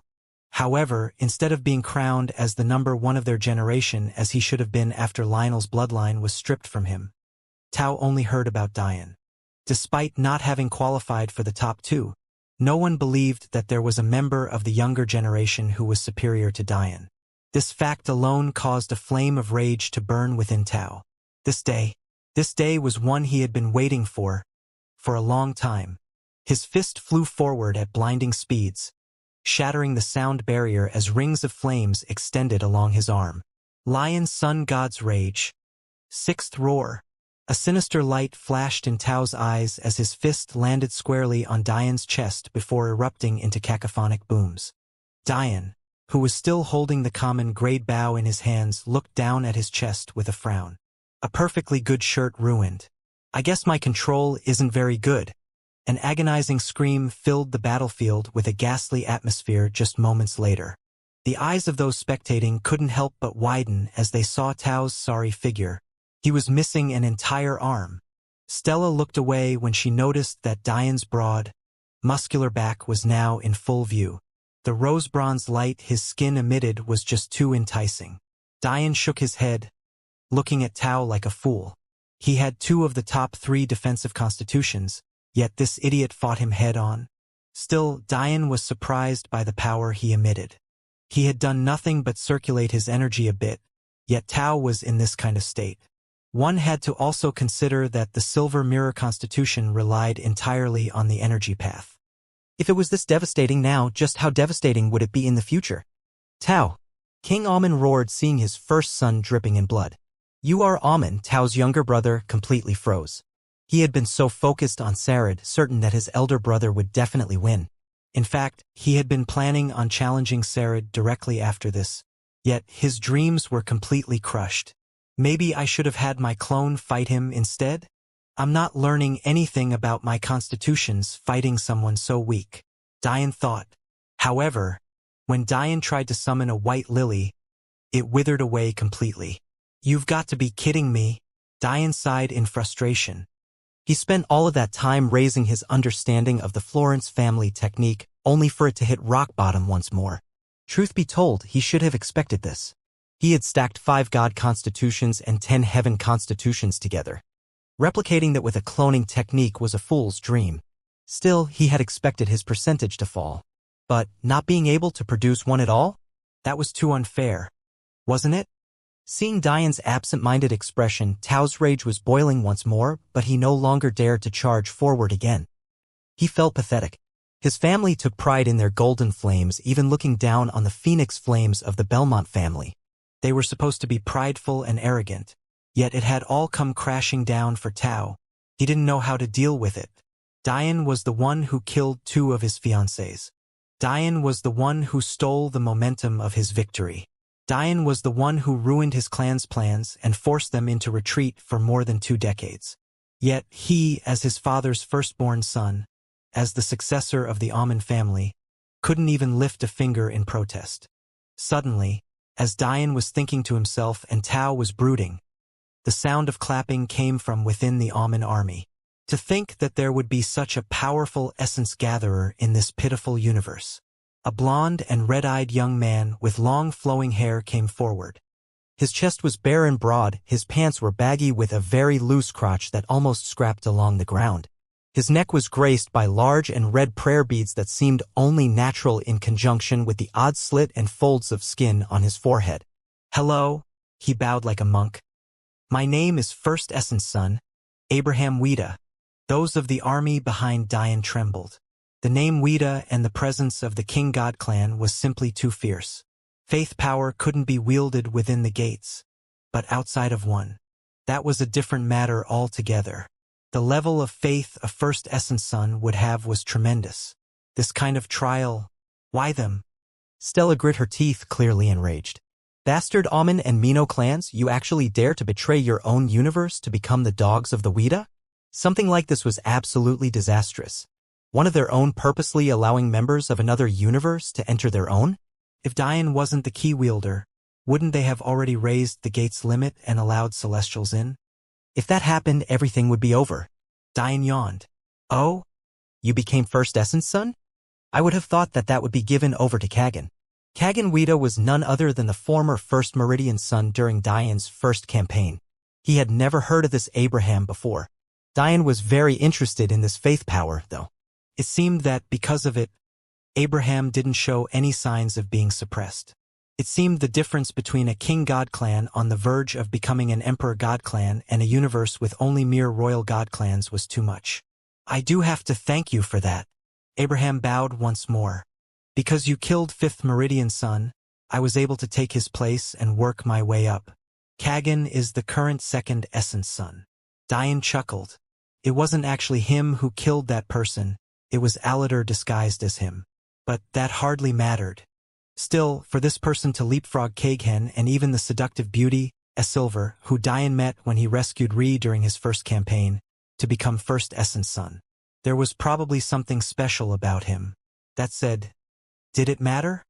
He was destined to become Dian's slave just like the Essence sons and daughters before him. Interesting. Dian scanned Abraham with a glint of interest in his eye. While others mistook this to mean that he was taking him seriously as an opponent, in Dian's mind he saw a lab rat. This was the first time he had an opponent who had and could use faith. Just like the campaign gates, cultivators were barred from using faith within the tower as well. Maybe if Dian's enemies had their faith in the Valley of Geniuses, he would have lost. As for the devil cultivators, if they had used their faith, they would have been immediately exposed. So they too couldn't have. Then there were those of soul-rending peak. They didn't have a person acknowledged by the master symbol. How could they mobilize the faith of their sect? You quite literally had individuals named to the core disciple ranks that didn't even deserve to be outer disciples. Unfortunately for Abraham, he mistook the glint in Dian's eye the same way everyone else did. "Although I am vaguely thankful for the opportunity you gave me, I unfortunately have to kill you. The death of a son or daughter of the Wida can't be decided by you. Listen." Dian stretched his neck. "There's a whole lot of time being wasted here. I still haven't visited my in-laws. I'm not interested in your fake Buddha persona. If you want to attack, attack. You know what? I'll do it for you." Dian disappeared in the next instant, causing Abraham's eyes to widen. In the next moment, Dian, who had just been standing more than half a kilometer from Abraham, suddenly appeared in the middle of the Amen army, stunning the arrogant Wida who followed them here. "This is the difference between you and me." Dian softly landed on the ground, not making a single sound as he stretched his chin over Abraham's shoulder. "Now kneel." An overwhelming pressure blazed through the battlefield the moment Dian's words left his lips. He didn't even bother to tap into his Emperor-grade presence. For these fools, Duke was more than enough. Thousands froze all at once, falling to their knees in the next instant under the astonished eyes. Dian's eyes scanned over the Amen army in interest. As expected, Their arrogance and will to fight had disappeared, and they could only look toward Dian in fear. However, what was intriguing was that although the Weta showed fear and seemed to be paralyzed, they remained standing. I see. Dian nodded. So is this the dignity that faith provides to you? Protects from presence as well?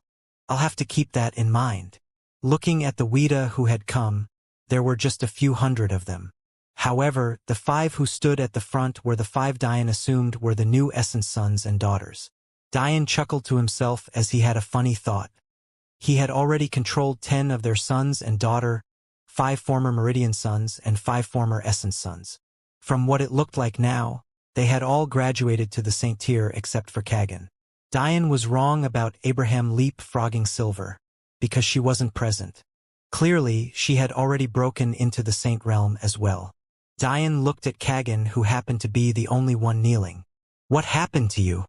I apologize for my incompetence. Kagan replied respectfully. When we realized that you wouldn't be back before we all moved on and became saints, I volunteered to suppress my cultivation at the Essence tier. However, I never would have thought that Abraham would become a stronger Essence gatherer than me, so it ruined your plans. Please punish me. Dian was surprised by how much loyalty Kagan was displaying. It seemed he underestimated the value the tower had to geniuses who hadn't grown used to it. Of course, part of the reason was because Dian had a seal within Kagan that left his life and death in his hands. But one only needs to look toward Elder Nova to know that just having a seal didn't guarantee this kind of showing. Those who were listening were shocked, but those who knew Dian suddenly sighed in relief. He really hadn't left them without a plan, it was just that it fell through at the last moment. Abraham is stronger than you despite your having access to the ethereal permeation trial? Dian asked in surprise. One had to remember that the first interaction Dian had with this supreme law was with Aladar. It had somehow become the staple of those with Weta blood running through their veins.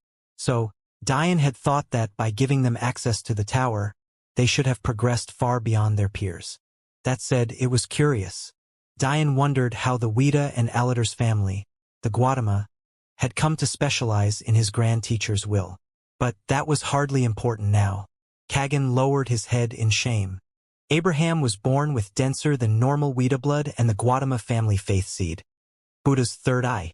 I am not talented compared to him. I see. From Dian's understanding, the Weta and the Gautama were 2 sides of the same coin. For their powers to coalesce into one individual really would have astounding effects. This was something that hadn't happened since the Weta conspired to destroy Aladar's Gautama family. At this point, Abraham was sweating in fear. He realized now that the current him was far below Dian, yet his right-hand man was actually already a subordinate of this man. What did this mean? It meant that Dian was already strong enough to wipe the floor with Essence sons and daughters more than 20 years ago. I see. So you're quite talented, Dian pulled back, scanning Abraham once more. He didn't miss the cold sweat that matted the teen's forehead, but he appreciated the stubbornness in his eye. Abraham's third eye creeped open, but before he could even finish his thoughts, Dian's palm slammed into his forehead. With Dian's senses, even the smallest twitch was clear within his vision.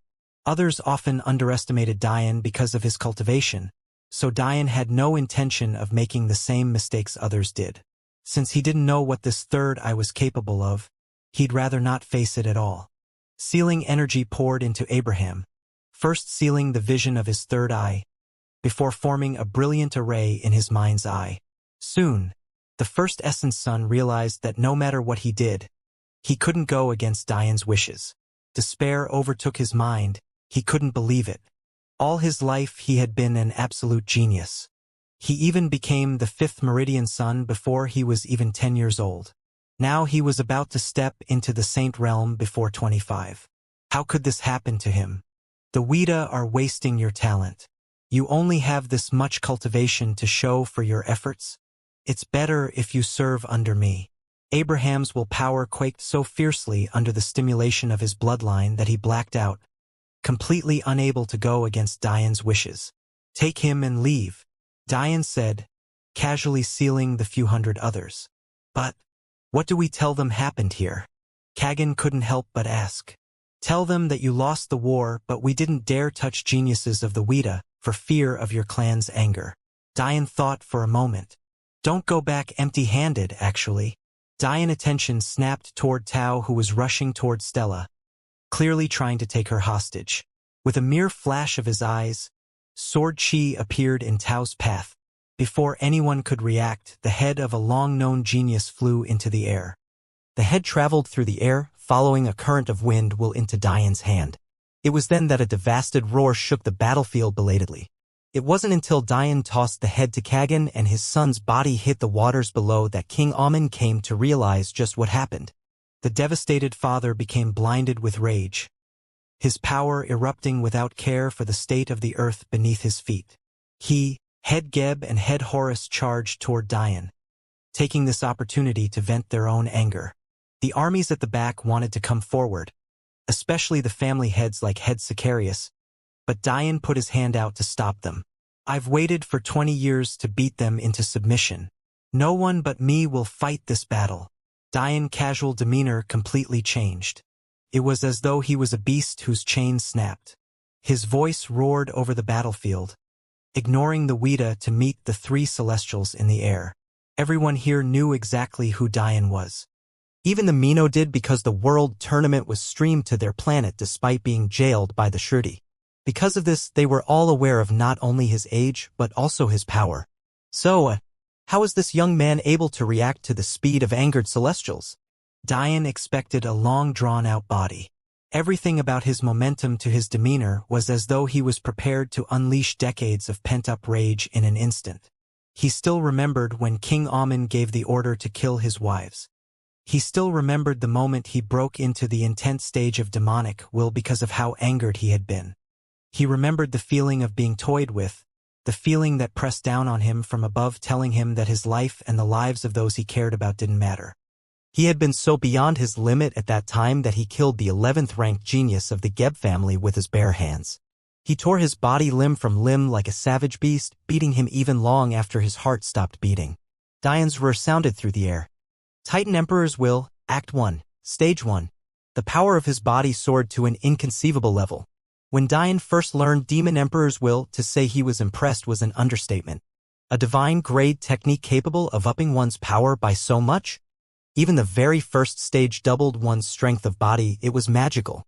However, Diane fell into despair when he couldn't access the technique when he was in that chaotic world and his mind was in too much turmoil to think of a solution. Things changed once Diane perfectly balanced his constitutions, though. He understood exactly why he couldn't access the technique. It was because the technique itself had fundamentally changed.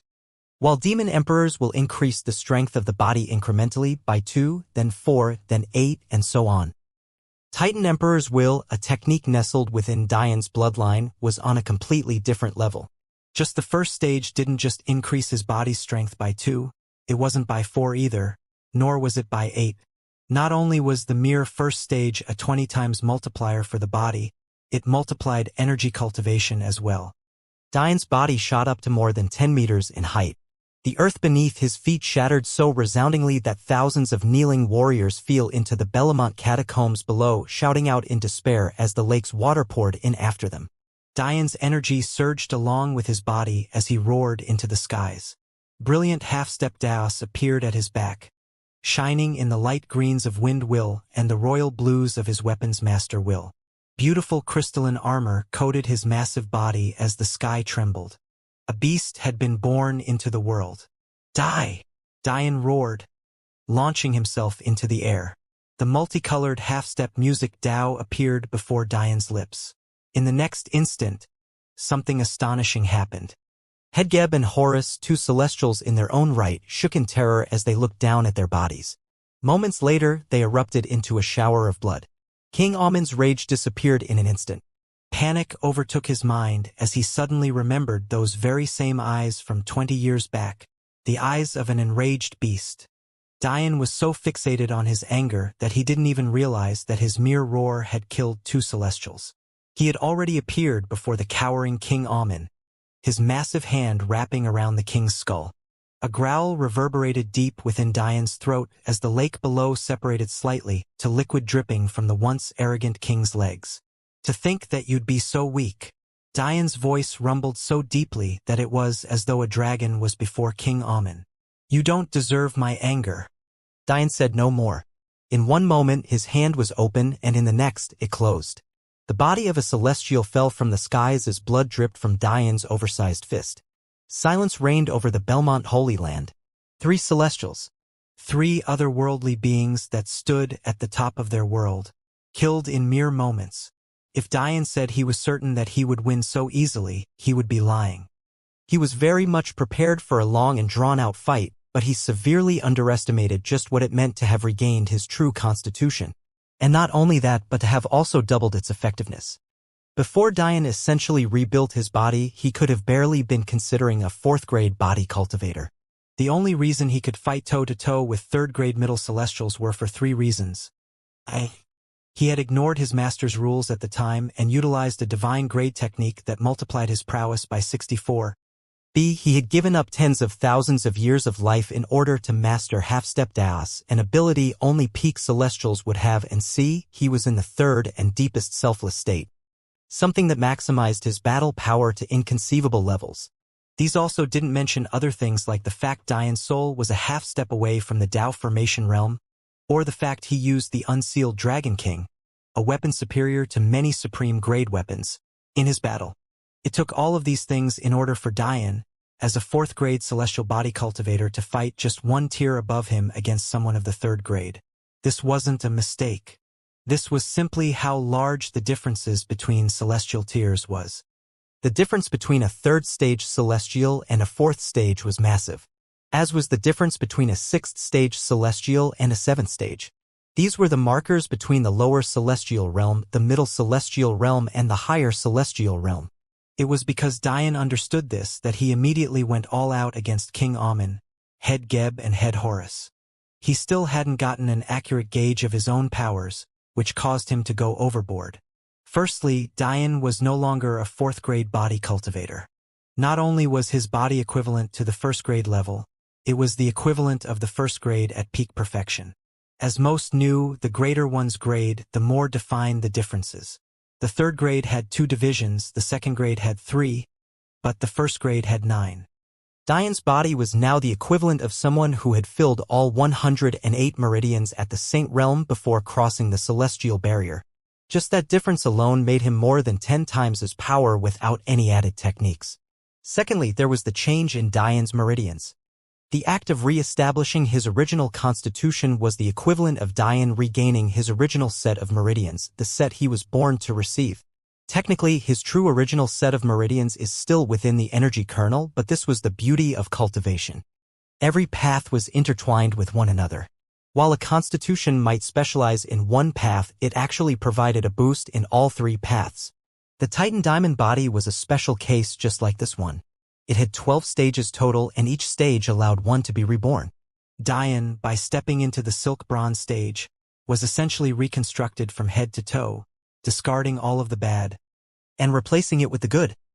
There was a reason the final stage was known as the Silk of Fate. The 3rd and final point was the majesty of the Titan Emperor's will technique. Just from a basic level, one could see that this technique was 10 times more potent than the Demon Emperor's will technique. The 1st stage provided a 20 times increase, but the 2nd stage would be a 40 times increase, while the 3rd stage would be an 80 times increase.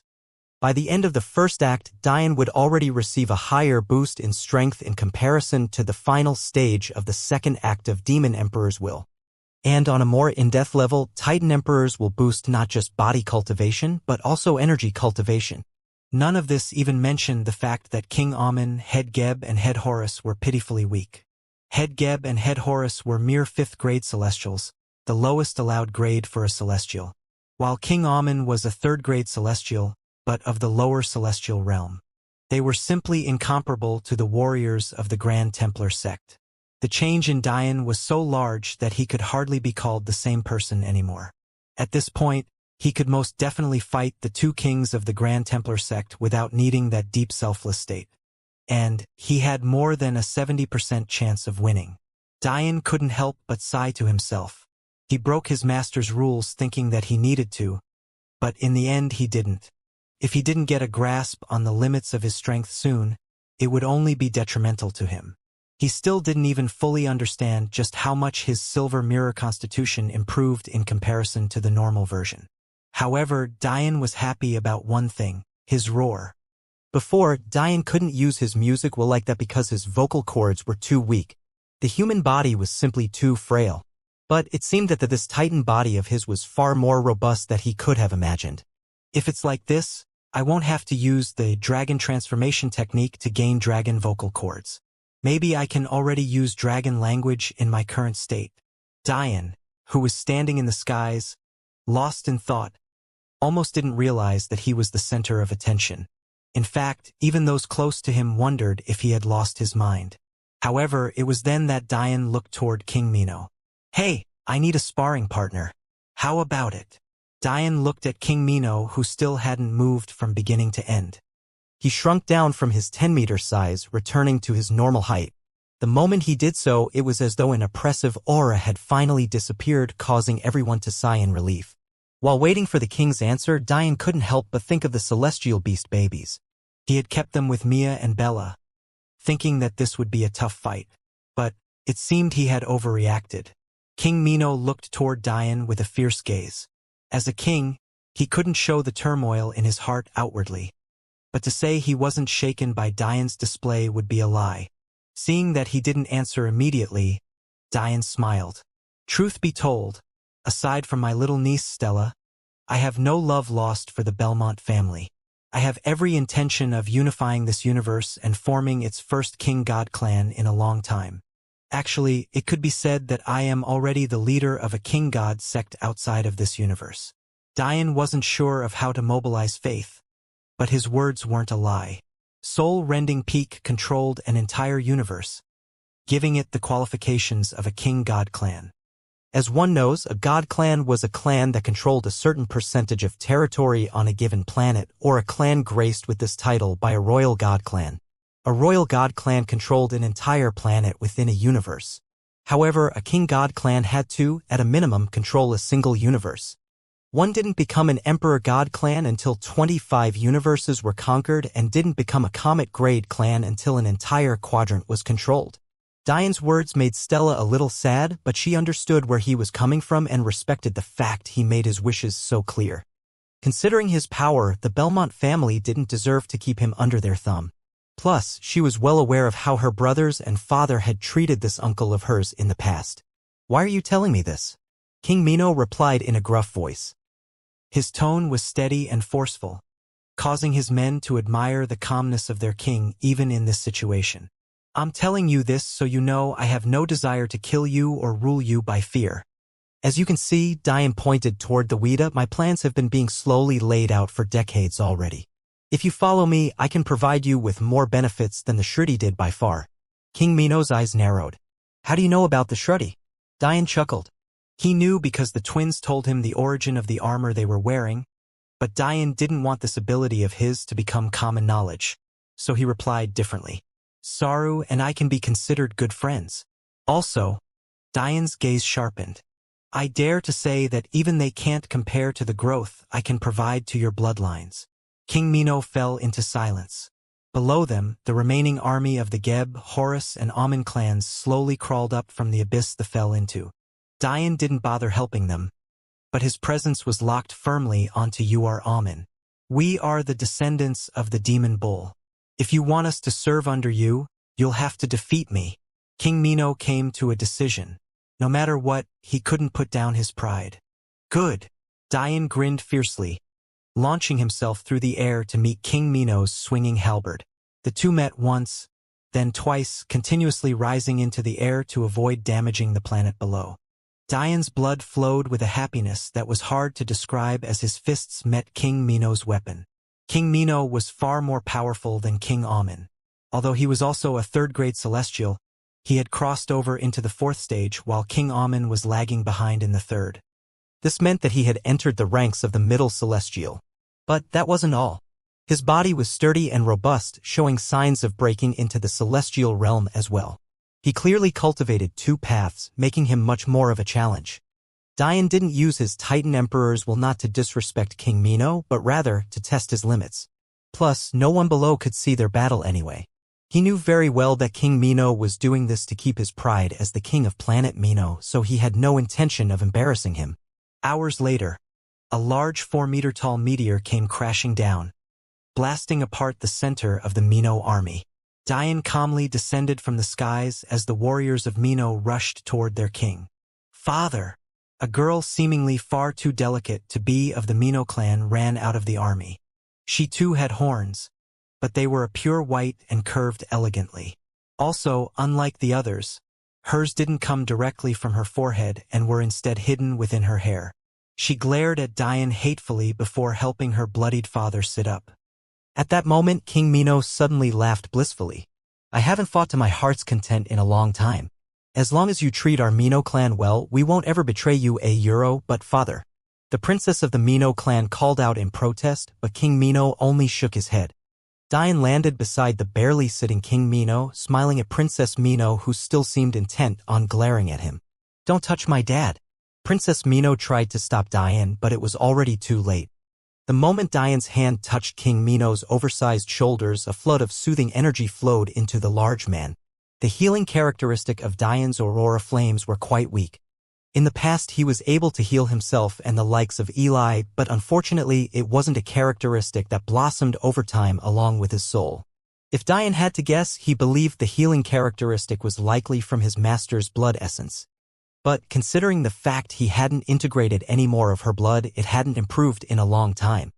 Simply put, Dian's aurora flames didn't have the ability to heal a celestial despite the level of his soul. However, what could heal one was among the energies Dian had taken from his constitution's world. Among the myriad of energies expelled from the bullbird's dung, one of them was quite good at reinforcing life force and promoting healing. It was far gentler and calmer compared to the other energies. What Dian didn't know was that usually, the bullbird wouldn't expel this energy in its waste and would rather keep it to itself. However, due to the fact this dung was meant for its newly born, it did. In fact, it was the most plentiful form of energy within the dung. It was likely because of this very energy that Dian's injuries were healed in just a few hours.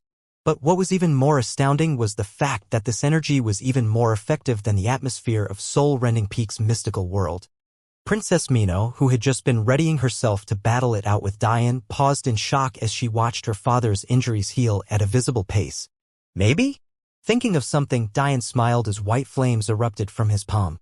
Suddenly, injuries that were already healing too fast for common sense accelerated toward health at an even faster pace.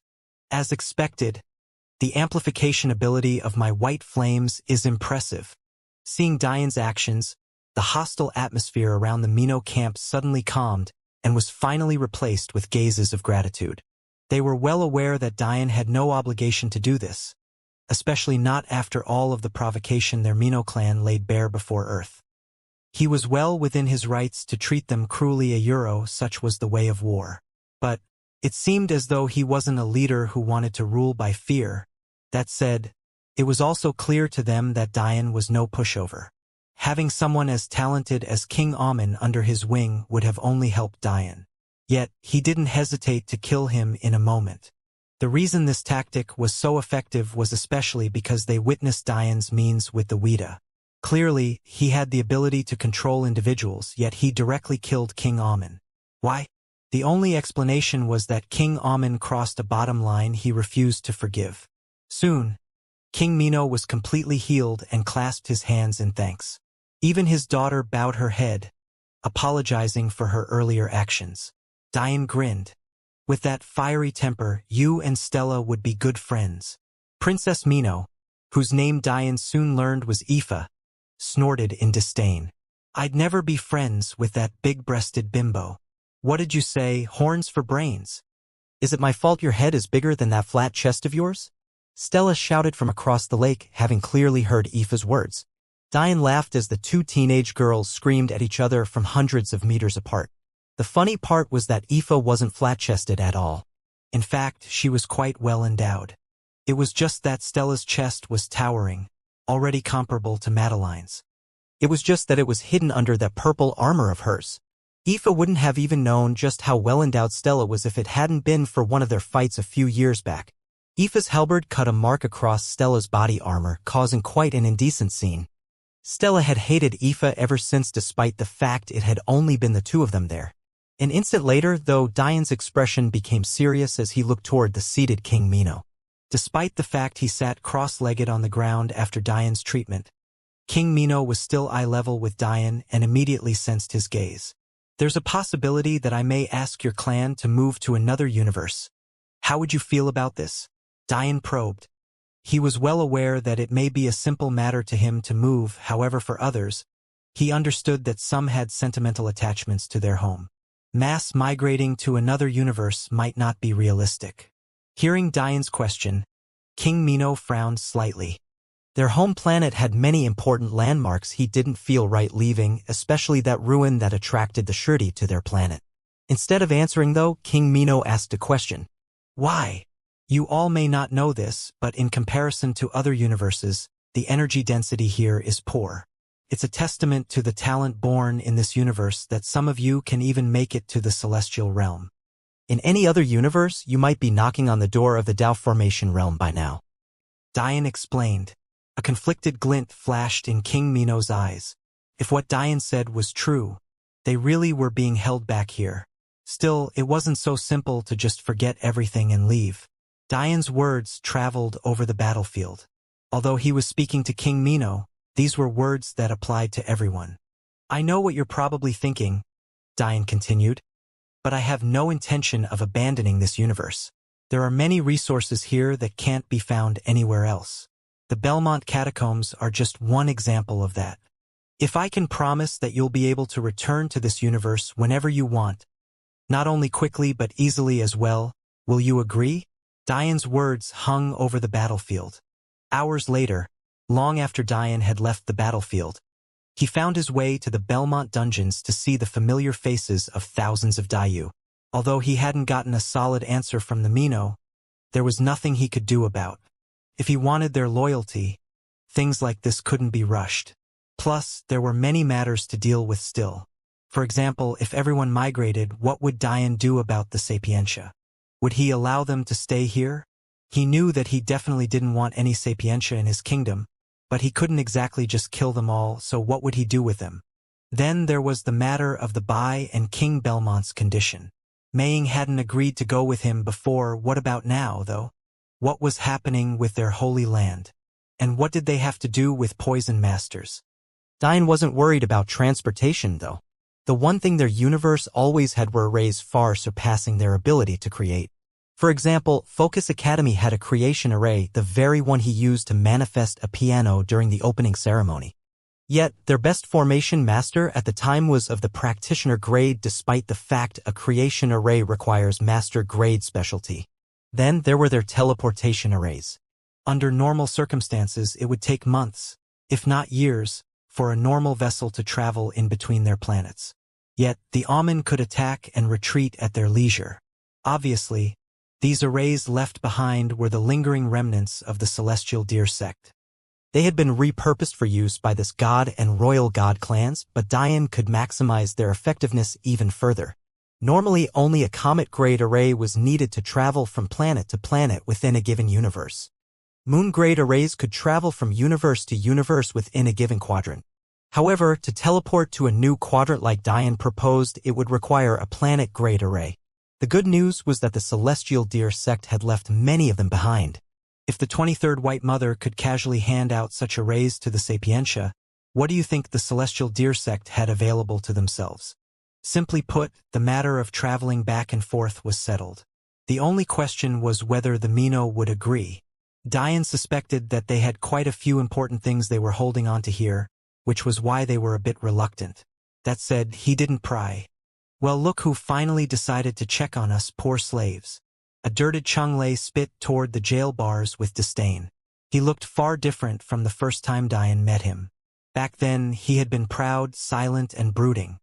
But after Diane killed his grandfather and he was essentially enlisted as a slave, there was little left of his original personality. His clothes were ragged. His long jet-black hair was matted with sweat and dirt, and his originally handsome oriental features were covered with dirt.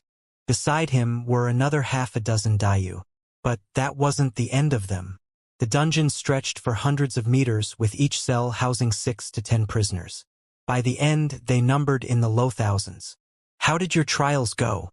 Diane ignored Qinglei's obvious taunt. It seems like you haven't spent your time cultivating if you're still at the second saint stage. Or, did you really think I wouldn't notice that your cultivation is actually at the 10th saint stage?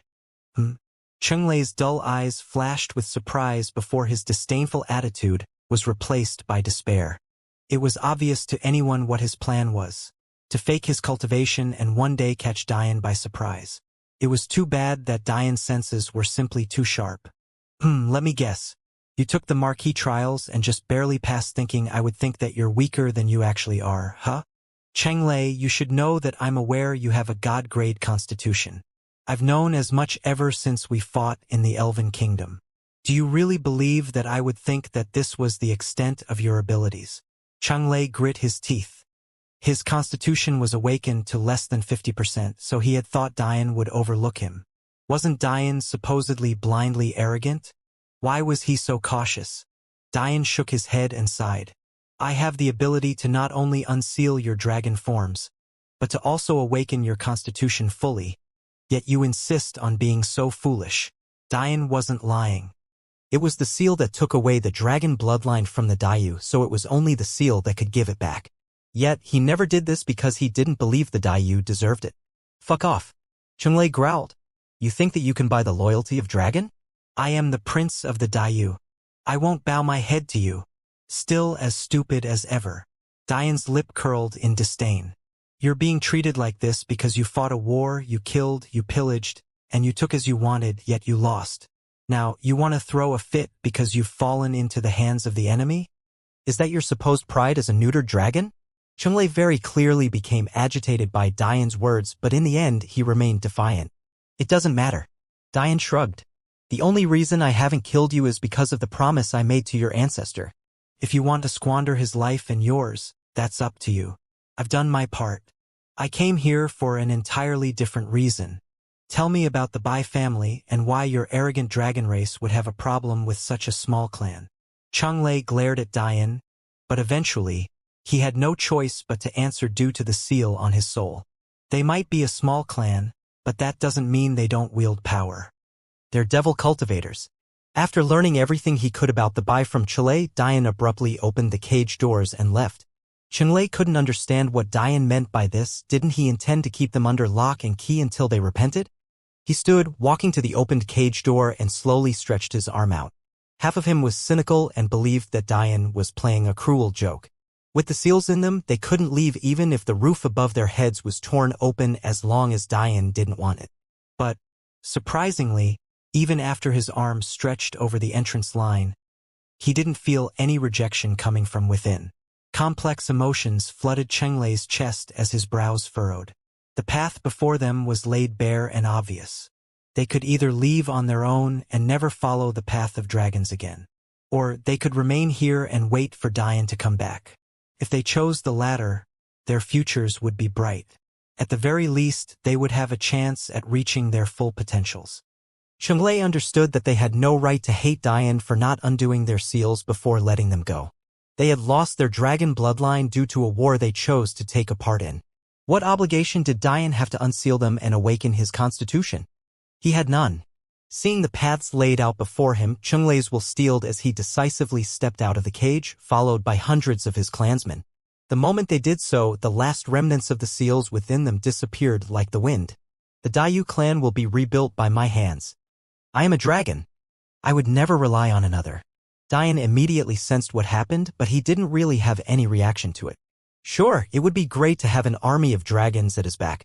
Pure-blooded dragons like the Dayu, despite the fact their dragon souls were only of the bronze realm, were incredibly rare. Although dragons were promiscuous and hate high fertility rates, that was only when they lowered themselves to the level of other species. When dragons mated with their supreme grade beast counterparts, the story was very different. Plus, Diane had the means to improve even dragon bloodlines. Not only did he have access to an entire world's, the limits of which he didn't currently understand, primordial energy, he also had millions of reverse scales accumulated from the Dayu tombs. Although it would be impossible to raise them to the gold realm even with this many reverse scales, the silver realm was definitely a solid possibility. Such a support for his kingdom would be astounding. One had to remember that dragons were the second ranked among the quadrants not because of their inferiority to the Star Clan. In terms of raw battle power, no one could match the dragon species, even though their bloodlines, much like that of seemingly every other tribe, clan and sect, were also declining. Their physical prowess was mind-boggling and their energy stamina was endless. There were two main reasons, though. Firstly, the faith of the Star Clan was so overwhelming that even the dragons couldn't overcome it.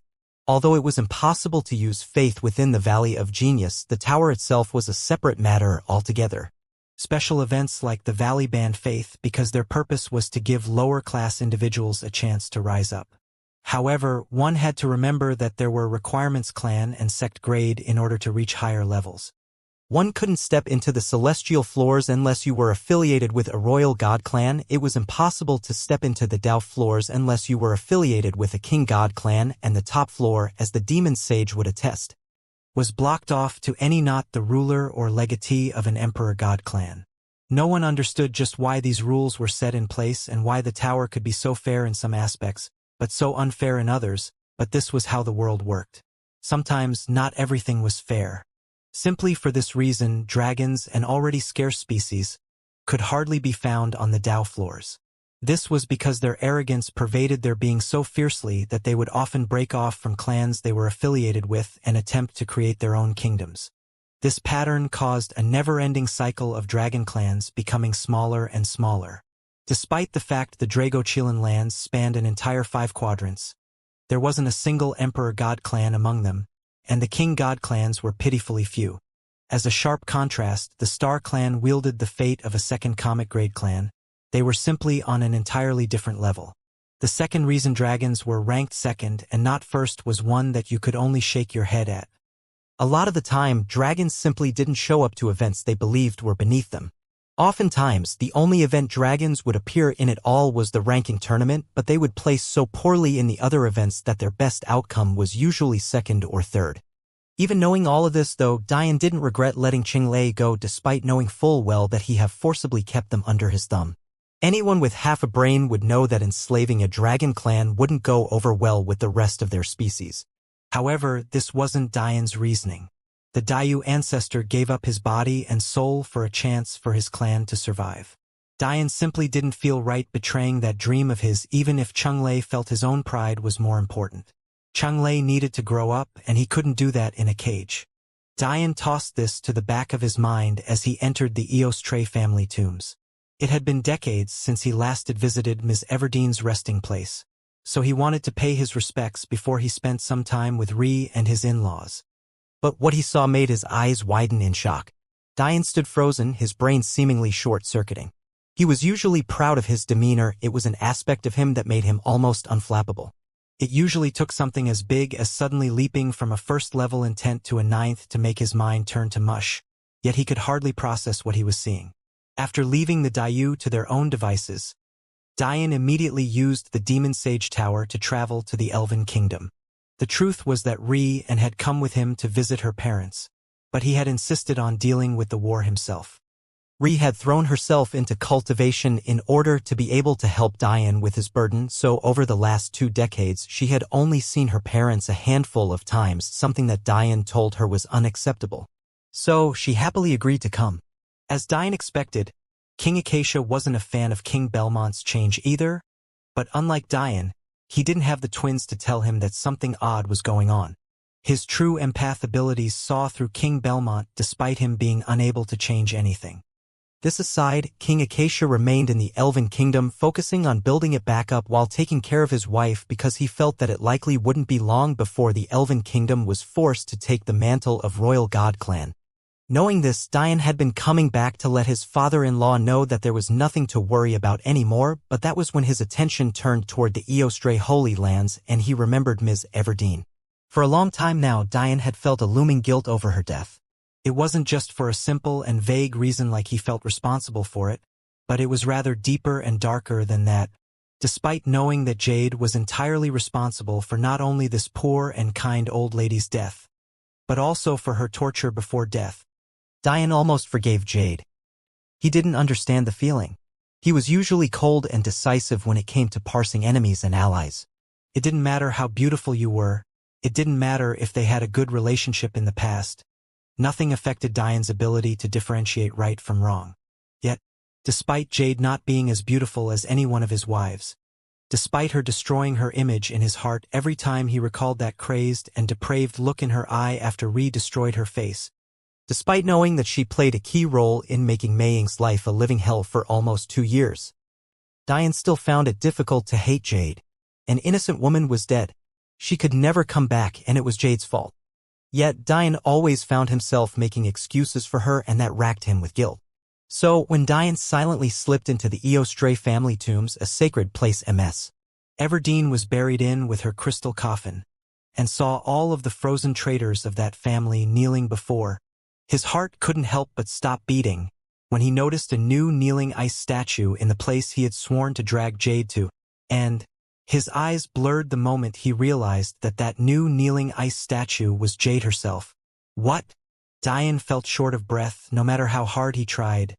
He couldn't seem to fill his lungs to their full capacity. The twins who were standing on Diane's shoulder looked from him to the ice statue he couldn't take his eyes from. It didn't take long for them to understand the history of this place with their abilities. So, the Eostray family tried to betray their elven kin by relying on the Dayu, and this was their punishment? To forever kneel before the coffin of that pitiful old lady. Little Yin's immature voice was projected to her brother. Clearly she was saddened by this story. How long? Diane squeezed these words out, directing them toward the twins. How long has that statue been there? Diane closed his eyes the moment he heard the response from the twins. The date they gave him, it was the same date that Jade disappeared from the clutches of the Dayu. He didn't know how to feel. Jade, a woman he thought he would have to hunt down, had already been punishing herself for more than 20 years. With Diane's senses, he knew that this was her true body. There was no doubting it. Somehow, she looked just as beautiful as the first day Diane met her on the library terrace. It seemed the Dayu had healed her scars for her, one way or another. What Diane didn't know was that the last time Chenglei and Elder Dayu had seen her, her face was just as deformed. Her silver hair draped along her slender shoulders. Her eyes were closed as frozen tears dripped from them. Her delicate features were contorted in a picture of absolute guilt and remorse. Diane's heart inexplicably quaked. He wanted to break her out. He wanted to forgive her for everything she had done. Wasn't this exactly what he had been waiting for? It wasn't her fault that her family technique distorted her personality and ravaged her mind. It wasn't her fault. Diane grit his teeth. It wasn't until a full day later that he finally bowed to Ms. Everdeen's coffin and left. No matter how he felt, it wasn't his place to forgive. It wasn't his forgiveness to give. Even Diane didn't fully understand the turmoil in his mind. Maybe because he came from the mortal world, he had more sympathy and awareness for mental illness and health as compared to the rest of the martial world, but he still didn't feel right. In the end, he skipped meeting with Ree and her parents and instead secluded himself in the middle of the elven forest. Although the twins didn't fully understand why Diane was feeling the way he was either, they remained silent. Maybe cultivation will take my mind off of these things. It's about time I broke into the Saint Realm. Diane looked up into the skies, wondering how difficult a tribulation would be. With a single leap, he floated on a thick branch of the tallest tree he could find before closing his eyes in meditation. Till now, Diane had been holding back his energy cultivation so that he could temper his body and meridians once more first. Doing this would have guided him into the pseudo-saint realm, similar to Prince Nova and his comrades. However, Diane had no need for this step anymore. One had to remember that the Titan Diamond body constitution allowed for 12 chances at rebirth. This rebirth not only erased any hidden injuries, but rebuilt the body from the ground up. The reason Diane's body cultivation had leaped from the 4th grade to the 1st wasn't as simple as just his constitution. It was because the rebirth allowed for the perfect redistribution of his celestial cultivation. The repetition of the foundation and meridian formation stages were only necessary for those who didn't follow the body path, as they worked as minor replacements for it. However, since Diane's body had been remolded to peak levels of perfection, He had no need to think about this step again until the day he attacked the Tao formation barrier. However, just as Diane was about to unseal the remaining energy within Evangeline's seals, two immature voices began to yell in his ear. "Hey! What are you doing?" Little Ian snapped Diane out of his concentration. "Are you trying to kill us? Just because you're depressed? Don't take us with you." Little Yang growled adorably. "Huh!" Diane raised an eyebrow. "What are you two talking about? I'm trying to cultivate." "You idiot!" Little Yang berated. "You're not just cultivating, you're about to enter the saint realm, meaning a tribulation is coming. Hasn't your master ever taught you what that means?" Diane paused before shaking his head. Although he had spent a lot of time studying cultivation techniques, heavenly tribulations were something he always ignored. Just like his trials, he was planning on going in blind. "Stop being mean." Little Ian cut her brother off. "Big brother Diane, you can only undergo your tribulation in absolute seclusion. If others are nearby, you risk not only yourself but them as well. No matter what kind of concealment abilities we have, the heavens will definitely sense us and increase your trial's difficulty." Diane blinked. "Oh, that's what you meant." Understanding washed over Diane as he realized he really was about to make a mistake. There was nothing the heavens hated more than interference in its tribulations. So, there were rules in place that made sure that no one could help another with a tribulation. The only exception to this rule were heaven's children, but as Diane's grand teacher stated, if for any reason the heaven's child that helped you pass a tribulation wasn't able to be there for your next one, you would definitely die. This was because the heavens would multiply the difficulty by many times over as punishment for your dodging its last test. "It seems I still know too little about the martial world," Diane thought. His arrogance still got the best of him sometimes. "What else should I know then?" Diane asked, thinking that he might as well find out now before he sent the twins away. "You should know that although lightning tribulations are the most talked about, they aren't the only tribulation that exist," Little Yang explained. "If you had to describe lightning tribulations, they would be similar to a supreme grade beast. Although it has the most potential for destruction, it was also possible for it to be weak as well. During every tribulation, the saint, celestial, and Tao tribulations, you will face three challenges, so to speak. The paths you follow are what decide what these challenges are. However, it's impossible to guess what your tribulations might be regardless. This is just a guiding line." Little Ian continued. Diane sighed, and here he thought he would have an easier time since he followed all three paths. It turned out that it was wrong to think that the body and soul didn't receive tribulations. It was just that, for some reason, it was energy that decided when these tribulations would appear. The so-called lightning tribulation is actually just one category a challenge can fall under. You can have energy, body, and soul challenges that take the shape of lightning. However, you can also have a fire tribulation, and it's also possible to have an energy tribulation. Among these three categories, a lightning form of tribulation is almost guaranteed to appear. Fire and energy are rarer, while energy tribulations are the most unpredictable. They can range from a mental attack to physical. Sometimes, tribulations that have never appeared before, or tribulations that haven't been seen since ancient times, can appear. Little Ian finished. Still, tribulations are opportunities. The more difficult they are, the more chances the heavens give you to improve. If you survive, that is. Little Yang chortled. Diane decided to give up on the idea of taking his tribulation for now. It seemed the process was more complicated than he thought. All this time, he had assumed it would be a cakewalk considering his body's and soul's strengths. But it seemed the universe was more prepared than he thought. "Where've you been?" Ree asked with a frown the moment Diane walked into the Elven Palace. Scratching the back of his head, Diane told Ree about Jade and his tribulation mishap. There was no point in lying. After all, their souls were connected. Doing something like that would just fracture their relationship. "Really?" Ree's look softened. She had thought that Diane was goofing off or doing something dangerous without telling her again. Ree understood Diane's complicated feelings in regard to Jade. So, she knew that his feelings of guilt weren't related to feelings of love, but rather that he felt he should have been able to help more than he did. Ultimately, it was Diane that triggered Jade to act as she did. Diane was the first person that Jade felt she could confide in. He was a person who was clear of mind and pure of intention. But, because of her past experiences, she became panicked over the thought of losing Diane after seeing him with Ree. In her mind, the best way to keep him by her side was to cripple him emotionally so that he'd have to lean on her. What made matters even worse was that it wasn't Diane who figured this out himself. If it wasn't for little Lila explaining this to him, maybe he would still hate Jade with a burning passion. Her views were sick and twisted, but from a depraved and basal human standpoint, Diane understood. The Eostray family gave up their sanity in order to provide a path for the elves to survive. So much of their culture was predicated on the importance of the true empath. Everything from their ruler to even their ceremonial awakenings, all of it was reliant on this principle. Could be argued that without the Eostray family, the elves wouldn't have survived to this day. And yet, they were currently all being punished.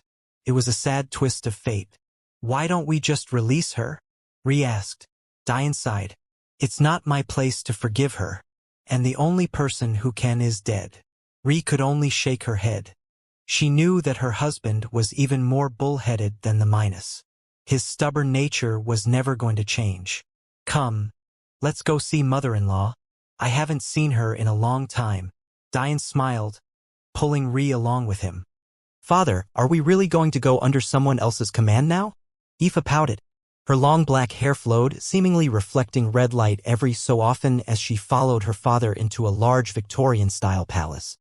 What would you have me do, little girl? The gruff King Mino sighed, strolling along the long, dark corridors. Father, you had dreams of ruling over the beast quadrants. Are you just going to give up like that? Aoife spoke again, unwilling to give up. We've already been trampled upon by the Shriddi for more than a decade. Now that we finally have some freedom, we're giving it right back? Aoife's dissent became fiercer the longer she spoke. King Mino chuckled. What do you know about the Shriddi? You weren't even born yet. If it weren't for them, I wouldn't be anywhere near as powerful as I am now. Aoife's pout deepened. So what? Did they think that they could just come here and do as they pleased? Then we'd shut up after they gave us a pat on the head and some treats. Not everything can be solved by slamming your horns into it, Aoife. Your mother taught me a better way, and you should keep her will in mind. Don't mention that hag to me. Aoife frowned. Hey! King Mino's voice grew stern. Be respectful of your mother's memory. Humph.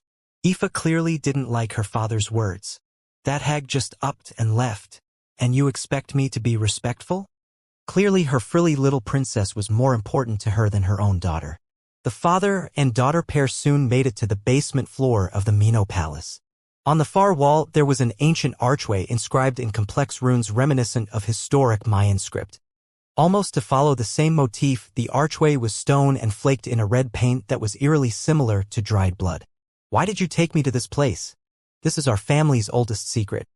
It's also for this ruin that the Shriddi chose our planet over the other four. What is it? Years before the Shriddi came, there was another clan that came here from another world first. They call themselves the Jafari and they're currently on planet Nyx. With their treasures, they could have escaped to another, better universe. Yet they decided to remain here because of a family legacy of theirs. This is half of that. The other half is located at the entrance of an ancient and abandoned universe named Chaos, although it's still somehow hidden. The reason I hesitate to join that young emperor is because joining almost certainly means giving our family ruin up because the Jafari are already allied with him. Aoife's brows shot up. Then just say no. They lost this ruin a long time ago. It's ours now. King Mino sighed. If it hadn't been for the Shriddi, we wouldn't even understand how to use this treasure. Do you understand why you can never blame the Shriddi now? They knew how great this treasure was. Yet they didn't steal it from us when they left. Aoife lowered her head. I've made my decision, little Aoife. After fighting that young emperor, I understand his temperament. This treasure isn't one we could use alone. You should know that the Shriddi concluded that it's impossible to make full use of this treasure without being someone of the Jafari bloodline. King Mino smiled, patting his daughter's head with his oversized hands. A pity. Then how about you give it to me? The sudden voice caused King Mino to turn in shock. He was a celestial, yet he hadn't sensed this person approach at all. Seeing the middle-aged man approach with 9 tails as black as night whipping behind him, King Mino's heart seized as he placed his daughter behind him. No need to be so frightened. The 9-tailed man smiled lightly. I only need your help finding a certain elven kingdom. Look at you, you've gotten even more handsome. Little Alex must spend every day in bliss. Kawa teased Diane and her daughter endlessly, wrapping her little body in a tight bundle King Acacia held on to.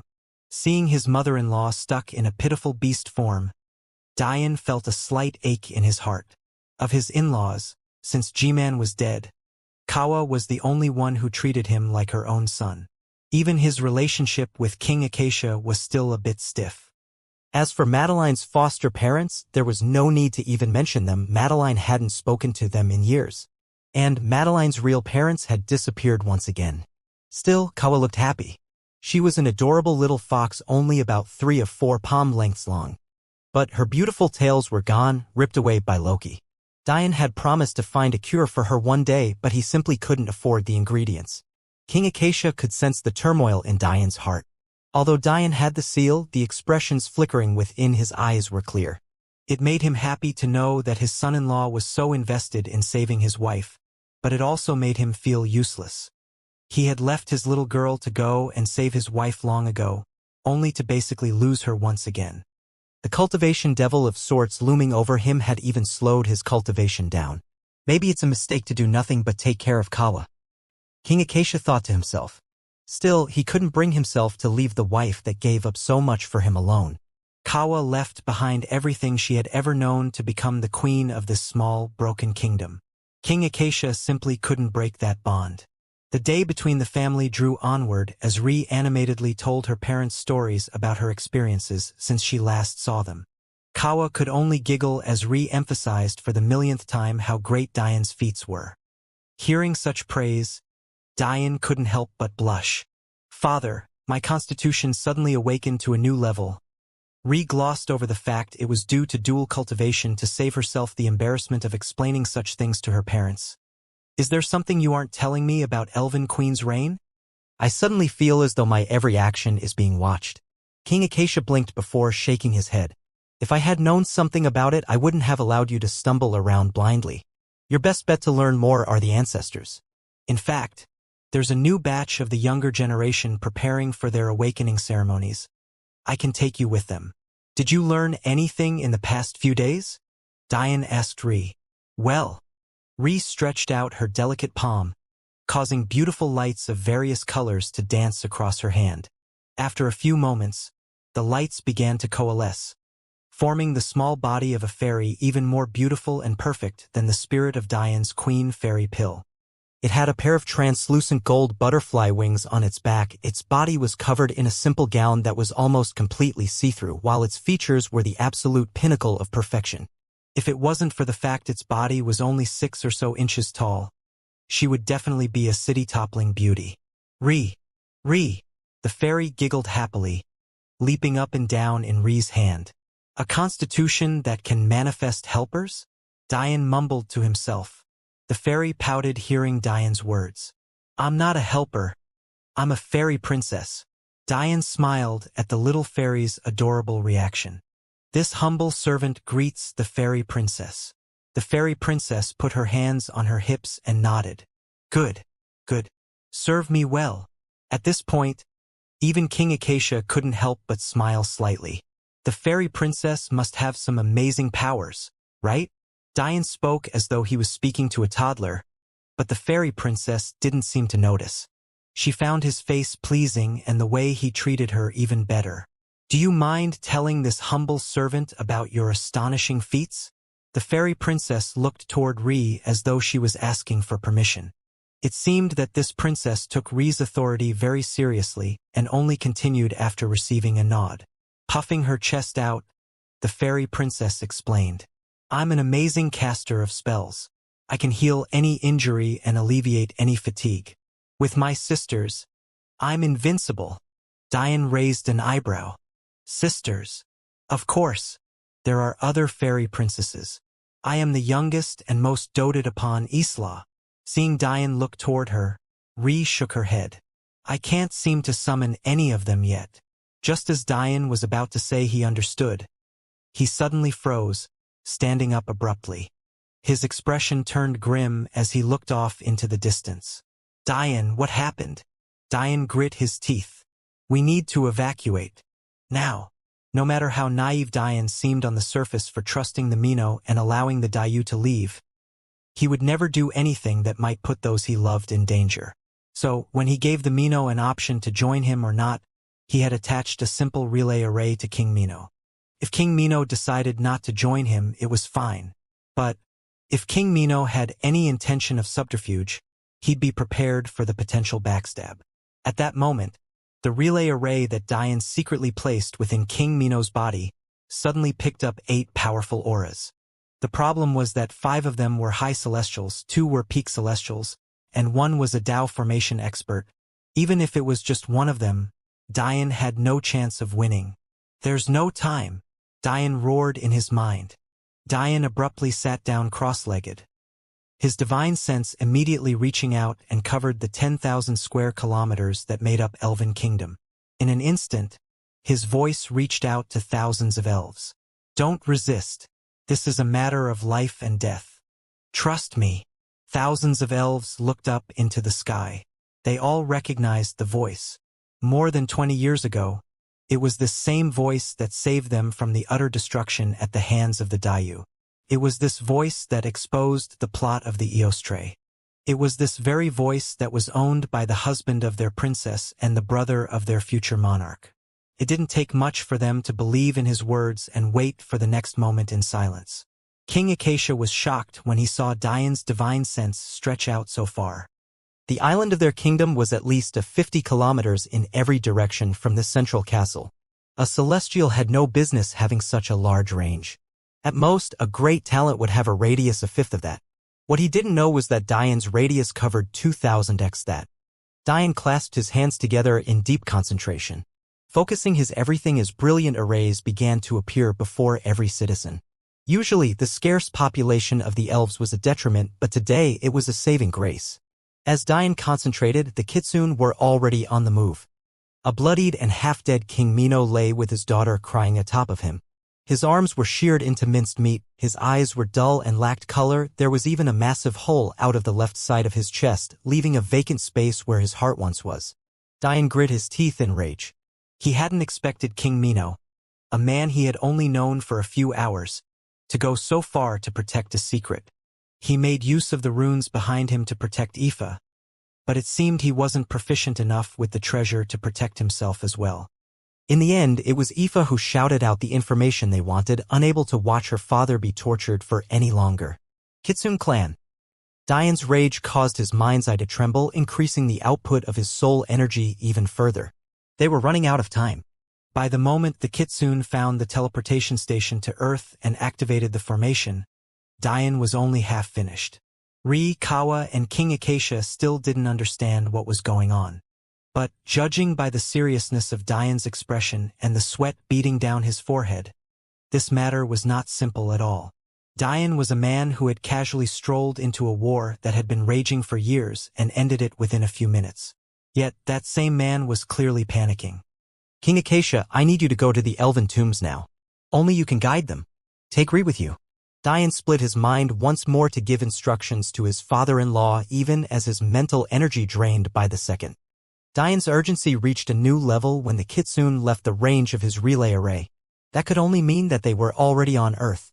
The voices around Dian were drowned out completely as he focused on his task. But he could vaguely hear Ri telling her father that she had no intention to leave.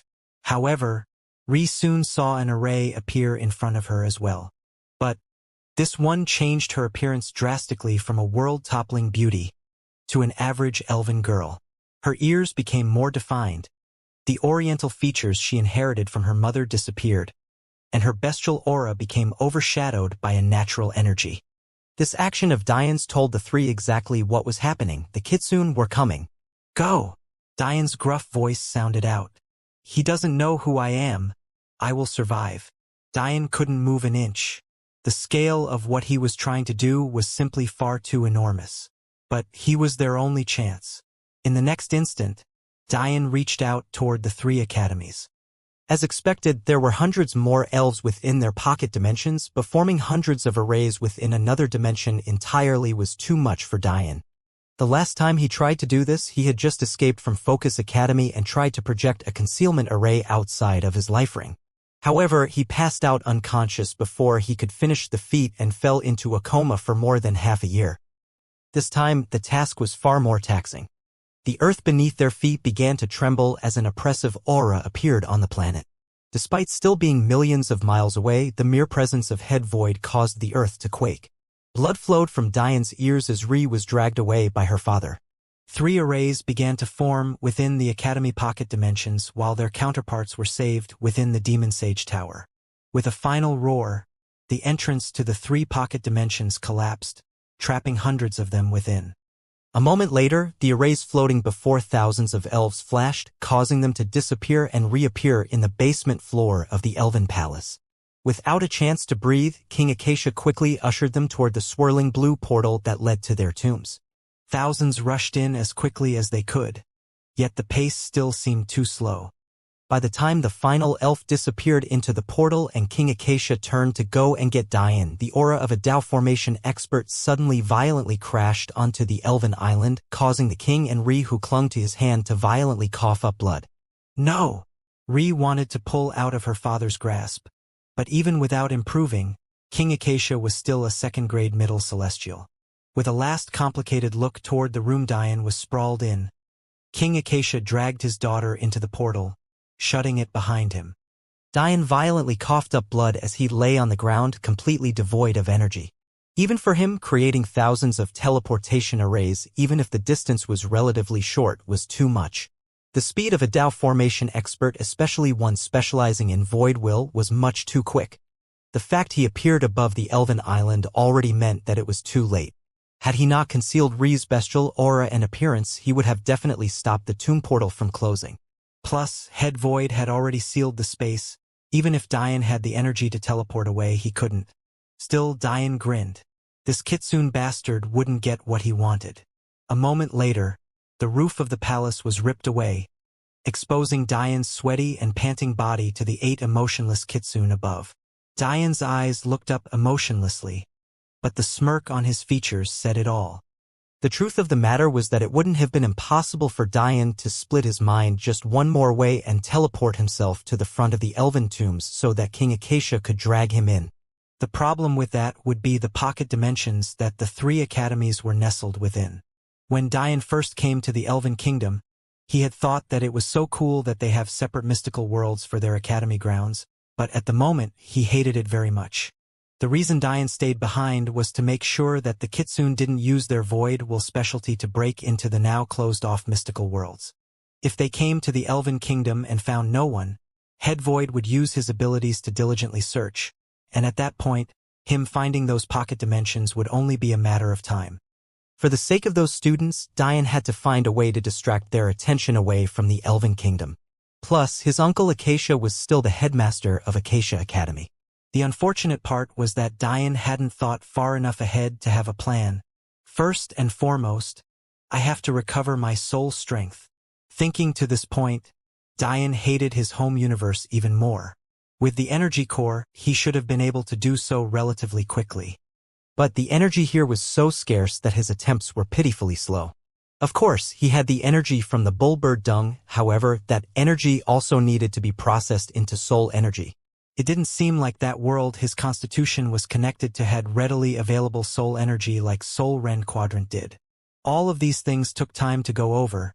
However, less than a fraction of a second had passed since the Kitsune ripped the roof of the palace away. "Let me help you. The queen told me I should."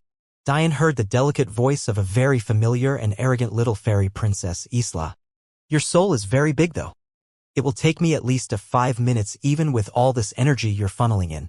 In shock, Dian's mind turned toward his mind's eye to see Isla fluttering about. Delicate magical circles floated around her as her gold butterfly wings flapped gently. Dian suddenly felt that his drained mental energy had recovered by more than 50% in an instant. But what was even more shocking was that the little fairy was converting energy into soul energy faster than even his divine-grade Soul Ren technique. Re is in another dimension entirely, but the familiar summoned by her constitution can act autonomously? Just what kind of constitution is Elven Queen's reign? Head void. One of the kitsune turned toward the only Dao formation expert in their midst. It seems that this boy is the only one here. I can't sense anyone else. Do you think I don't know this? Head void sent a sharp gaze toward the speaker, causing him to involuntarily take a step back. The pressure of a Dao formation expert descended from the skies, landing directly on Dian. Tell me what I want to know, and maybe you'll have the chance to live. Dian remained silent. With his presence, energy suppression, even of the Dao formation grade, no longer worked on him. Unless Head Void funneled enigmatic energy directly into his body, he'd still have full range of motion. However, Dian had no intention of allowing them to realize such a thing early on. Where are the elves? Head Void asked sharply. I don't know. Dian answered simply. Head Void's brow furrowed. A mere essence gatherer dared to answer him so casually? Do you want to die? Another Void Kitsune stepped forward, roaring toward Dian. Dian flinched for the sake of keeping up appearances, satisfying the vanity of the Kitsune trying to get back into Head Void's good books. I'm human. How could I know where the elves are? Dian said in a weak voice. The Kitsune blinked before they realized that Dian was in fact telling the truth. However, Dian was inwardly smirking. Head Tudo was a beast with cultivation far deeper than any of these 8, yet with her dull senses as a beast, albeit partly due to her bias, she completely misjudged Dian. Knowing this, Dian didn't believe that any of them could see through him. Aside from being more handsome than usual, there was nothing special about him. Do you take us for fools? Head Void growled. He normally would have swatted this child to death by now, but Dian was his only clue to finding the elves. He was certain that there were 4 auras just moments ago, but then 3 vanished the moment he made his way above the castle, which was why he ripped the roof away. What could a normal human have to do in a palace clearly built by the elves? I said I didn't know where they went, but I never said that I've never been affiliated with the elves. Dian spoke timidly. However, if one paid attention to something other than his tone, you would be able to sense the mocking disdain hidden within his sentence structure. The elves have numerous failsafes in place, not to mention the ability to tell the future by sacrificing lives. My role in the castle is no different from a male prostitute. Looking at Dian's appearance, the Kitsune couldn't help but believe his words. Plus, they also knew that the elves were an ancient race and had also heard about their ability to sacrifice a life for the sake of telling the future. Dian coughed, his voice hesitating slightly. I am duty-bound to tell you this due to the seal on my soul, however. The reason I couldn't move before you entered is for this reason as well. The king told me to tell you that. You'd never see Aki Void again if you continued these attacks. Judging by the twisting Head Void's visage, there was a rage boiling deep within him. If I push him too far, he won't care about Aki anymore, even if it means his death. Dian silently judged. However, that might change if he sees Aki personally. Suddenly, Head Void began to laugh. What a joke. I haven't seen that grandchild of mine in more than a year already, but I'm supposed to believe that he's in perfect condition? These sorts of dirty dealings, is this the way the elves negotiate? Not only have you taken the faith seed of our clan, you've kidnapped 3 of our young geniuses, and now you're asking me, Akuno Void, to back down? A wave of energy erupted from Head Void, smashing into Dian's body and sending him careening through the floors. The stone cracked apart, pressing Dian's body so fiercely that a human-shaped indent formed. His bones creaked and his organs almost gave way, but he was finally able to survive in the last moments. He survived. Head Void's brows furrowed. The energy he sent was more than enough to kill an essence gatherer. Why was he alive? Not only was he alive, he didn't even spit up any blood? Head Void stretched his arm outward, causing a dense wave of energy to pick Dian up. In the next moment, Dian's body flew up and into the sky just for Head Void to grasp his neck. Seeing Head Void's curiosity, Dian's nervousness was replaced with deadpan eyes. Head Void lifted a finger toward Dian's arm, coating it in an eerie fog. Dian immediately recognized as Void Will before he pressed forward. However, seeing that not even a dent was left in the wake of his probe, his curiosity grew fonder. 3rd will level, 5th will level, 8th will level. The power increased slowly, but steadily. Still, Diane's arm showed no signs of giving way. It wasn't until Head Void pushed it to the first intent level that faint white marks began to appear on his skin. Do you expect me to believe that you're just a normal servant with a body this powerful? Head Void's anger disappeared as he smirked toward Diane's expressionless face. He almost took Diane's change in demeanor as a victory. What can I say? Diane struggled to speak with the vice grip around his neck. One needs a powerful body to satisfy all those noble women. They're pretty pent up after a day of pretending to be prudes. Bang! A solid fist collided into Diane's abdomen, causing his body to curl and spittle to fly from his mouth. Interesting, Head Void mused. Still no blood. Not only is your body powerful, it exceeds most Celestials by far. Diane coughed, slowly regaining his wind. Nothing is better for a man's health than entering between a woman's legs. You should try it sometime. You're giving off massive sexual frustration vibes. Diane's words were only answered by yet another, much firmer strike to the gut that silenced his petty quips. Search the island, Head Void said firmly. I don't believe that they'd leave behind such a talent. It's more likely that they're hiding. The 7 Kitsune dispersed immediately after hearing their family head's words. Since their senses were poor, it was better that they searched personally. What a bountiful trip this has been. Head Void laughed to himself. Not only did I lay eyes on an ancient treasure ripe for the picking, I've also found such a great cultivation technique. Tell me, boy, be careful with your next words if you'd like to live. Where is the cultivation technique you used to gain such a powerful body? Despite being beasts, Kitsune were actually quite lacking in the body path. Their true forms were very small, and as such, they didn't gain the boost in power other beasts had. In return, though, they gained excellent affinity for certain elements. While other beasts were the embodiment of abstract paths like sovereignty or wisdom or slaughter, the Kitsune became the embodiment of the elements themselves. However, if he could lay his hands on the technique that made Diane's body so powerful, not only would his battle prowess gain a huge boost, but he'd also be able to expand his meridian vortexes as well. Just like all Void Kitsune with deep enough bloodlines learned the void energy cultivation technique that allowed the replacing of meridians with mini black holes. However, due to the weaknesses of their body, many were forced to limit the size of these vortexes. The only way to increase this size was to either gain great control over void will or increase the strength of your body. There was a third way as well, but that was restricted to those who gained Kukin's faith seed. With Diane's technique, Akuno would be able to fulfill a lifelong wish of his. Just with these 2 treasures, Diane's cultivation technique and the Mino ruins, Head Void was certain that the Kitsune would gain a leg up on the Shruti and finally be rid of them. Foolish Shruti, you had such treasures right under your noses, yet you let them go. Head Void laughed to himself. My Kitsune clan will rise again. Diane's eyes feigned nervousness. This technique is a bloodline technique. I can't simply transfer it over. You aren't human, you can't use it. Head Void snorted. Then I'll simply begin to follow the human path, even if it means relinquishing some of my cultivation. Give me the technique, boy. Diane frowned. After hesitating, he slowly raised his hand to Head Void's forehead. What are you doing? Head Void tightened his grip on Diane's throat. Diane coughed violently, trying to intake air. It wasn't until Head Void realized he couldn't answer that his hand loosened. I told you, Diane said through coughs. It's a bloodline technique. How can I transfer to you if not through your mind's eye? Diane had just found his path to victory. Head Void's frown deepened as he scanned Diane cautiously.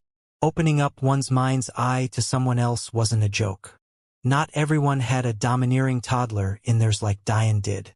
On top of all of that, beasts were known for their weakness in the soul path. It was even more detrimental to them to do something like this. However, when Head Void thought about how weak Diane's energy cultivation was, he relaxed. Clearly this boy spent all of his time on the body path, making his other paths significantly weaker. Begin, Head Void said sternly. Although Diane was still hesitant on the outside, he was jumping for joy on the inside. He was absolutely certain that his Head Void soul was no match for his. Even if, by some miracle, Head Void had broken into the Tao formation level with his soul, Dian's own soul path prowess was comparable to a Tao formation expert's. Dian's hand laid itself upon Head Void's forehead, steadily streaming his thoughts toward the Kitsune head. The moment the first words of Demon Emperors will began to form in Head Void's mind, a faint excitement came over him. Divine grade technique. Definitely a divine grade technique. His Kitsune clan didn't even have a single technique of such caliber. Only by bringing their bloodline back to its origin did they have a chance at learning such astounding techniques. However, those who could do so were a pitiful few, which was why their faith seeds were so important to them. Dian lulled Head Void into a false sense of security, breaking down his barriers one by one and lowering his guard further. Head Void's only complaint was that for a divine grade technique, this pace was too slow. At this rate, it would take weeks for Dian to finish. However, he forced himself to calm down. He assumed that this slow pace was due to Dian's poor soul cultivation, which only lowered his guard even more. Just as Dian was beginning to feel that it was about the right time to make his move, a stream of celestial energy carrying a message entered Head Void's mind's eye. Family Head, we found traces of destroyed mystical world entrances. It's more than 90% likely that the elves escaped into these worlds. Dian's heart seized when he heard this message. He normally wouldn't have heard anything, but now that he was connected to Head Void's mind's eye, he could. Good. Secure the entrances and prepare to break in. Head Void's mood hadn't been so good in thousands of years. Not only would he receive a divine grade technique, he'd also receive a supreme grade treasure and get revenge all in a single day. This trip was more than worth the 3 months he wasted. Stop for now, boy. Head Void spoke directly to Dian. This will take weeks at your pitiful pace, and I'd like to deal with a few matters first. Dian grit his teeth. The situation couldn't have been worse. Head Void was alert again the moment he didn't follow his instructions immediately. The Academy pocket dimensions had been found, and his life was still in danger as Head Void's vice grip tightened around his neck. I said stop. Head Void roared. Dian sighed inwardly. It seemed that nothing would allow his life to be easy. Devour! Dian's soul strength surged in an instant, sucking away large portions of Head Void's mind's eye. A howl of pain escaped the family head's lips, immediately alerting the 7 Kitsune who surged toward his voice the moment they heard it. Head Void fought back, tearing Dian's soul apart, piece by piece.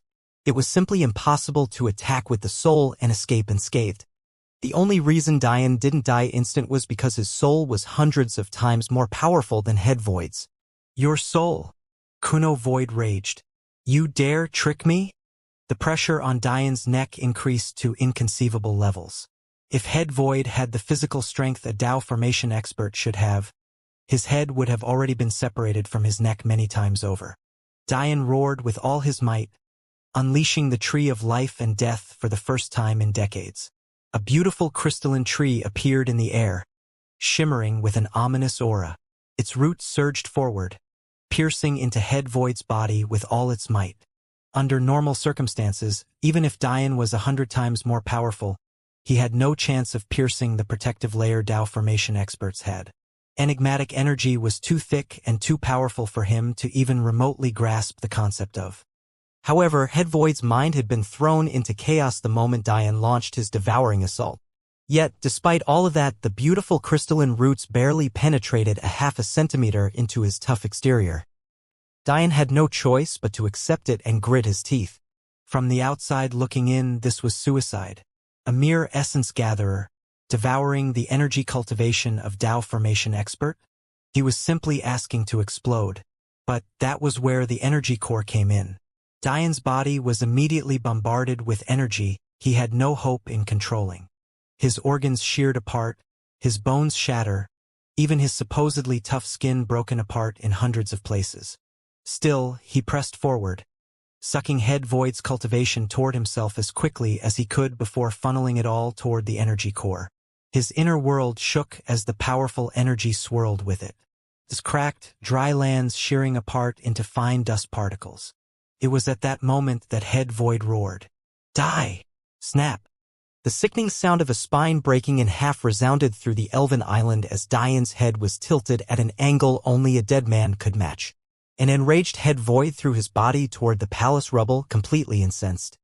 He had lost his mind in anger so severely that he completely forgot about the divine grade technique he had been so excited about. He was hoping that Dian would fear for his life enough to stop devouring his soul and energy cultivation, but the bastard just kept going as though he didn't care about his life. The 7 kitsune finally made it back to their family head. Looking at the haggard and weak appearance of Head Void, none of them dared to speak a word. Akuno's breath was rough. His loss in energy cultivation was negligible, but the loss to his soul was something he couldn't ignore. He had only just barely made it to the celestial realm, but he had just now fallen to the essence realm in just a few fractions of a second. If he had held on for any longer, Dian would have killed him. Damn it! Head Void roared, causing the buildings around him to collapse. Even the island itself sank deeper into the ocean, forcing waves of salty water to assault the streets of Elven Kingdom. It was at that moment that the supposedly dead Dian stood, a blaze of white fire lighting around him as he straightened his neck. He rose into the air with a severe glint in his eye, completely shocking the kitsune who thought he was long dead. Having an undead body is quite helpful. I wish I didn't have to use it though, Dian thought to himself as he leveled out with the kitsune. They were so shocked by his appearance that they didn't even dare to attack. In mere moments, Dian's body was healed to the point where it seemed as though he had just awakened from a good night's rest. Seeing that the kitsune were finally snapping out of their stupor and were gearing to attack him, Dian held up a finger, telling them to wait a moment. In the next instant, a perfectly healthy Aki Void appeared beside him before kneeling in the air obediently. Aki! Head Void was astonished. Grandfather! Aki pitifully called out, but he couldn't move on his own for obvious reasons. Head Void reached out with his energy, suppressing Dian's movement. He thought that the matter would end here and he could finally take his grandson back. He was even sneering at Dian, underestimating the prowess of Dao formation experts. However, he could only watch in shock as Dian waved his hand once again, causing Aki to disappear once more. Give me my grandson back or I'll kill you. Head Void roared. Currently, Dian began with a casual expression. Aki is being held within spatial ring, which is why no matter how much you try, you can't sense him. The kitsune immediately tried and failed. It was clear that Dian was telling the truth. The ring has a self-destruction array attached to it. The moment I die, the ring will implode, causing not only Aki, but also the other 2 geniuses to die as well. Dian continued. This wasn't the entire truth. In reality, the 3 kitsune geniuses were within the shrunken demon sage tower. Dian placed the tower within his inner world, effectively stopping the kitsune from sensing them. However, his words weren't entirely lies. If he died, his inner world would collapse. If it collapsed, everything within it would be destroyed. The reason Dian went with this explanation instead was that it was easier to grasp, understand, and accept. Do you think that's enough to stop us from dealing with you? If I have to confine you for thousands of years, that's what I'll do. Head Void roared. Dian shook his head. I'm telling you this so that when what happens next happens, you'll know to go all out and protect me. Protect you? The kitsune sneered at Dian's words. However, Dian only nodded and continued. Of course, protect me. Because if you don't, well, your precious geniuses will die. A grin spread across Dian's features as an ominous feeling overwhelmed the kitsune. A surge of saint energy flooded out of Dian's energy core and into the world, rapidly cleansing Dian's body before entering his meridians. The audible sound of something shattering reverberated through the world as Dian seamlessly broke into sainthood with an ease that would astonish even the world's greatest geniuses. Earth trembled and the skies quaked. Stop this instant. The kitsune panicked when they realized what Dian was trying to do, but it was already too late. A tribulation was descending. The kitsune looked up and into the skies, completely distraught. They wanted to simply kill Dian, hoping that that would end the tribulation, but they knew better than that. Now that they were in the vicinity, there were only 2 options, pass or die along with Dian. If Dian died, the option for passing would be gone, and so would their lives. Dian wasn't the first in history to think of such a suicide tactic, but that was exactly what it was. Suicide. Not only would the difficulty of the trial be raised in direct proportion to the number of individuals present, it would also take their cultivation into account. The moment Head Void was involved, was the moment that their deaths were sealed. Not only had this become a tribulation for Dao formation experts, it was multiplied by all of whom were present. There was nothing but death waiting for them. However, there was one thing Dian was banking on. Although the difficulty would be scaled up to the power of a Dao formation expert, he believed he had found a loophole. When he was speaking with the twins, learning every detail about tribulations he learned something interesting.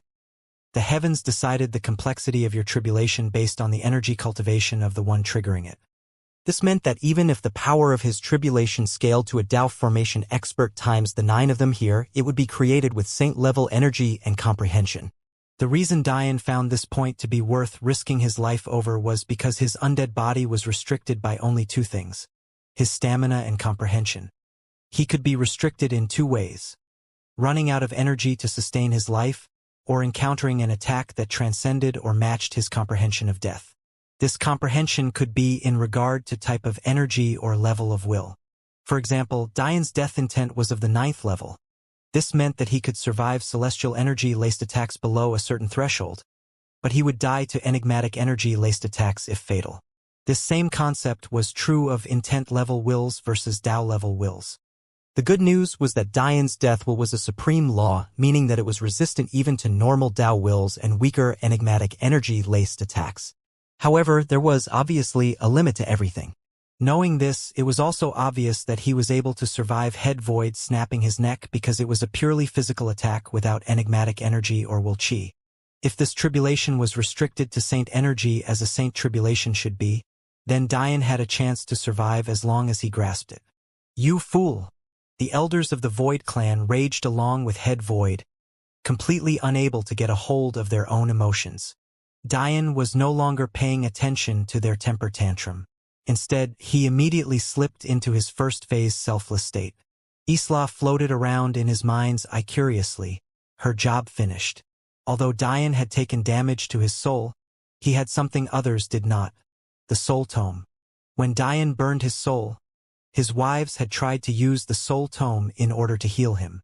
However, they mistakenly assumed that since there was no progress that the soul tome wouldn't work in such severe cases, but this wasn't true. If given enough time, the soul tome could have healed Dian's soul. It's just that it would have taken a few decades to even a few centuries. The burning of a soul as talented as Dian's simply took too long to heal, even with the soul tome. However, the damage Head Void had done to his soul was negligible in comparison to that. Plus, given the amplification abilities of his white flames, and Dian felt like he was in tip-top shape. That said, he didn't relax even a bit. The skies above their heads trembled with a fierce might as the world darkened. What once was a bright afternoon day became as somber as a moonless night. Dark gold clouds began to roll overhead as though the heavens were snorting at them in disdain. These fools dared to challenge its authority? To ask for help during a tribulation was a massive taboo. In response, the clouds rolled even fiercer, its dark gold body rumbling with added intensity. Dian's hand flashed as the Dragon King appeared and wrapped around his wrist. A small golden flash made its presence known soon after, hovering around Dian in the shape of a soft-cornered triangle. The half-step Emperor scale had once more made an appearance, flickering with royal blue light of Dian's runic flames with only the slightest hint of rose-bronze flakes. The momentum of Dian's concentration and aura snapped the attention of the Kitsune away from the accumulating tribulation. His shirt burst apart, allowing the grace of his winged tattoos to shine a beacon under the darkened day.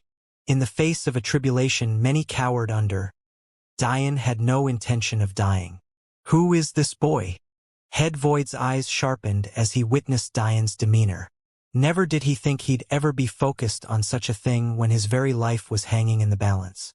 Dian's breath slowed, his every inhale and exhale sounding like the low growl of a sleeping dragon. It was then that it descended from the skies. 9 distinct weapons, sharper than anything Dian had ever seen before. His very first challenge already touched upon the legendary energy tribulation. The weapons slowly broke through the dark gold clouds as the ocean below roared. What was left of the Elven Island had completely disappeared under the assault of tsunami walls several kilometers high. Had Dian not been in the sky, he too would have been caught up in the destruction. 9 pristine silhouettes, reaching the pinnacle of perfection, appeared and hovered, vibrating with a blinding light.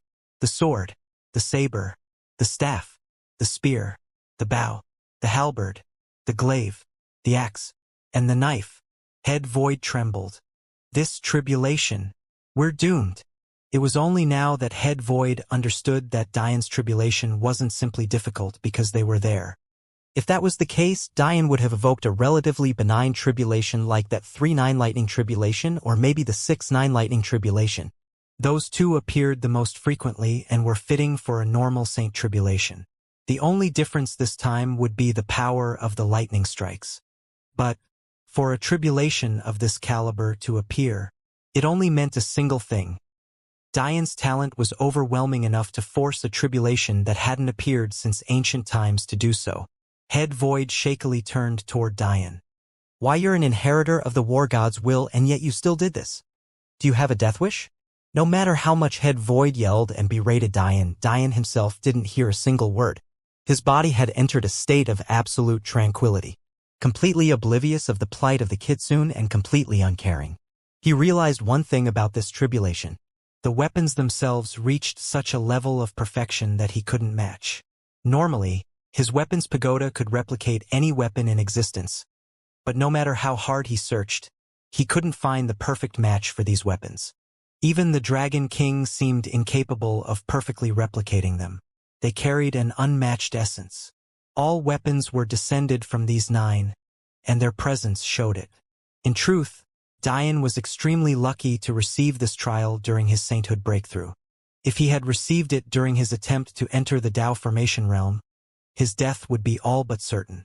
This is because these 9 weapons would be allowed to enter the pinnacle of the mortal realm at that point.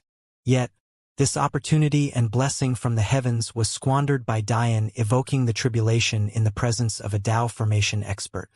What should have been a unique challenge, but otherworldly opportunity, had become a struggle of life and death. However, Diane remained calm. It's not that I can't perfectly replicate the form of the weapons. It's that their presence is not allowing me to. If I meet any one of these weapons with a tangible weapon of my own, no matter what grade it is, it will bow down and shatter. I must forge the weapon I use for this trial with my own will. A deep rumbling erupted from Diane's chest as he retracted the Dragon King from its weapon form. Soon, for beautiful golden pairs of wings bloomed from his back before they were all instantly covered by a fearsome black armor.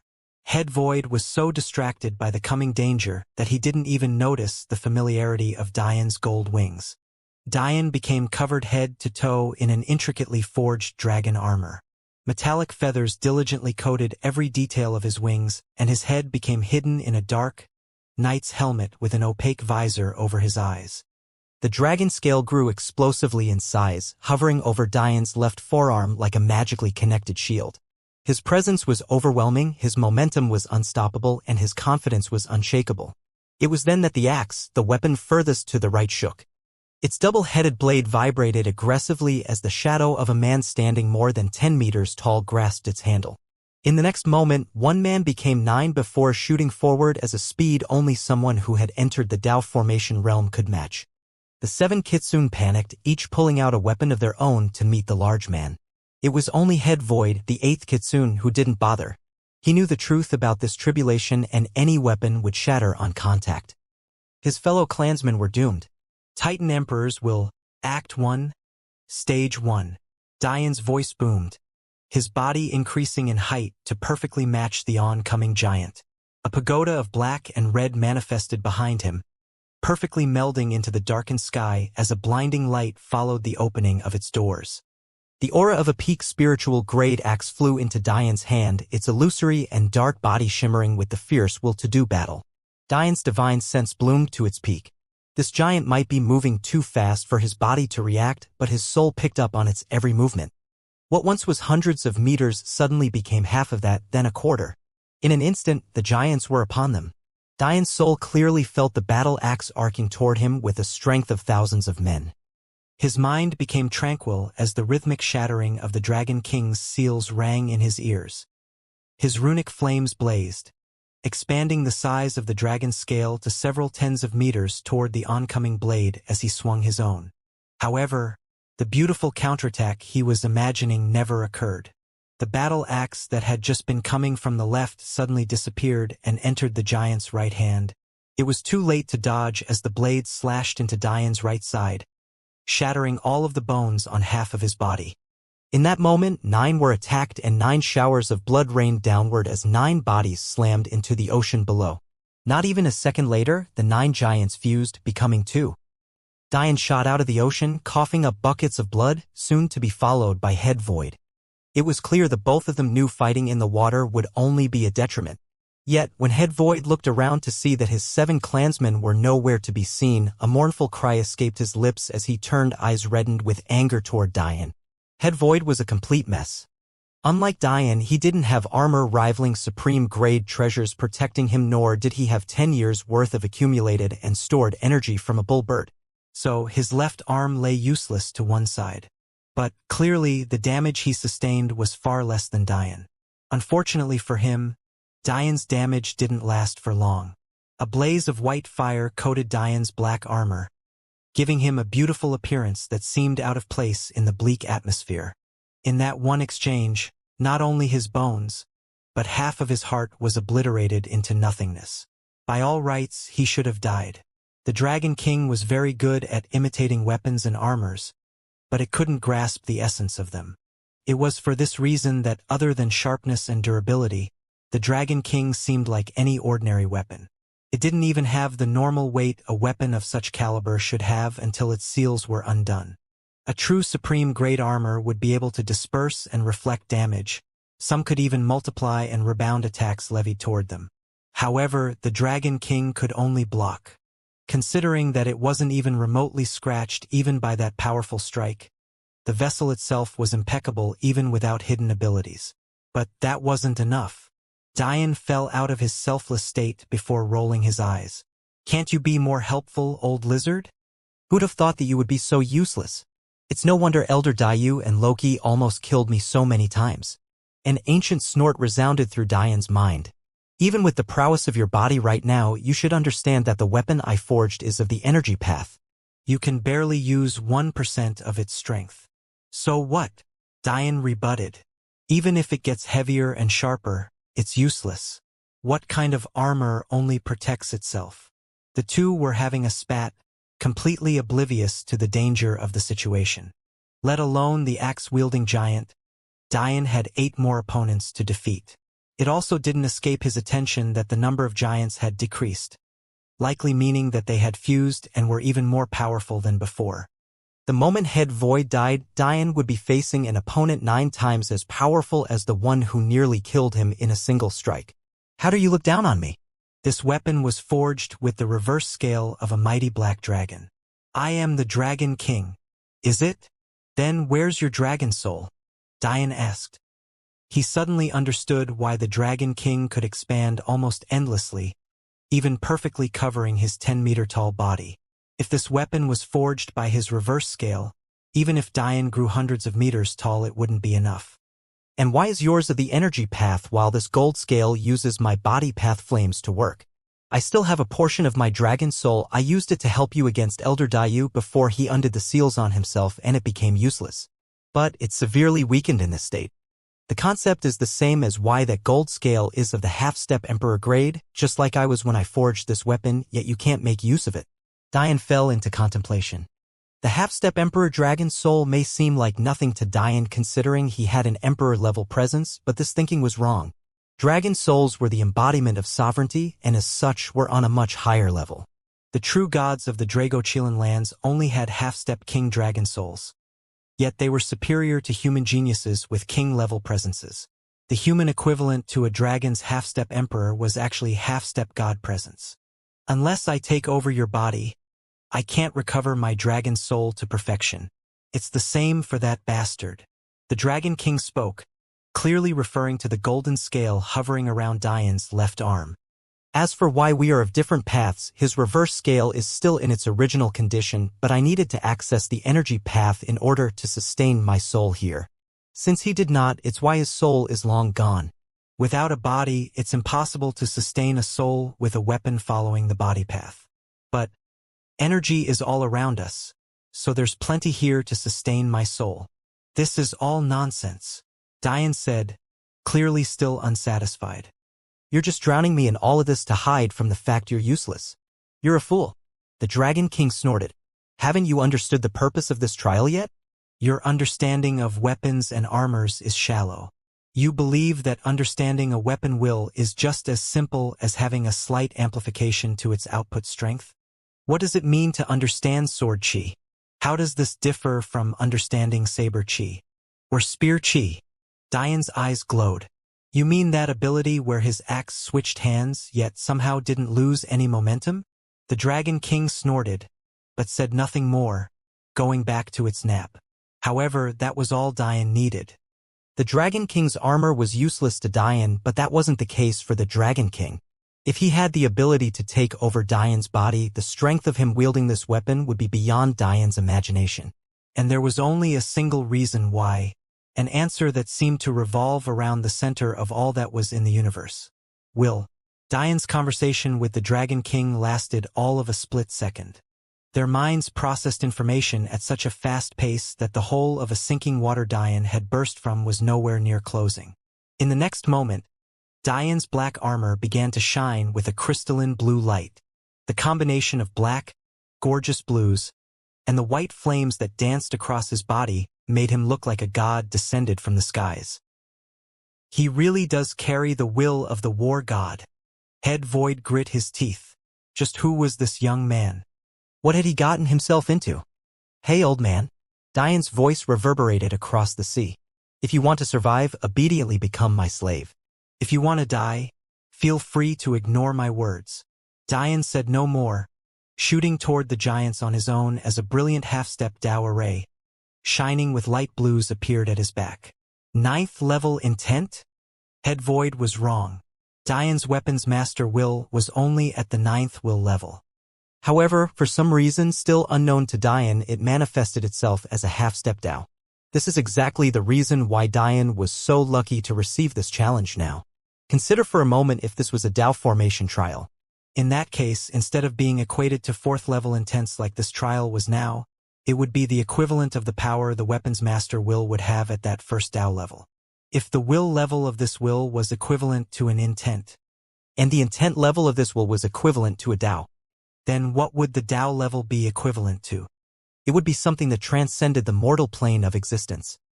The dense energy in Diane's meridians churned, surging into his armor. The blinding lights of the silver mirror constitution made their will known. There were 3 defensive constitutions that rose above the rest. The durability of Diane's Titan diamond body was simply on another level entirely. Any other lower celestial who faced the strength of a Dao formation expert would have had his body turn to an eruption of blood even with the help of the Dragon King. Yet, Diane's bones and organs only sheared apart partially. However, despite being a heaven-grade constitution, the silver mirror constitution was even better in defense. It was just that the Titan diamond body had many other aspects that resulted in its god grade. Diane didn't choose a giant. Instead, he swung his axe toward them both. His 8 wings stretched outward more than 20 meters. His body towered at over 10 meters, and above his head, his manifestations appeared into the world. His eyes glimmered with violet, red, and blue star lights, evoking the will of Azura's eyes. 6 black gold halos hovered to his back, rotating to allow a godlike eye to rest at the very top. At the same time, his battle axe expanded in size. Its handle lengthened to over 5 meters in length, and its twin blades dwarfed half the size of Diane's enormous body, even as intricate half-step Daos lit the world afire behind Diane. It was then that Diane finally clashed with the giants. However, without any suspense. His arm shattered into a mist of blood only held together by the dragon armor that coated it. The second giant completely ignored Diane, as though he wasn't worth its time, surging toward Head Void. Isla, I need your help. Diane spoke into his mind's eye. My soul stamina will last for a long time, weeks even if necessary. I need you to focus on recovering my mental energy. I can't sustain what I'm about to do without you. This time, Diane didn't fly away from the blow. He purposely stood his ground, using his silver mirror constitution to contain the blow in his arm before immediately healing himself to face a second round of strikes. The giant seemed almost too adept at battle. Those who used axes were stereotyped as meatheads who only knew one direction, forward. Yet, this giant had a nimble and clever fighting style that almost killed Dian with every strike. His axe seemed to be as light as feather when he moved it, but it struck with the weight of millions of Jin. Whenever he switched hands, the momentum of his previous strike wasn't lost, so it was as though he had double the time to power his blow. And even worse, Dian could see a path to victory. Every blow he took, he would concentrate it into a single part of his body, withstanding the pain of having his limbs erupt into a mist of blood time and time again. The blows the giant was emitting were so fierce that the silver mirror constitution's reflection ability couldn't hold on. Under normal circumstances, Dian would have received a blessing of Saint Energy first, filling a portion or all of his first 9 meridians, before being given a tribulation. But it seemed that the universe withheld this award due to his cheating. Because of this, he was stuck with essence energy. Still, his vitality was seemingly endless. Not only did his Titan diamond body increase his vitality to godly levels, his death will made it so that his life could be sustained with even the minimum amount of vitality available. The combination made Dian like an undying emperor, facing the enemy of his life. Dian took a deep breath. Second stage, selfless state. The world suddenly opened up to him.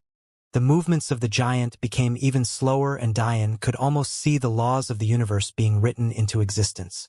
Dian swung his axe. At that moment, he didn't notice it, but there was a subtle change reaching back toward the ancient vicissitudes of martial arts. Dian hadn't noticed until now, but this avatar of sorts that he was facing didn't use any energy or chi. Somehow, he had reached into the depths of what it meant to be an axe wielder to the point where he became the very embodiment of its will. The giant calmly watched the arc of Dian's swing. It didn't have any emotions, so it couldn't be surprised. It simply reached forward to block. However, that was when the axe disappeared from Dian's hand, entering his left and becoming coated in a blaze of black flames. Boom! Dian's axe sliced the giant completely in half. It was at that point that Dian understood how to defeat this trial even as the giant fused back into one. My attack was still lacking. Dian grunted as his arm once again erupted into a mist of blood, second torrents of crimson liquid flying from the creases within the dragon armor. Before the trials even began, Dian's intuition told him that no weapon would have a chance of surviving against these avatars. At that point, the goal of the trial seemed clear. Since these pinnacle weapons were so perfect that no weapon could survive against them, then all Dian had to do was raise his own weapon's level to supersede theirs. As long as their weapon was shattered, this would all come to an end. However, something like this was easier said than done. But it was easier than what it could have been at the same time. Due to the fact that this was a saint trial, Dian only had to master control of his weapons to a saint level to win. This was the equivalent of the 4th intent level, or rather, a 4th will level in this case. It was possible. He could do it. While others might fall into despair thinking about how there were still 8 more impossible mountains to climb, Dian's eyes shone with a fierce light. What he didn't know was that in a world filled with fog, a pale Ree sat cross-legged, bleeding from her 7 orifices as she struggled to sustain Isla's output of power. Dian's mental energy drained completely every split second, only for Isla to step in once more with a saddened expression to refill it again. To call this selfless state of Dian's the second stage was disingenuous. It was more accurate to say that this state was the equivalent of Dian's 3rd stage selfless state except without the support of his life force to sustain it. This meant that what Ree was doing was the equivalent of what Dian had done just months earlier. At that moment, an ancient voice spoke into Ree's mind as the large, dark gold tree at the center of the fairy-like kingdom vibrated gently. Are you sure you want to do this? Ree ignored the elves that sat around her, refusing to move as she continued to funnel her strength to Dian. The Elven Queen was just born. It would be a shame if you died just days later. The World Tree spoke once more, seeing that Ree didn't answer.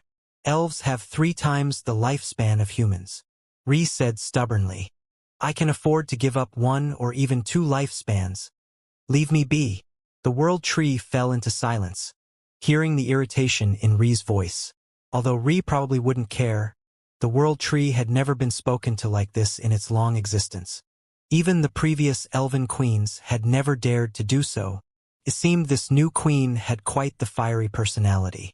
Aside, if you had awakened me earlier, you might have been able to mobilize the power of this world by now. Then you wouldn't need to use your lifespan on something as petty as revitalizing mental energy.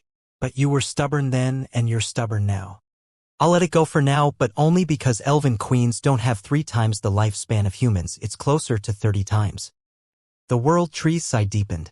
I'll do you this favor since he is your king. After mumbling to itself, the world tree fell into silence. Dian was completely oblivious to all of this. Maybe if he spent just a moment thinking about it, something like this should have been obvious to him. But he was so focused on surviving that the thought hadn't even crossed his mind. However, this was truly curious. The twins had said that even they couldn't escape the detection of the heavens. Yet, Dian was receiving help from Ri. Not only that, but the Kitsune geniuses were hidden in his inner world. That said, Dian wasn't thinking about any of this either. If he did, he'd have the world tree to thank again. As Dian fell into a rhythm of gritting his teeth in pain and swinging his axe, he couldn't hear the strained roars of the Kitsune head behind him. Head Void was struggling even more severely than Dian. Not only did he not have a selfless state, he wasn't adept at using weapons.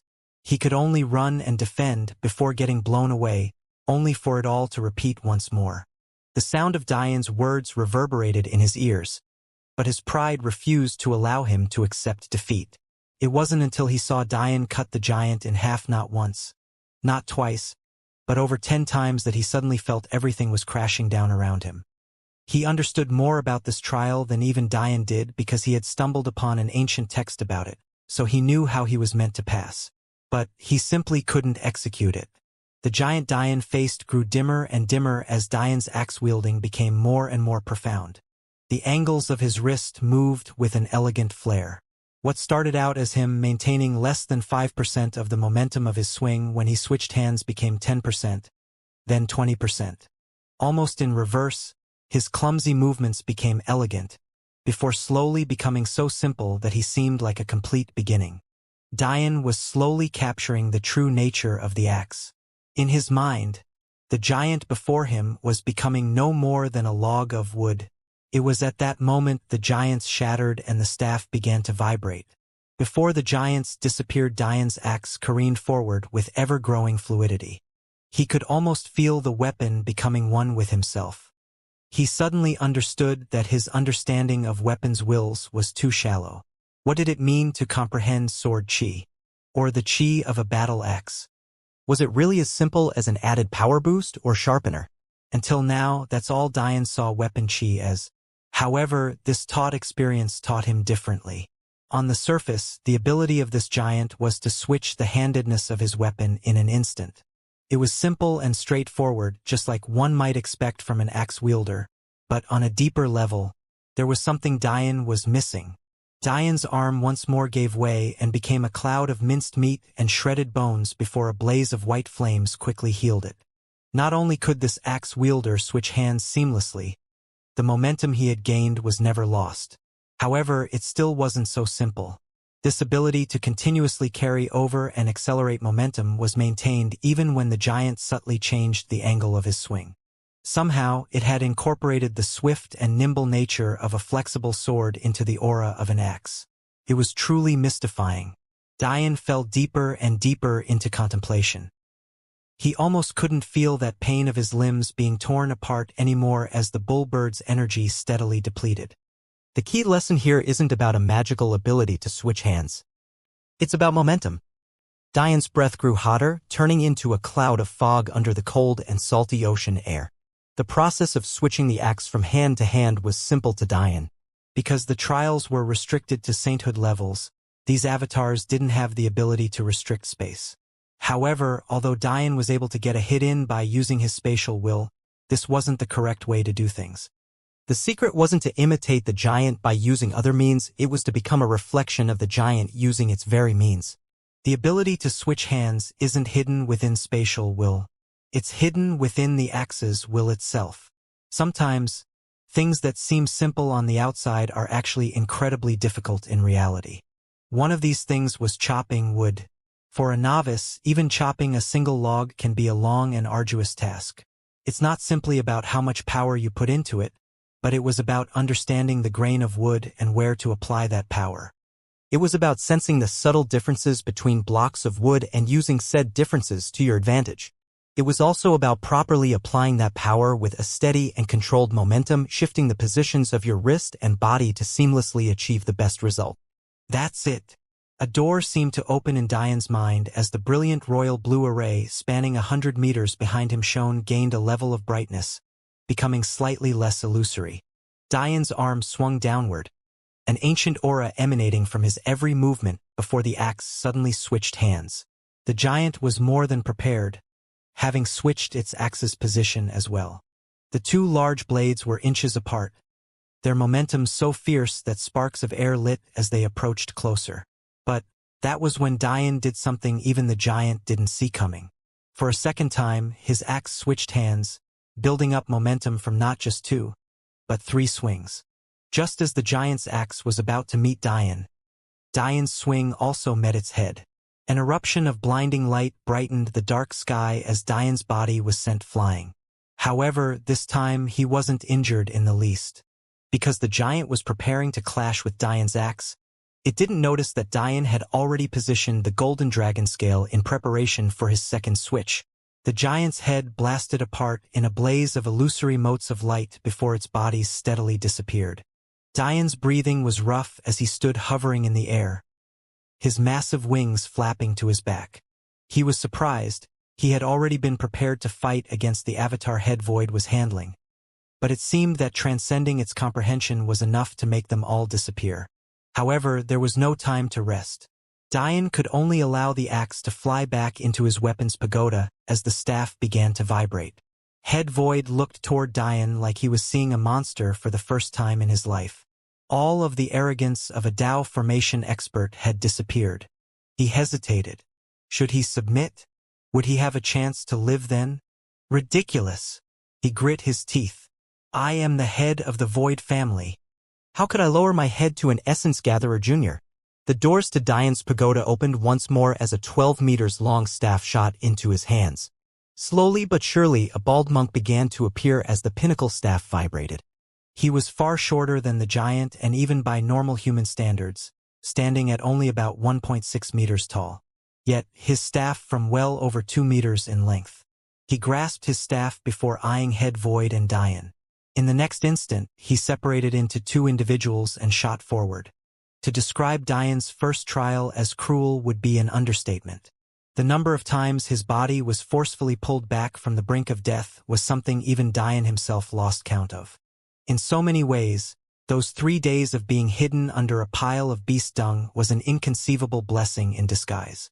Every moment, Diane absorbed large chunks of the healing energy his inner world held, swallowing an amount accumulated over 10 years in mere days. The staff avatar was far crueler than that axe avatar. Its abilities made the dragon scale and dragon armor completely useless. On just its first strike, Diane's body, despite him actively trying to use his new understanding of momentum to direct it away, being a mist of crimson liquid. He fell into the sea, his body only being held together by his overwhelming soul strength and the armor around him. He hadn't been in a situation like this since he faced the half-step transcendent from his second trial. At that point, if it wasn't for Head Void stepping in to block the second avatar while Diane recovered, he would have died without a doubt.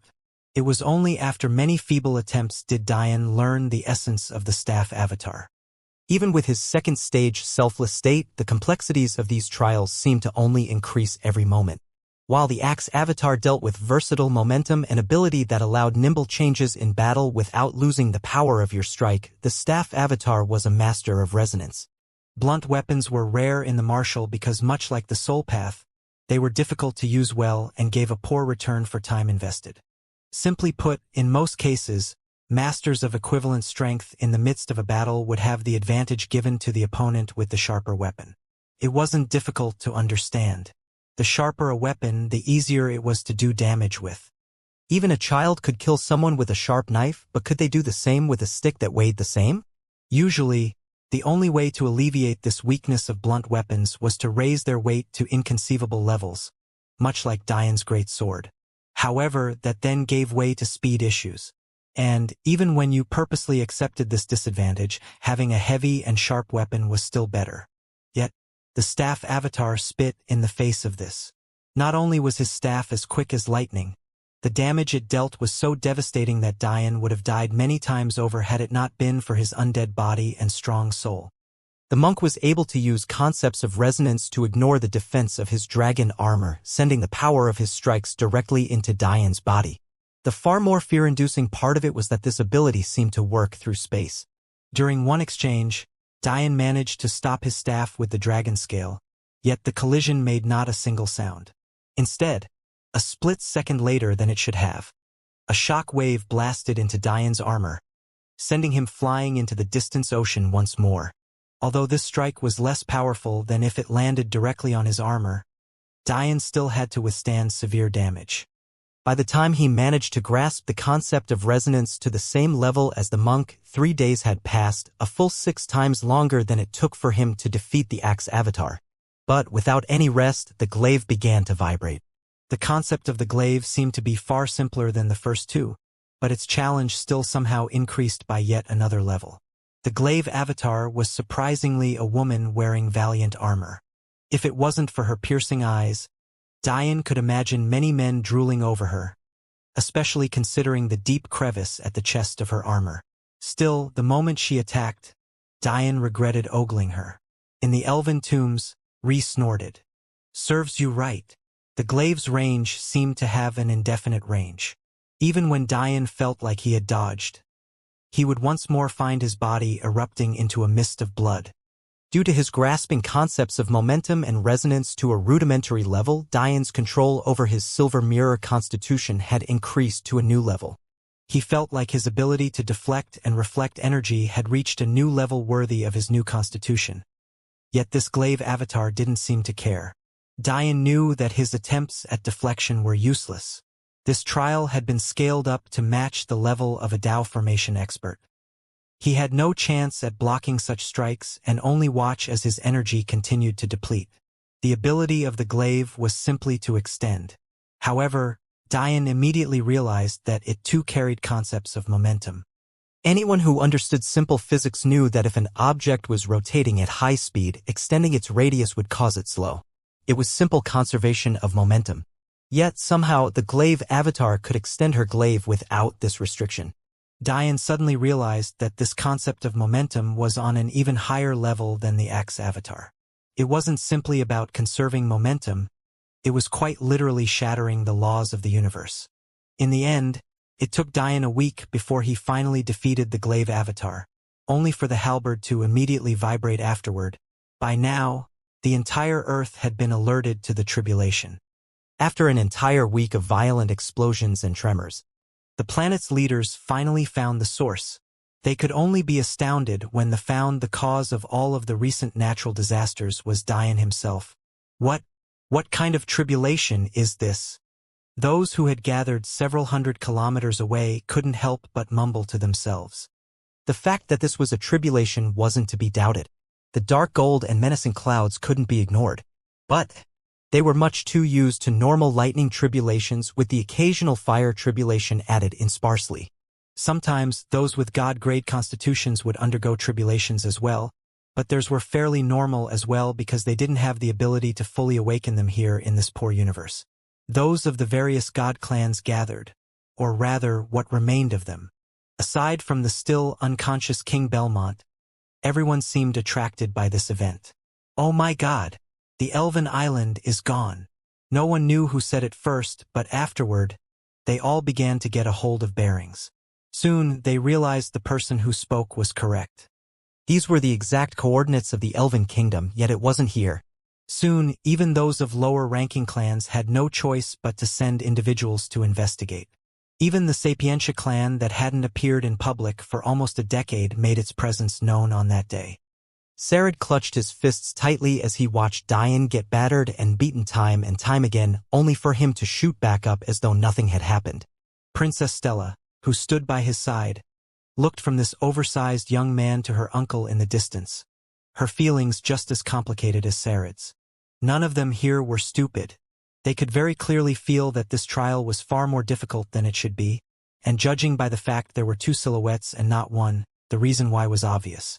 Although many started off by berating Dian for being stupid enough to trigger his tribulation in the presence of others, even blaming him for the destruction of the Elven Islands and likely everyone who was inhabiting it at the time, news soon came down from planet Mino and Princess Aoife, who begged for help in saving her father's life. Dian didn't care about any of this. Although they were very much within the range of his divine sense, he focused on preserving his life. The halberd avatar, a mighty warrior wearing red armor, was actually able to freely change the weight of his weapon, something Dian took hours to even realize. A seemingly simple ability used in a complex way was enough to stump him even with his level of intelligence and his selfless state. This once more took the concept of momentum to an entire new level and took Dian yet another week to master. And yet, without rest, the spear vibrated, sending out with it a bare-chested avatar with vicious tribal tattoos coating his body. The spear avatar's strikes were so potent that, for the first time, Dian actually felt weapons crafted by his will crack. A peak spiritual grade weapon.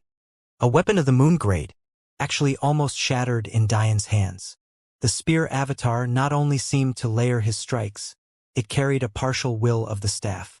It combined concepts of momentum and resonance to cause multiple strikes to become one.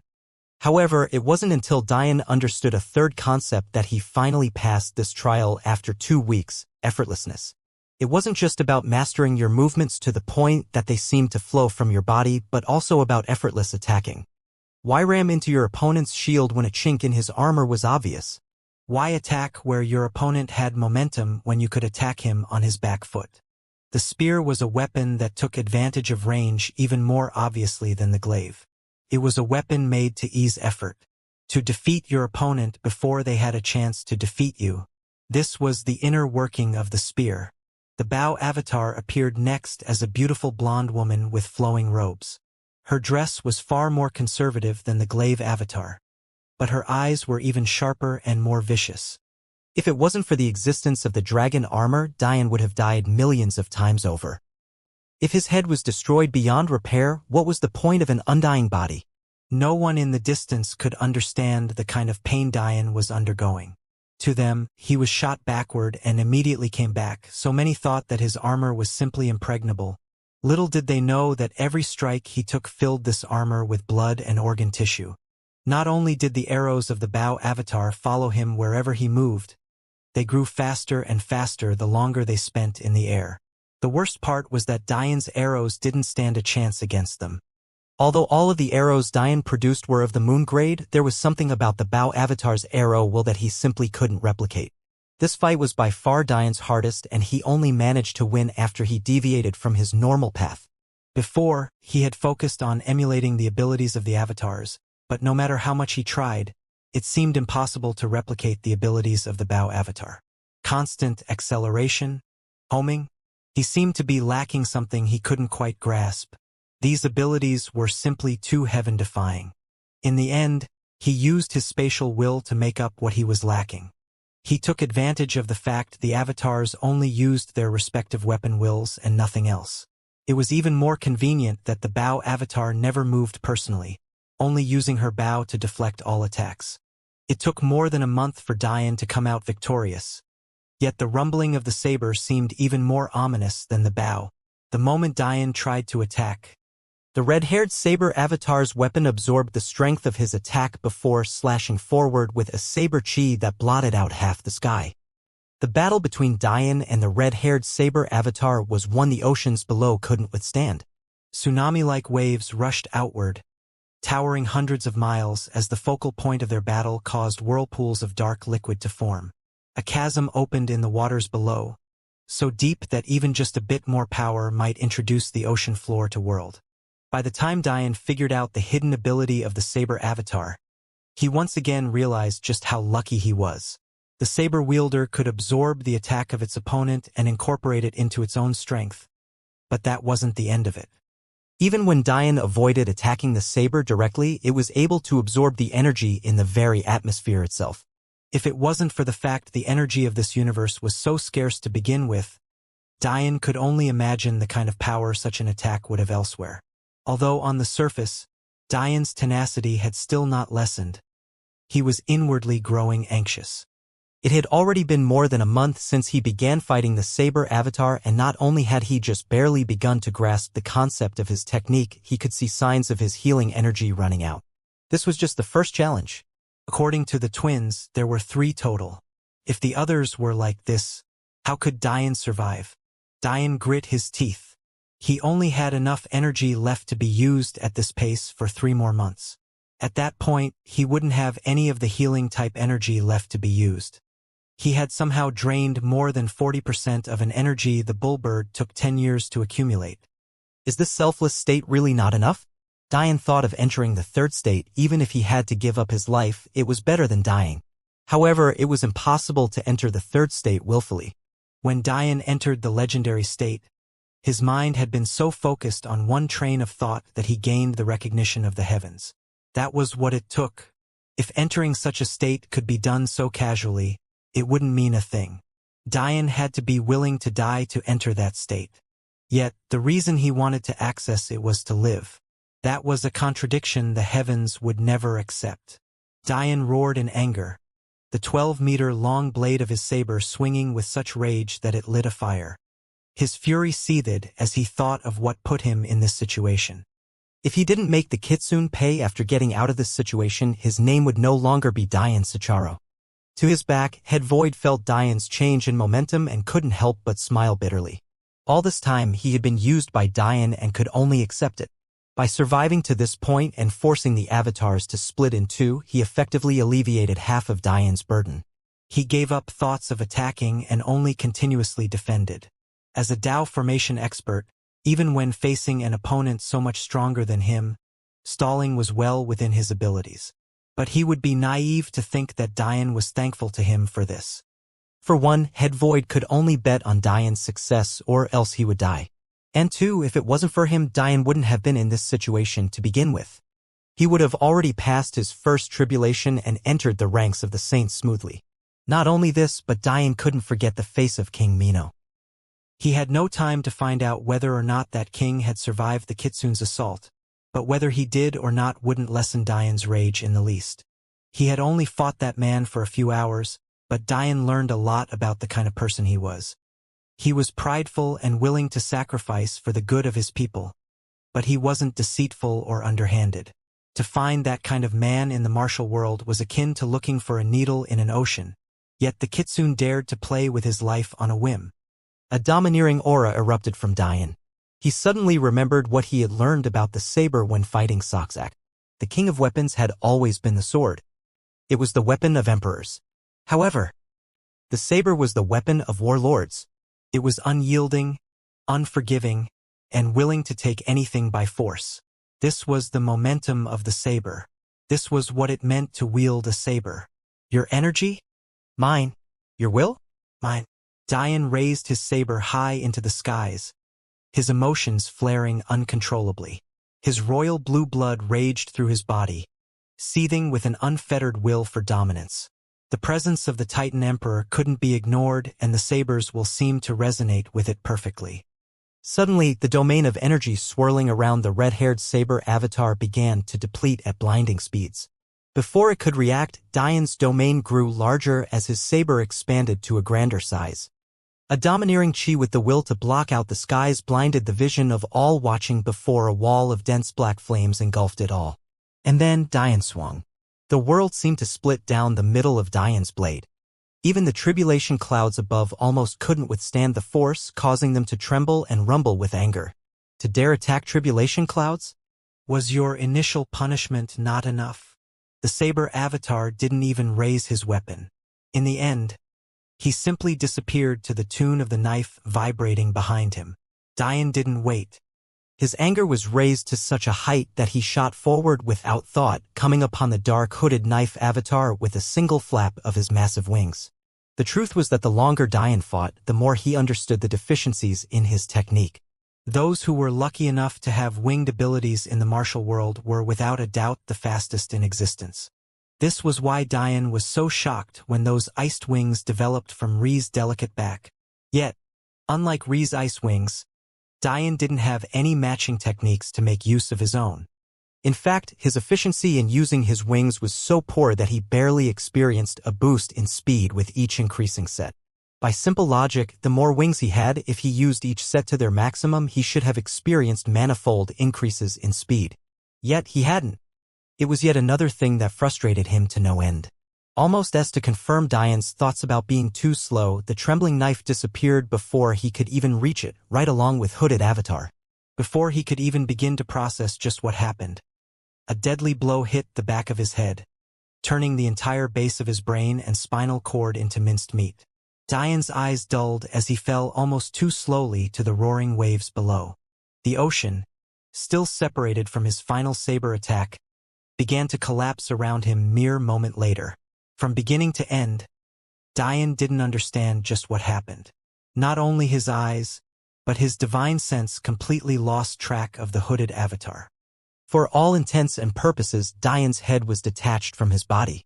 If it wasn't for the dragon armor wrapped around him, they would have long since separated. Isla panicked. Although Diane's life force was still flickering weakly due to his comprehension of death will, his control of his body had dropped to near zero. Even for martial artists, the base of the brain held all of the most basic functions of the human body.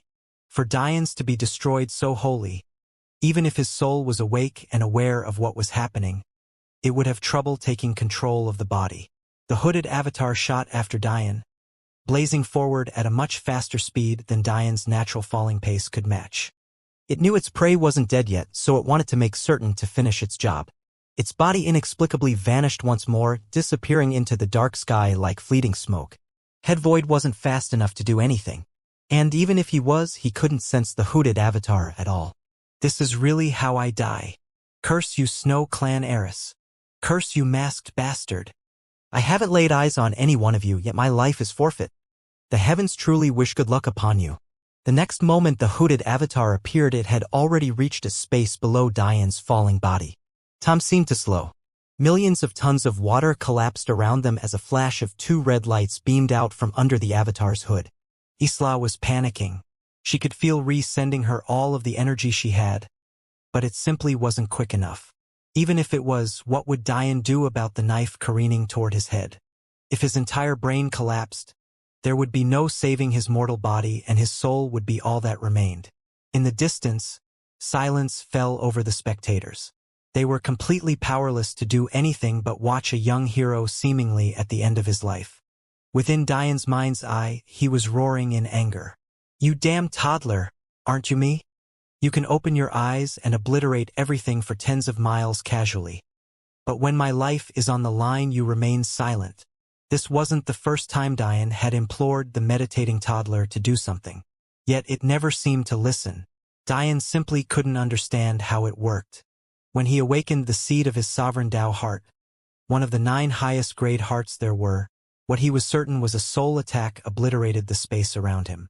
The attack was so fierce that it went all the way through Earth, a planet millions of miles in circumference. The second time this almost happened was when he was trying to fuse his Titan diamond body constitution. With just a flutter of its eyelashes, the toddler made 2 constitutions that should have never been able to fuse together bow their heads in submission. Diane had thought this was great. Whatever this ability was, it allowed him to attack with the full power of his soul. And although his soul was only at the peak celestial realm, in practice, it was far stronger than even most Tao formation souls. If Diane could attack with the power of a Tao formation expert now, wouldn't he be practically invincible? But life was cruel. No matter how much he begged or pleaded, the toddler refused to listen. It was as though Diane's life and death had nothing to do with it. Whether it be in his confrontation with the bullbird, or now, he was completely ignored. Diane's last desperate plea was ignored by it once again as the knife violently collided with the helm of his dragon armor. Isla tried to restore Diane's hindbrain as quickly as she could. But, despite her best attempts, it simply wasn't fast enough. Just when Diane believed he'd probably die here and those in the distance turned away, unwilling to see the death of a genius, a treasure hidden deep within Diane made its presence known. The faint vision of a conversation Diane had with his grand teacher resurfaced in his mind. Old man, what's this mask? Is it special? Why am I so drawn to it? Your eye is actually quite good. the old man snorted.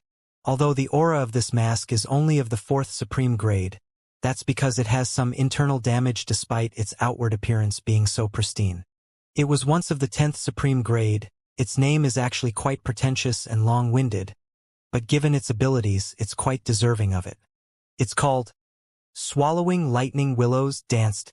The reason it's still here is because just like you, others saw it as a mere 4th grade supreme treasure. But unlike you, they didn't see how special it was. Your sensitivity to weapons has truly helped you out here. I see. Diane's brow furrowed. How do I fix it? There's nothing to fix, Peresi. The mask is just running low on quality lightning. In addition, the lightning it needs to raise its grade must be of the tribulation grade, and it also needs to be a Tao tribulation. Until then, it will remain of the 4th supreme grade. There's about a 10% boost to speed. It contains a lightning legacy. It makes me immune to normal lightning-based attacks and resistant to tribulation lightning. There's a lightning shield that can act as a life-saving measure. It has enough lightning remaining to block a single Tao formation level attack. Sensing danger to its master's life, Swallowing Lightning Willow's dance manifested out of Diane's will. The clouds above trembled as the faint outline of a bird coated in lightning swooped from the skies. The speed was so quick that time seemed to stop as it leisurely looked around. After noticing what it had been summoned to do, it flapped its wings gently, carrying its delicate body through the skies with the majesty of an emperor. The bird was truly beautiful. Its wings shone with a pristine light only matched by platinum. Each of its individual feathers were perfectly crafted, lined with immaculate patterns that seemed both illusory at times and crystalline at others. Its head was as proud as a falcon's, and its long feathered tails would put even a peacock to shame. Yet, its most shocking feature were the beautiful arcs of lightning that coated its body. Gorgeous blues, healthy greens, shining golds, and even overbearing reds. Such a bird didn't seem made for the mortal world. But its curse was just as devastating as its beauty. Heaven Sparrow was a creature never spoken about in even the most ancient of texts. Despite being among the most beautiful beasts in existence along with the crystal dragons and celestial beasts, it was cursed with a speed so quick that no one could appreciate it. Its body dwarfed even the skies themselves, yet all those who watched could perceive was a flash lightning. The bird sighed to itself as it swooped down gently. As it was about to save Diane, it paused, a surprised look crossing its once aloof features. Diane looked quite majestic, even falling from the skies. He was covered in an unblemished black armor, further coated by beautiful white flames and the royal blue illusory patterns of his war god's armor. His wings spread from his back more than 20 meters, matching his 10-meter-tall body, all while he tightly gripped onto a knife more than meter in length. However, this wasn't what caught the Heaven Sparrow's attention after all, let alone 20 meters. Even if Diane's wings spanned 200 meters, it would still dwarf them. No, what caught its attention were the 6 halos of black gold hovering in a precise hexagonal pattern to his back. In particular, the faint streak of golden lightning grasped its attention firmly. There was a reason those who chose to master lightning were rare. It was incredibly difficult to pass tribulations after choosing such a path, and it, more often than not, resulted in death. The Heaven Sparrow was the only creature to embody the lightning element and not face severe repercussions. Yet even it was cursed with terrifying speed. To see a human apparently have a manifestation related to lightning, how could it not be surprised? This Heaven Sparrow was special in many ways. The only friend it had ever had in light was the Swallowing Lightning Willow used to forge Diane's mask. One of them was cursed to be struck by lightning, while the other was cursed to never be capable of interacting with anyone else. After the Swallowing Lightning Willow reached the end of its 9th 10-million-year cycle, the Heaven Sparrow couldn't bring itself to leave its friend, so it tethered its will to it, hoping to die peacefully and finally be put to rest. In fact, the legacy within the mask was related to this will it left behind. It had thought the weapon's master who forged this mask cruel, to expunge the will of its only friend to leave behind on its will, and to not allow its one wish of death as well? Fate. It was an odd word and an even odder concept. The Heaven Sparrow reached out its claw and shattered the existence of the hooded avatar. All its life, the heavens had cursed it to live in misery. Since this was so, It would use the last of its strength and pay it back some before it fell into a deep sleep. The sword in the sky shattered under the heaven sparrow's gaze. With a final look toward Dian and his lightning halo, the heaven sparrow opened its majestic beak, causing the remaining motes of light from the sword and knife to surge toward it. In the next moment, a streak of golden lightning hit Dian's chest as the sparrow sent a bright bird's call into the skies, shattering the tribulation clouds above. The heaven sparrow's body dimmed considerably, its body shrinking from a span of several tens of kilometers to a mere foot in an instant before disappearing into Dian. Dian's mask dimmed, turning from a beautiful silver gold to a solid black. The dispersing dark gold clouds above rumbled with rage.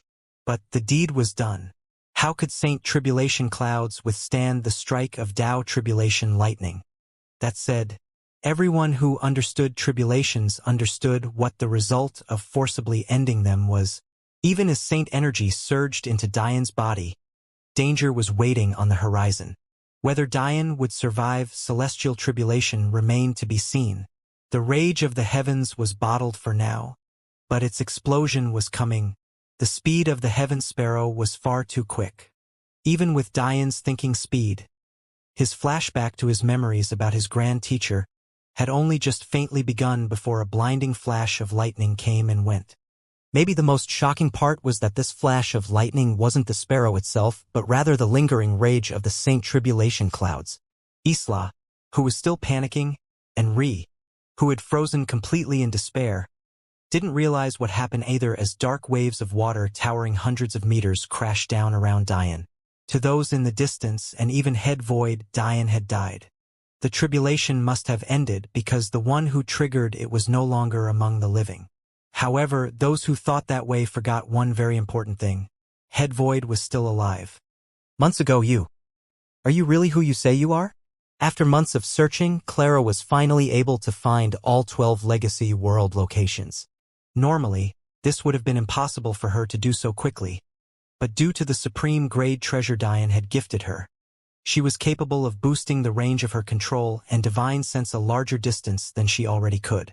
In addition, she made use of a divine sense extending technique within the Tao of Array Alchemy. Although it resulted in a severe drop in the details she could pick up, she only needed to sense vague fluctuations in energy to find her targets. Truth be told, it would have been far more efficient if Dian was the one to search, but that was impossible at the time considering the issues waiting for him back at Soul-Rending Peak. It was lucky for Clara that heaven-grade beasts like Little Wind grew very quickly. In the past more than half year, she already had a wingspan of almost 5 meters. The moment Clara found the 12th world and became certain that there weren't any more to find, her first target was the legacy world closest to the former location of her home country, America. Currently, she was in a land of dense forests. A small tribe was built upon trees at the very edge of the world at seemingly the furthest place from danger. According to what Clara could tell, though, this wasn't the only tribe in this legacy world, which made one of her biggest fears come true. Instead of coming together like they should have, human nature shone through and fractured an already weakened people. What Clara didn't know was that a little over 2 million people had survived from a population of over 10 billion. For 2 million people to fit into just 12 legacy worlds, there had to be at least a few 100,000 per. Yet, this tribe only had a few thousand people. The divide was greater than she thought. The only saving grace was that the tribe itself seemed to salvage a few values of their mortal realm. The wooden houses were built with signs of advanced engineering. Despite their simplicity, the tribe was clean, showing that sanitation was taken seriously and the agriculture couldn't be said to be thriving, but was at least being sustained well with various redirected villages and plowed lands. However, with the good came many problems. Their culture had devolved almost barbarically. The leader speaking to Clara now was very obviously the strongest, and not the smartest they had to offer. The role of women had receded by several hundred years, very obviously considering the fact there wasn't a single one here in a leadership capacity even for such an important meeting aside from Clara herself. And Clara would bet her life on the fact the prettiest of women were monopolized by these very men here regardless of what their feelings on the matter may or may not have been. Clara didn't even need to look around personally. Her divine sense caught all of these details despite only having a range of a dozen or so kilometers. What she saw made her very angry to say the least. To make matters worse, the one who had spoken with such sincerity and hope in their voice weren't the leaders in this room, but rather a female servant standing to the side. Did I give you permission to speak? A man sitting at the chieftain's chair glared at the woman who spoke, causing her to stumble backward and lower her head. Clara's anger seethed, her chest heaving. Her temper had never been really good to begin with. The part of her that had spent the last 20+ years in the martial world wanted to wave a hand and behead them all, but the part of her that was still holding on to the past refrained. She couldn't just solve problems by killing. There had to be a better way. There were already too few of them left. Seeing how these men were acting, Clara knew very well that the only reason they hadn't simply attacked her was because of Little Wind. In their everyday lives, what these macho men feared the most were the beasts that frequented these legacy worlds. Seeing Little Wind tamed by Clara made it obvious to them that dealing with Clara wouldn't be easy, which was why, although they were practically salivating at her beauty, they hadn't dared to make a move. What they didn't know was that Clara herself was far stronger than Little Wind, who wasn't even a year old yet. Be more respectful of those around you, or else you'll pay a price, Clara said with a sharpened gaze. The large-framed chieftain turned to Clara with a smirk on his face, clearly treating her like a little girl. Former first daughter, was it? The chieftain smiled as though Clara hadn't said anything. You do well to remember that this is my tribe, not yours. You may think that that little bird of yours gives you some protection, but what does one beast mean in the front of hundreds of men?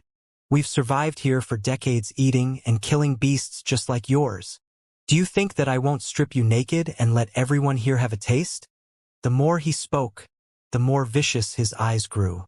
Clara's face twisted as he looked at this chieftain who couldn't have been more than 18 years old. It was obvious to anyone who thought for a moment that the leaders of these tribes would be those who could cultivate. Those of the older generation wouldn't have been able to benefit from the breaking of the seal. This was part of what made Clara so angry. Not only had many of the women been pushed down to the level of second-class citizens, the same was true of the older generation. Those slaving for the rich, plowing the fields, and begging in the streets were all without fail members of the older generation. It was their hearts that had reached out to Diane, begging to be saved after hearing his melody. Clara's expression darkened as she stood. Her movements were so quick that no one could react before her slender hand had wrapped fiercely around the chieftain's brawny neck. Those like you do not deserve to cultivate. The chieftain paled, suddenly realizing that he couldn't breathe. You're not even halfway through the foundation stage, yet you dare to lord over others? Clara's temper flared. But she had never killed a human before, no matter how she looked at it. She couldn't bring herself to kill a boy who wouldn't even be old enough to go to college yet in their world. The other elders, each teenage boys ranging from 13 to 17 years old themselves, didn't dare to move. Picking him up by the neck and throwing him out of his chair, Clara glared at those around the room. Go and gather everyone here. And I mean everyone. With a wave of her hand, the chieftain's treehouse was obliterated. What was once a beautiful feat of engineering that spanned almost 10 ancient trees was flattened by Clara in a moment. Did these boys understand engineering to this level? No. Obviously they didn't. They relied on the older generation when it benefited them and tossed them away when it didn't. What happened when you gave rebellious teenage boys superpowers? This was exactly what happened, and it sickened her. Who knows how many young girls they had ruined? Lives they had taken in anger? How many families had they torn apart on their power trip? Young or not, Clara would punish them thoroughly after taking an accounting of their deeds. Over the next week, Clara's name came to be known across that first forested legacy world. Her appearance no doubt caused anger and animosity to stir, but she was simply too powerful for them to do anything. That said, the only ones who felt this way were the few lucky enough to learn to cultivate. As for the disenfranchised and unfortunate, Clara's appearance was akin to an angel descending from the skies. Unlike those foolish teenage boys, Clara made full use of the older generation, even leaning on them. She found former intellectuals, engineers, doctors, artists, and like. These were the people that carried the torch of what it meant to be of the mortal world. In addition, she needed them for when she went to other regions. After all, Clara didn't know how to speak every language of the mortal realm. Some of you might remember who my husband is, Clara said with a smile. The son of the late General and Saintess Sicharo. It was his melody that you heard resonate in the skies. He wanted to see if any of you had survived, and he was elated to find out that you had. Being of the American region, many here remember Diane. Plus, even across the world, Diane's name wasn't an unfamiliar one. To hear that one of their own was so powerful, it made the eyes of the older generation light up. After years of being oppressed by their own sons and daughters, some were apprehensive about finding out about yet another powerful young man. But, looking at how Clara was treated, it became obvious to them that Diane couldn't be categorized along with those tyrants. I won't lie to you all, Clara said seriously, looking out and into a crowd of a few 100,000. The martial world is far more dangerous than these legacy worlds. You all were able to gather here so easily because I could single-handedly kill more than 95% of the threats. However, I couldn't replicate even a single % of that in the martial world. A murmur swept over the crowd. Why should they leave then? Wouldn't it be better for them all to stay in this world now that it had been made safe? Clara smiled bitterly. It would be safer for you all to stay here, but is that the life you want? To be holed up, never to leave? The beauty of our clan has always been about its will to reach out and into the stars, has it not? I'm giving you that opportunity now. Not only for you, but for your children and your children's children. Don't you want the world remember what it means to be a member of the mortal clan? The word mortal was one looked upon with disdain by those of the martial world. Yet Clara saw it as a point of strength, and so did Diane. This is what we'll rally around, Diane said. We're mortals. And we'll embrace it. For Clara, the remnants of the mortal clan were too pitiful to be of any challenge to her. Even the staunchest of opposition was easily dealt with. However, there was a limit to what Clara could do. In truth, Clara's temper was just as short as Diane's. However, when it came to viciousness, she fell well short of where she needed to be to truly rule. And after gathering all of the people from the first legacy world together, she seemed to understand this about herself as well. I don't have the proper disposition of a leader, Clara sighed to herself, looking up and into the skies. She tried to use Diane's words to motivate the people, but oftentimes the masses could see through someone lacking charisma. All her life, Clara was known as the silent and brooding tomboy. Her eyes were cold and uninviting. Her emotions were often buried deep, and she frequently used anger as a replacement for what she was feeling. To top this off, her arrogance was no less than Diane's. If it wasn't for the fact Diane's life and death depended on her giving him her virginity, Clara had no doubt in her mind that she wouldn't be with Diane at all. Diane confessed to her at that one vulnerable moment of weakness. If he had let her walk out of that bedroom door, there would have never been a them. The combination of these character traits wasn't something that was conducive to leading. Cold but indecisive. Arrogant but closed off. It was no wonder she couldn't convince these people of much. Clara could only sigh. I guess it has to be you. The sound of Clara's disappointment seemed to silence the crowd. Many of their faces reddened in embarrassment. Here was a seemingly frail girl willing to journey into the unknown, but they themselves were too scared. Although some told them that this girl was far more powerful than she looked, after decades of living in a mortal society, it was difficult for the older generation to wrap their heads around such things. Clara couldn't help but berate herself when she noticed the shift in the crowd. She shouldn't have allowed her emotions to show so obviously. I will take 3 people from here, Clara finally said. Those who have the ambition to follow me, step to one side and I will choose among you. Those who do not can stay behind. However, Clara's gaze sharpened. Whether you decide to come with me or not, there will be strict and overarching changes here. Just like this, Clara found similar situations in all 12 legacy worlds. In the end, she could only take 3 geniuses from each world to follow her and rely on Diane to convince these people out of their shells. Truth be told, neither Clara nor Diane had any real obligation to help these individuals, but Diane felt partly responsible for their plight. Although he never talked about it, Clara was very much aware of her husband's feelings. If it wasn't for Diane provoking matriarch Nivea's death, the mortal realm would have never suffered so much. Clara found these thoughts to be ridiculous. After all, was it Diane's fault that matriarch Nivea sought his death first? Was it his fault that he was born with the soul kernel? Saying that any of this was his fault was the same as saying he was at fault for his own parents' deaths. Thinking to this point, Clara couldn't help but sigh once more as she looked toward 36 young, bright-eyed youths. They didn't look much younger than her. But Clara knew that she was already over 30 by now, despite the fact she looked to be only about 20 years old. If they were still in the mortal world, she'd be a middle-aged woman and they would be snotty-nosed brats. Such contradictory thoughts couldn't help but constantly run through her mind. At the very front of these were 3 very important young teens. 2 young girls and a young man. These 3 were none other than the 3 credited with the auspicious signs that forced the 12 legacy worlds opened, effectively saving the human race. Kedar was an Arabian young man with bronzed skin but beautiful blue eyes. He stood tall with a clear arrogance emanating from him. Funny enough, the first time he saw Clara his eyes brightened so much that he immediately swore that he would make her his. Apparently the naive little boy wasn't very scared of Diane. That said, Clara found it adorable only because Kedar hadn't exploited the women of his tribe despite having the power to. So she forgave his little puppy love fantasies. Allura was a French young lady with delicate and pale skin. She seemed shy, but Clara didn't miss the lofty glint in her large brown eyes. This girl was definitely a little schemer. Sybil was a Turkish young woman with a grand stature. Her curves were full and her chest was proud. Her hazel eyes were so piercing that they almost looked golden, while the clothes that covered her body were designed for peak flexibility. Just as Clara was about to address them using the translation arrays she had labored over for weeks, the violent rumbling of the earth caused her to frown.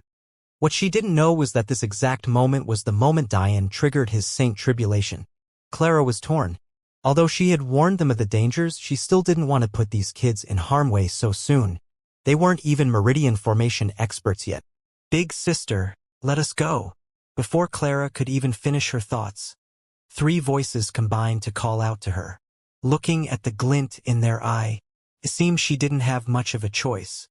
As the 36 young geniuses and Clara climbed in a transportation vessel pulled by little wind, other, similar occurrences were happening all across Earth. The Belmont Palace shifted into motion, the remnants of the Cavasitas clan, even the lesser clans made moves of their own, including the big sects and outer edge academies. Although Focus Academy no longer existed, many of their former rivals were very much alive and well. However, one holy land in particular stirred that would have definitely caught Diane's attention. The Bai clan. The term Holy Land was used quite loosely in the martial world. It simply referred to a place where the valuables of a clan, including their tombs and treasures, were stored. This place also held the core teachings of a clan and the will of their ancestors. For the Elven Kingdom, their tombs were located in another dimension entirely. The same was true of the celestial beasts. This was also the case for the Bai. When Diane learned that the Bai were devil cultivators, he suddenly understood many things. During his Focus Academy days, he was well aware that Pillar family heads were lower essence gatherers at best, with most of them still being within the meridian formation stage. The only exception to this was Paishaniva, who was actually already a celestial at the time. As for Head Bai, Mei Ying's father, he was also a meridian formation expert. However, the reason was more complex than this. Although the Bai family couldn't be said to be overtly powerful, a cultivation realm so low was definitely too pitiful for a clan the Daiyu took seriously. The truth of the matter was that Head Bai's cultivation of the conventional path really was at the mere meridian formation tier. However, his cultivation of the devil path was already within the celestial realm. The Bai family's holy land was filled with curse energy not as a form of protection, but rather as a byproduct of their devil chi accumulating methods. When Diane first met Mei Ying, the number one thing he noted about her were her violet eyes. The second thing he noted about her was the strangeness of her feng shui compass will. Niche wills like Mei Ying's compass will were never given formal rankings, but you'd sooner find a needle in a vast ocean before you found one that was weak. Why was it that Mei Ying couldn't come with Diane?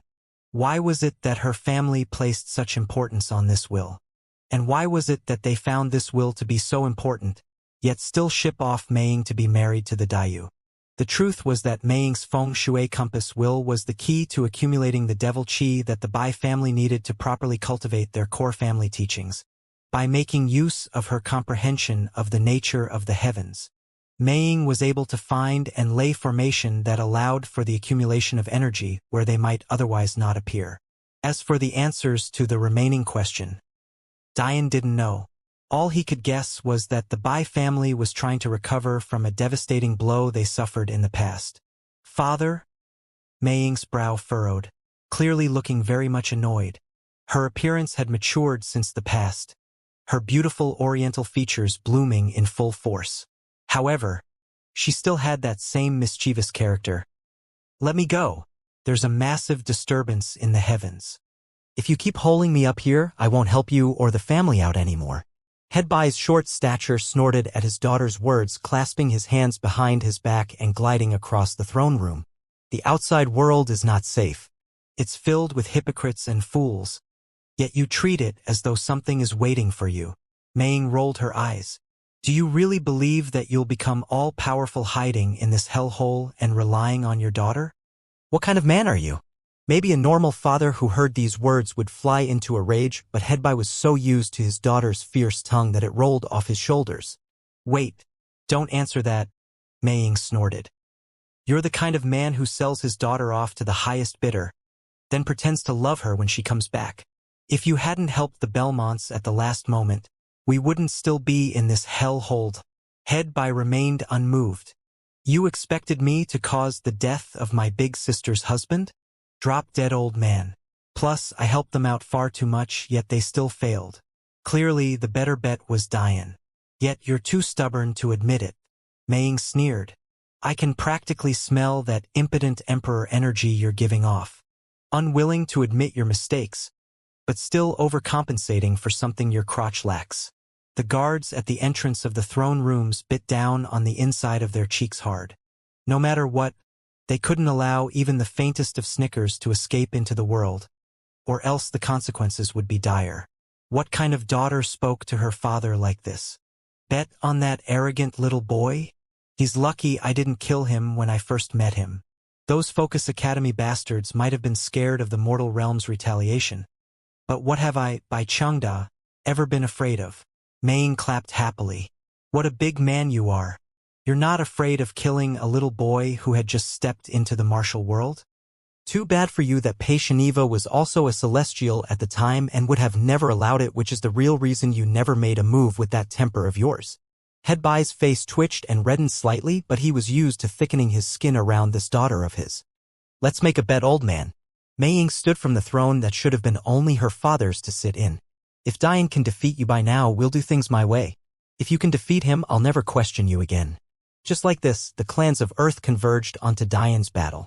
Not a single person of importance missed his valiant showing. Among them, even Madeline's foster family stood in the skies, standing upon the patented golden eagles of the Sapientia family. It seemed that Pertinacis, Madeline's younger brother, had had some accomplishments in the past few decades. After all, his mother and head Sapientia's second wife had always been from a higher-ranked Sapientia branch, only a step away from their God clan branch.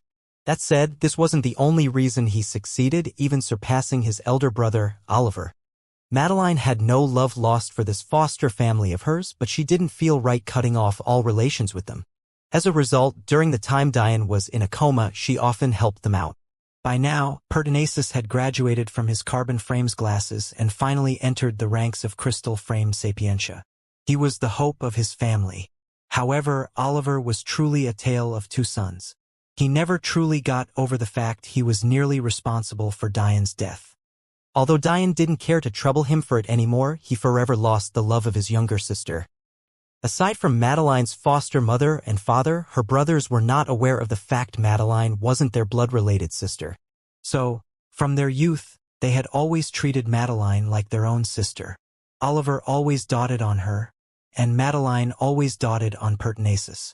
However, their family was forever fractured. Maybe Madeline would have been able to slowly forgive them if they repented.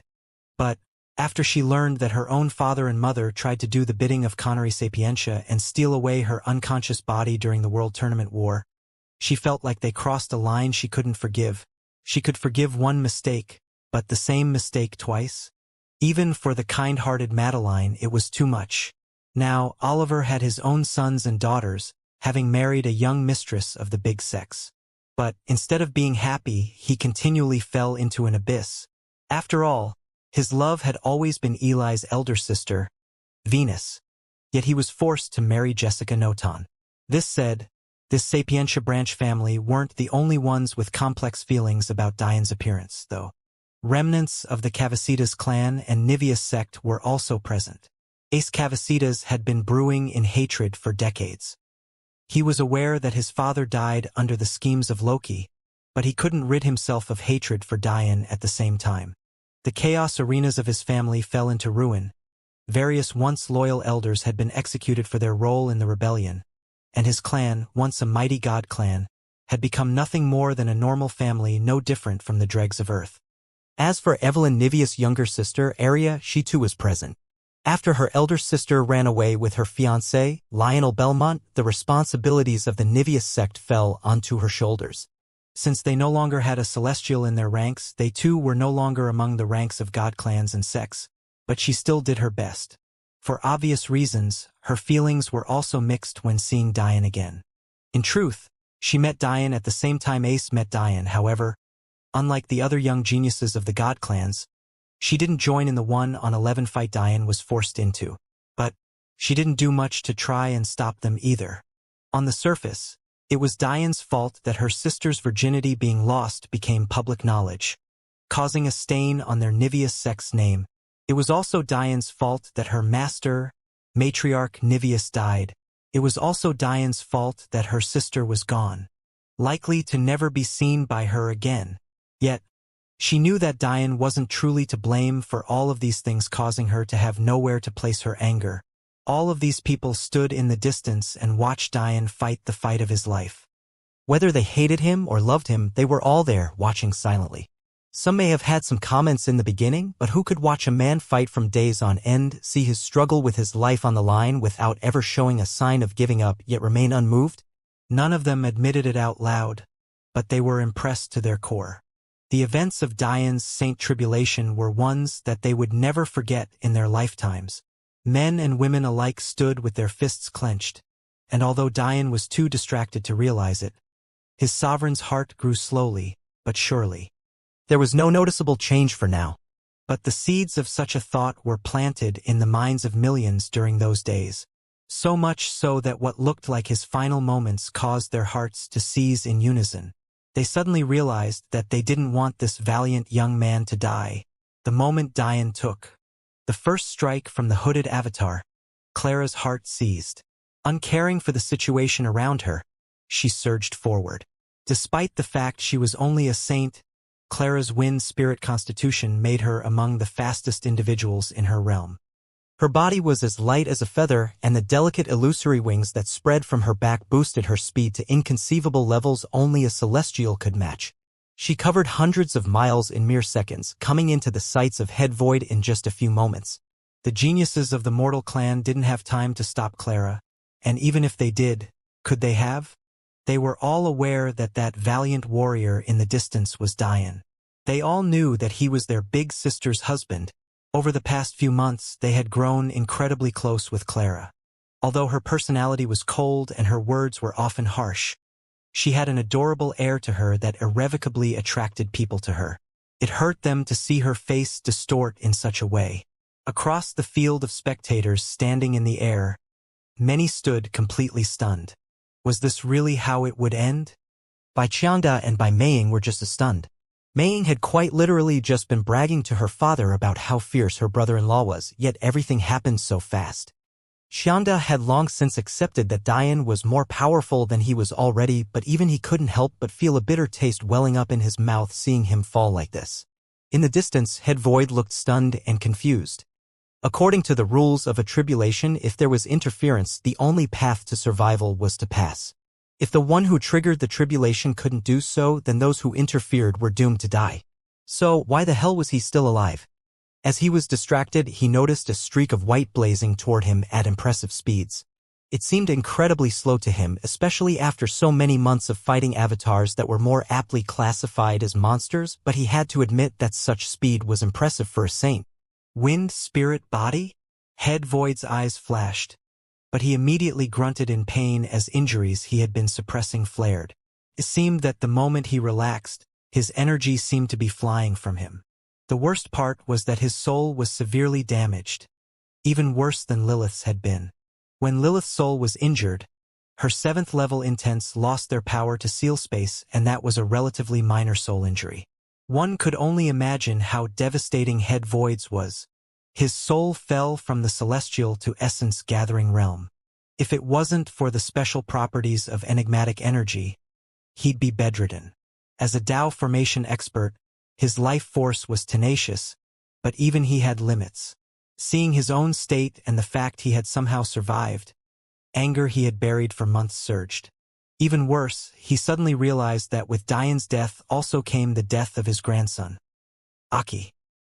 His eyes reddened, once more training on Clara, who was diving toward the ocean. It was as though she didn't have eyes for him at all. Wind spirit body, a heaven-grade constitution? Sprite females are very useful. Head Void sneered. You seem very concerned about that bastard who put me in this situation. Head Void's body flashed, appearing before Clara in an instant.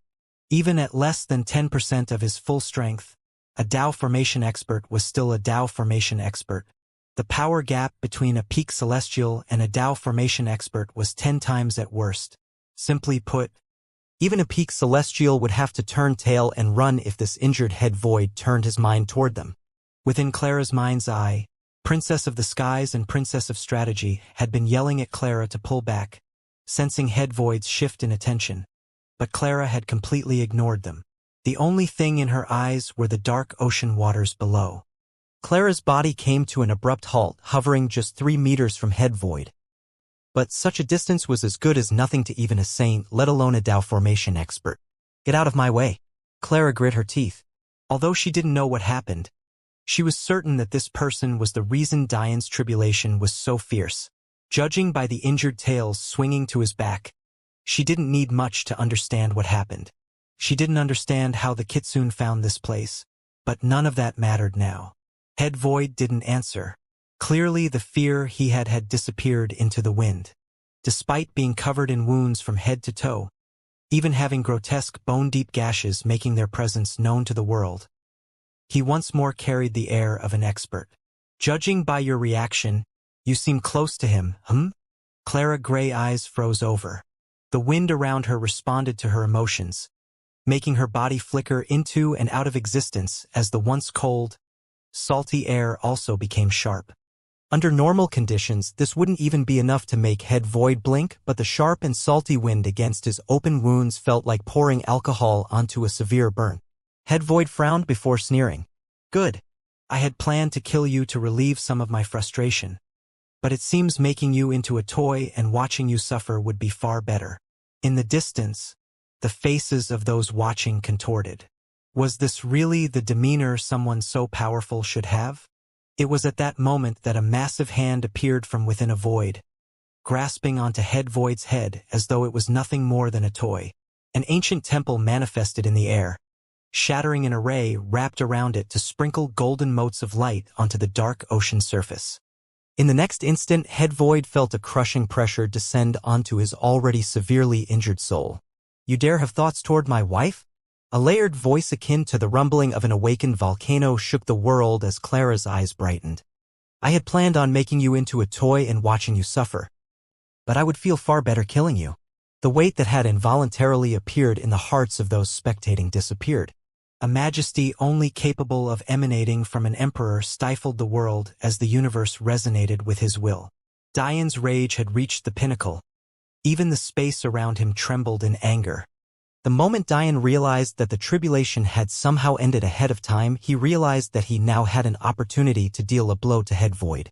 Of all the reasons he could think of, there were only 2 possibilities. Either his soul was involved, or his mask's life-saving ability had been triggered. In the end, the answer became obvious when he saw the depleted state his mask was in. It was no longer anything but a normal piece of metal wood. Valuable, yes, but currently useless until Diane managed to find for Tao-level tribulation lightning. Having come to that conclusion, Diane lay in wait, knowing that if he survived, Head Void had also survived. Isla quickly reaffirmed the connection between his brain and his spinal cord before Dian finished the rest of the healing himself the moment he regained control of his body. If it was up to Dian, he would have used the Aurora Steps to suppress Head Void long ago. However, he knew that he couldn't. As a treasure of the 33 heavens, the Aurora Steps had both a passive and active ability. Its passive ability called upon the universe to awaken one's aurora, while its active ability allowed direct suppression of another's soul scaling to its owner's soul strength. With an opponent like Head Void who already had a far weaker soul than Dian to begin with, on the surface it seems questionable that Dian would rather put his life on the line than use this treasure of his, but he of course had his reasons. For one, the Aurora Steps only suppressed movement. Unfortunately, it didn't actually attack one's soul, but rather applied pressure depending on its owner's abilities. When Dian used this ability against Elder Dayu, the first problem he ran into was the fact that even while immobile, he had no means to kill Elder Dayu. He couldn't apply enough power into his strikes to deal a blow to him, even when he couldn't raise a hand to defend himself. In order to behead Elder Dayu, Dian had to burn his soul, raise it to the level of the 12th stage or peak Dao formation realm, break into the weapons master realm, and then pour all of that power into a single swing. Yet, Elder Dayu wasn't even a true Dao formation expert. He had fallen into the celestial realm. Secondly, Dian was aware that when using a soul path treasure of the 33 heavens, it was impossible for him to split the tasks of his soul. Meaning, he couldn't use the Aurora Steps and Devour at the same time.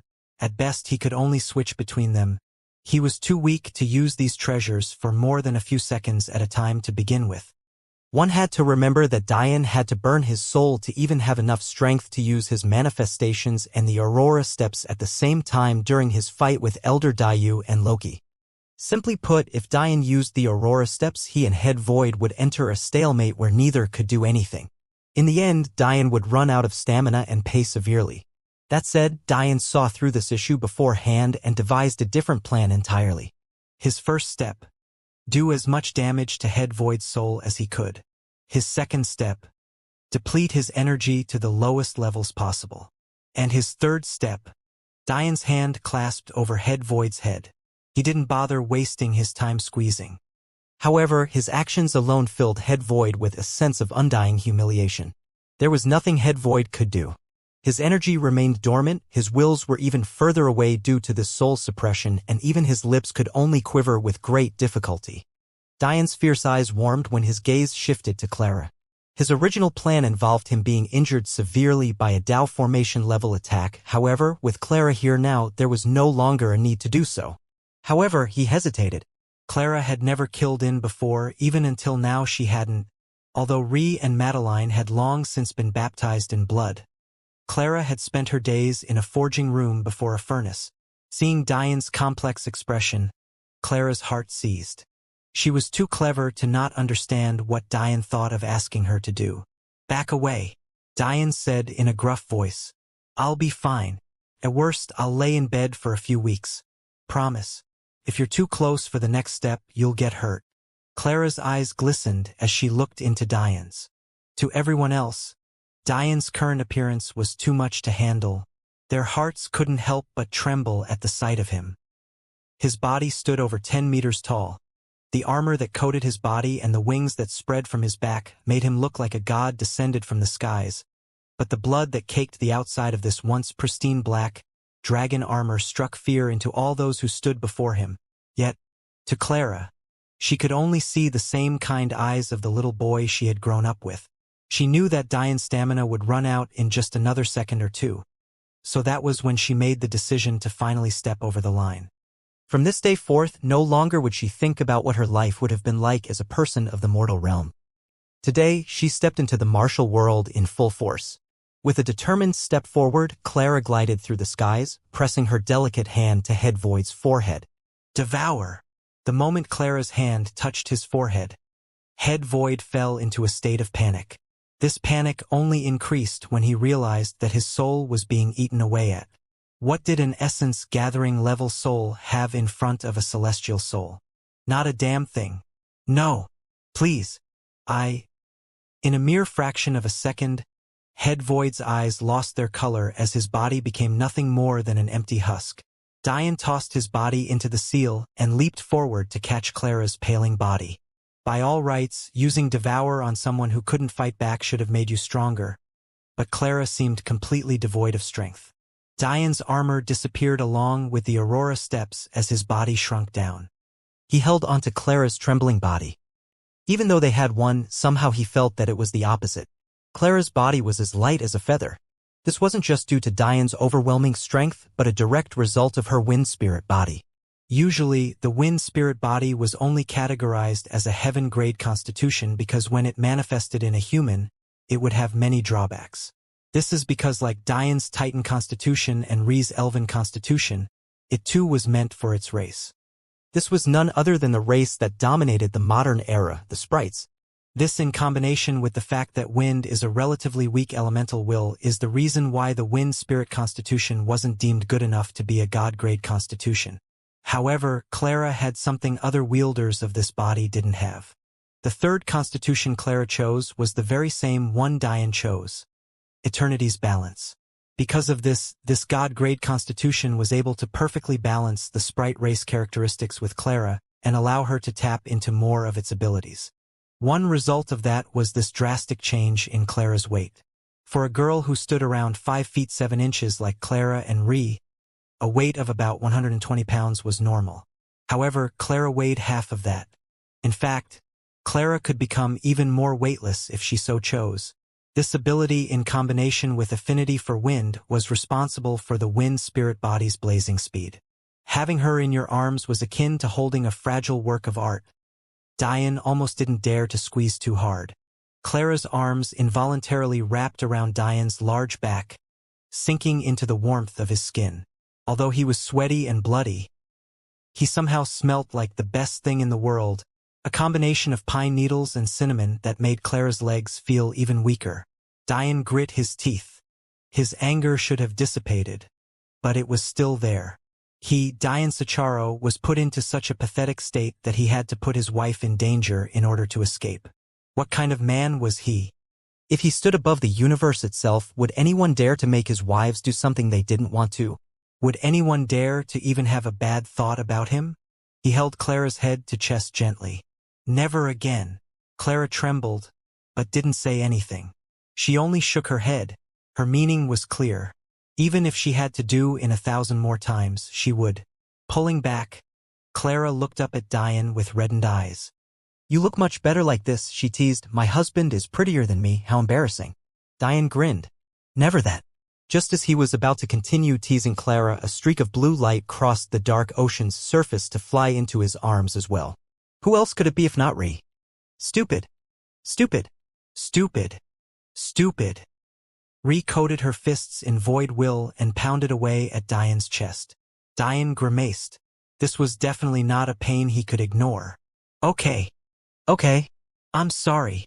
Holding two beauties in his arms, Diane felt more relaxed than he had in months. Those in the distance could only sigh. Maybe if they were willing to put their lives on the line, they too would have such beauties by their side. Sarad's clenched fists finally loosened as he laughed uproariously into the sky. For a 15-year-old boy, his demeanor was far too imposing for those close by to take. As for Princess Stella, she snorted in jealousy, looking away from Diane and his two wives. Man, she said with rolled eyes. That aside, the sound of Kadar's broken heart resounded through hundreds of miles. Seeing his cold, beautiful sister in the arms of another man who didn't even devote his heart entirely to her alone was too much for the young man to take. Let go of me. I'll fight him to the death. Two young men that came from his same tribe tried their best to hold him back. Calm down, big brother. Look at his strength. We're no match for him right now. Plus, if you step off this carriage pulled by little wind, you'll die. You can't fly. The other chimed in. I don't care. I'll swim to them if I have to. Let me at him. The mortal clan geniuses laughed lightly. It seemed that months of oppression had finally been lifted. Not long after, Diane had made his way to the 36 youngsters of the mortal clan. It didn't take much for him to notice Kedar's gritting teeth and the rest of their amused expressions. However, watching Diane from a distance and seeing him so close to them now were two completely different concepts. Even while being bare-chested and wearing ragged sweatpants, Dian's demeanor was no less than that of an emperor of 1,000 nations. Allura's shy eyes shined as she couldn't seem to take her eyes off of him, while Sybil displayed an odd combination of battle intent and thigh squeezes. As members of the mortal realm, never had these two young girls seen a man so handsome. Still, it was clear to even them that he had no interest. The caring look in his eye was more akin to a big brother than a potential lover. Suddenly, Dian looked up to see groups of people preparing to leave. "Wait!" His voice traveled across tens of miles with little to no effort. "The events of today aren't as clean-cut and concluded as you all believe. If you'd like to survive to see the end of the year, it's best you listen to what I have to say." These words of Dian immediately caught their attention. Who wouldn't be concerned with their own mortality? As Dian's eyes scanned through the few thousand of them that had appeared, he suddenly noticed an odd pair. It looked like a young woman grabbing the hand of a middle-aged man to stop him from running away. "Mei? Head by." Hearing his name called, Xianxia froze before reddening from head to toe. With a happy grin on her face, Mei skipped through the skies like a little girl, knowing her father couldn't escape now even if he wanted to. But what Dian couldn't help but stare at were the small but profound blooms of violet that followed her delicate feet with every step. As though she was a little sister seeing her elder brother for the first time in a long time, Mei dove into Dian's arms before sticking her tongue out to provoke Allura and Sybil. "Where have you been hiding? Do you know the kind of state King Belmont is in because of your holy land?" Dian bitterly chuckled, seeing that Mei was still as childish as ever. Well, she was childish until she felt the need to cuss someone out. Clara. Ignoring Dian's questioning, Mei dove into their arms as well, leaving her distraught father to deal with the gritty details she was too uppity to care for. "Well?" Dian raised an eyebrow, looking at Head Bai's sulking appearance. Xianxia glared at Dian. "Who are you to question me, boy? I remember a time when you hadn't even stepped into the first foundation stage yet." Dian's head tilted to the side. "If I remember correctly, I still managed to make you quite mad back then. I wonder if you dared to do anything in retaliation." Seeing the sinister grin on Dian's face, Head Bai immediately realized he would never win a war of words with this boy. "Forget that for now. There are more important things to deal with." Dian sighed as he scanned over familiar faces, even giving Madeline's foster family a light smile. Oliver couldn't bring himself to meet Dian's eyes, but Pertinacis, at the very least, greeted him back graciously. "I'm sure you all saw the nine-tailed man just now. What you know is that he was powerful, what you don't know is how powerful he was. That man was a Tao formation expert." Murmurs spread over the crowd.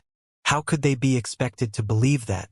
First of all, if he was a Tao formation expert, that meant Dian, who wasn't even 40 years old yet, had defeated a Tao formation level tribulation. And secondly, didn't that also mean that he immobilized and killed a Tao formation expert as well? What kind of joke was this? Dian couldn't exactly blame them. Not everyone had his level of senses. To someone of a lower realm, oftentimes those far above your own understanding looked no different than mortals. They had no way of accurately gauging that elder's strength. Whether you believe me or not, this is the truth. Simply put, it doesn't matter whether or not you do. You only need to ask yourselves one question. Could you survive what he and I survived? Dian's words cornered the crowd in the simplest fashion possible.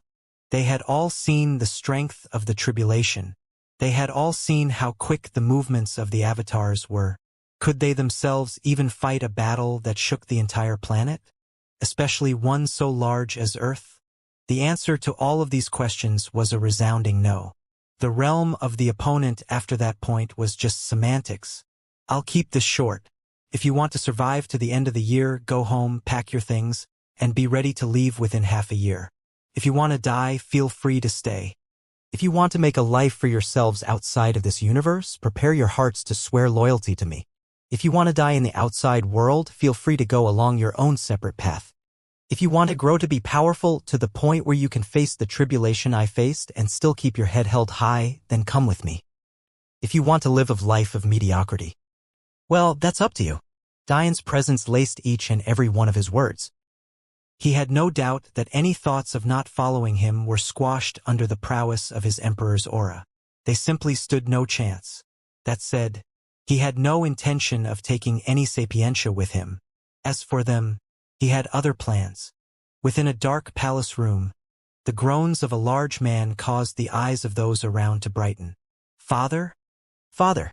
Aoife's heartbroken voice steadily filled with excitement as she leaped onto her father's body. She had been certain that she would have to watch her father slowly die before her, but now she could only thank Diane profusely. King Mino blinked in confusion. His first sight was the canopy that overlooked his massive bed, but the next were the white horns of his daughter almost poking his eyes out. To the side, Diane grinned. "You're quite tenacious, old man. I had thought that I would be too late." After speaking his mind with the remnants of the Earth's clans, the second thing Diane did was come to planet Mino at his fastest possible speed.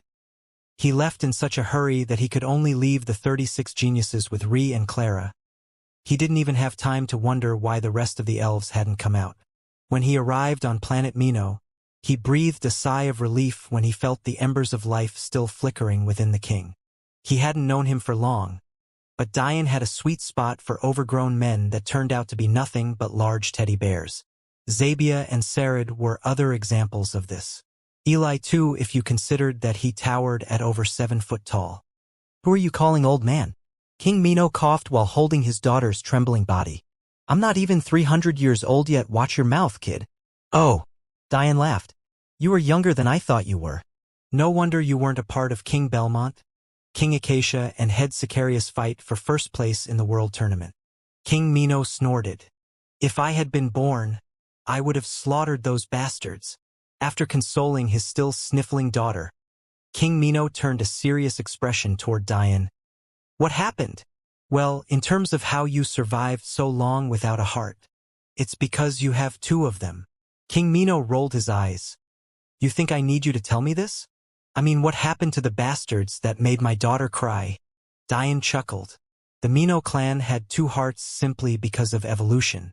They were technically humans, but the demon bull blood within them caused them to grow to crazy heights. Aoife was only so delicate and dainty because his mother's bloodline counteracted the effects. This said, the human body's construction is too frail to grow to these heights without some changes. For example, Zabia and Sarid can grow so large because their Jafari bloodline increased the thickness and density of their bones and muscles. Diane can grow so large when he uses his techniques because his body has been reconstructed to the standards of Titan, not a normal human. And, before that, he could rely of demonic will to strengthen his body, and thus grow larger. However, the Mino clan needed a different approach. Their 2 hearts is just one example. Since their muscles aren't sturdy enough to pump their heart at a high enough rate to sustain their size, they evolved to have 2 hearts to counteract this problem. It was this that saved King Mino's life. "They're dead." A slight killing intent flashed in Diane's eye, causing Aoife to shiver. "Their clan will have to bear the brunt of my anger. I don't know what methods you used to kill them," King Mino said seriously, "but I know it couldn't have been easy, or else you would have been here much earlier. I'm well aware of the strength of the Kitsune clan, and we definitely aren't ready to face them yet." "Oh? You know about Kitsune?" Diane asked, slightly surprised. "Of course," King Mino said proudly. "My wife and Aoife's mother is Princess Saru Shrudi's death guard." Aoife snorted, climbing down from her father's arms to display her dissatisfaction. Diane, though, was legitimately surprised. He knew very well about the purpose of a death guard. They could, quite literally, never leave the side of their charge. For a clan like the Shrudi, a death guard for their princess, no, not only princess but most talented young mistress in decades, would mean at least being a peak celestial. If Diane had to bet, Aoife's mother was, at worst, a pseudo-Dao formation expert. Suddenly Diane grinned.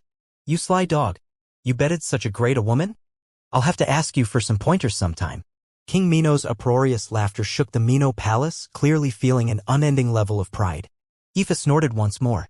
"Why don't you ask him who wore the pants in that relationship?" "It's more accurate to say that she betted him." King Mino's laugh caught a snag and devolved into a violent cough filled with embarrassment. In the end, he sighed. "Princess Sorrow is a kind heart and would never punish Eleanor for her deeds, but if the Shreddy higher-ups ever found out..." Diane nodded seriously. A death guard becoming pregnant during their line of duty and even giving birth? It was grounds for execution. You don't have to worry. Dian looked toward King Mino with a fire in his eye. When I hand the Shruti an entire quadrant to call their own, I doubt there's any request I could give that they'd say no to. Your wife will be by your side within 50 years, I promise. The entirety of Dian's home universe was undergoing a massive change. Families quickly packed their valuable into storage treasures. Large sects mined their energy stone reserves to the best of their ability, and ancient clans racked their brains attempting to figure out the best way to protect the valuables they couldn't take with them. The Belmont clan, especially, was faced with this harsh reality. The treasure of the Belmonts had always been the catacombs beneath their feet. Not only was it filled with spatial will, making it a prime abyssal core for many, but it always provided access to numerous legacy worlds left over from the war that took place thousands of years ago.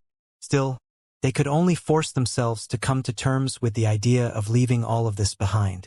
Of course, Dian promised easy back and forth travel, but those more astute individuals understood his meaning. The resources that were once monopolized by individual families would now become the basis for Dian's empire as a whole. This is it.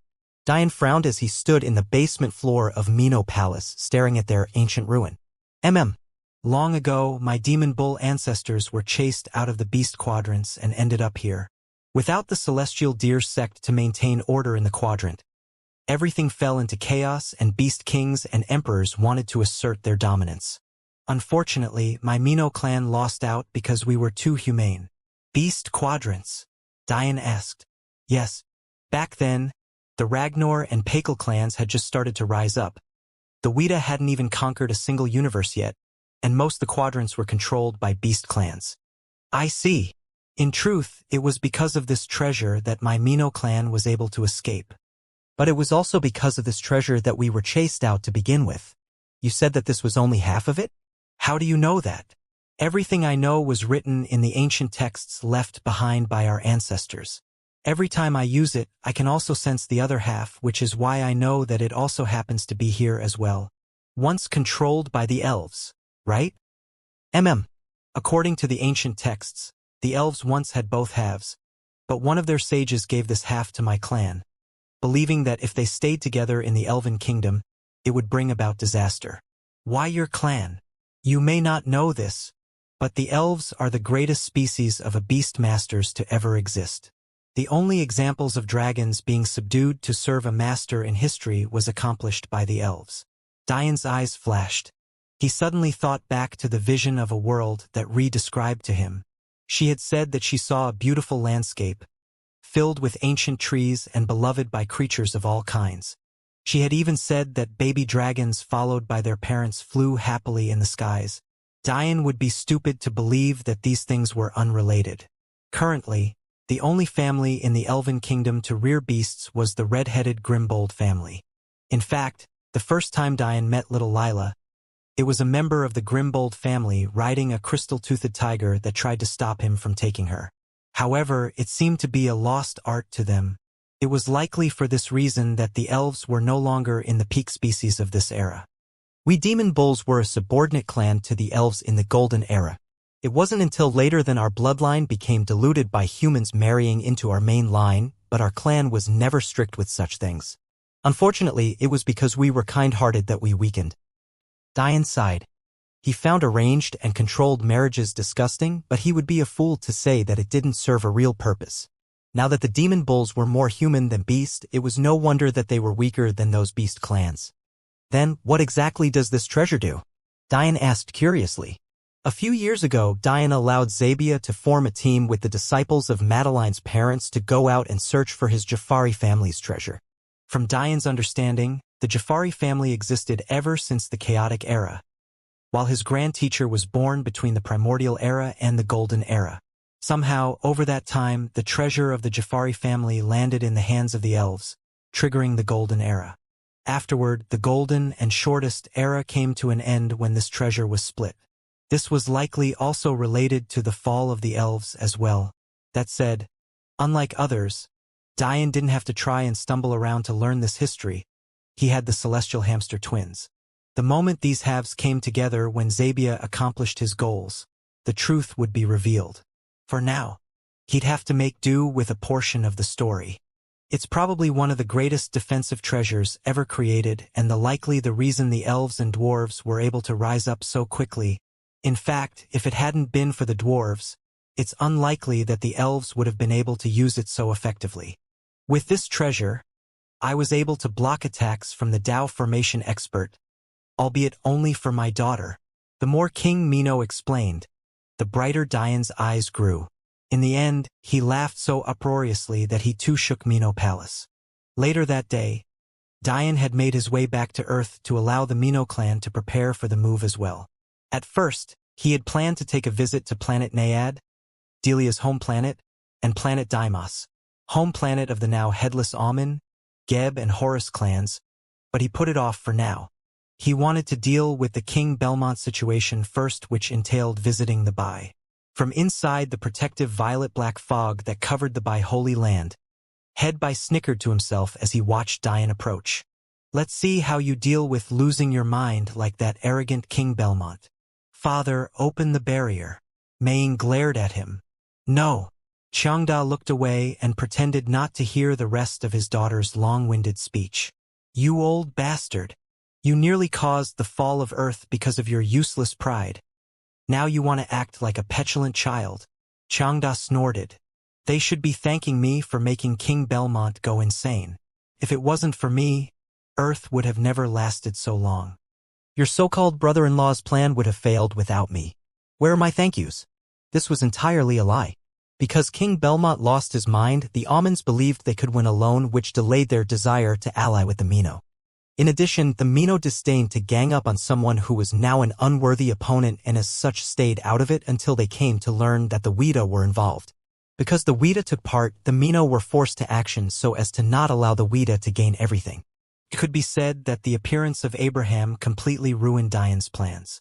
Who would have known that such a genius would be born among the Weta? As a result, Headbai believed that he too deserved some credit. Since Dian wasn't going to give it to him, he would play a little prank.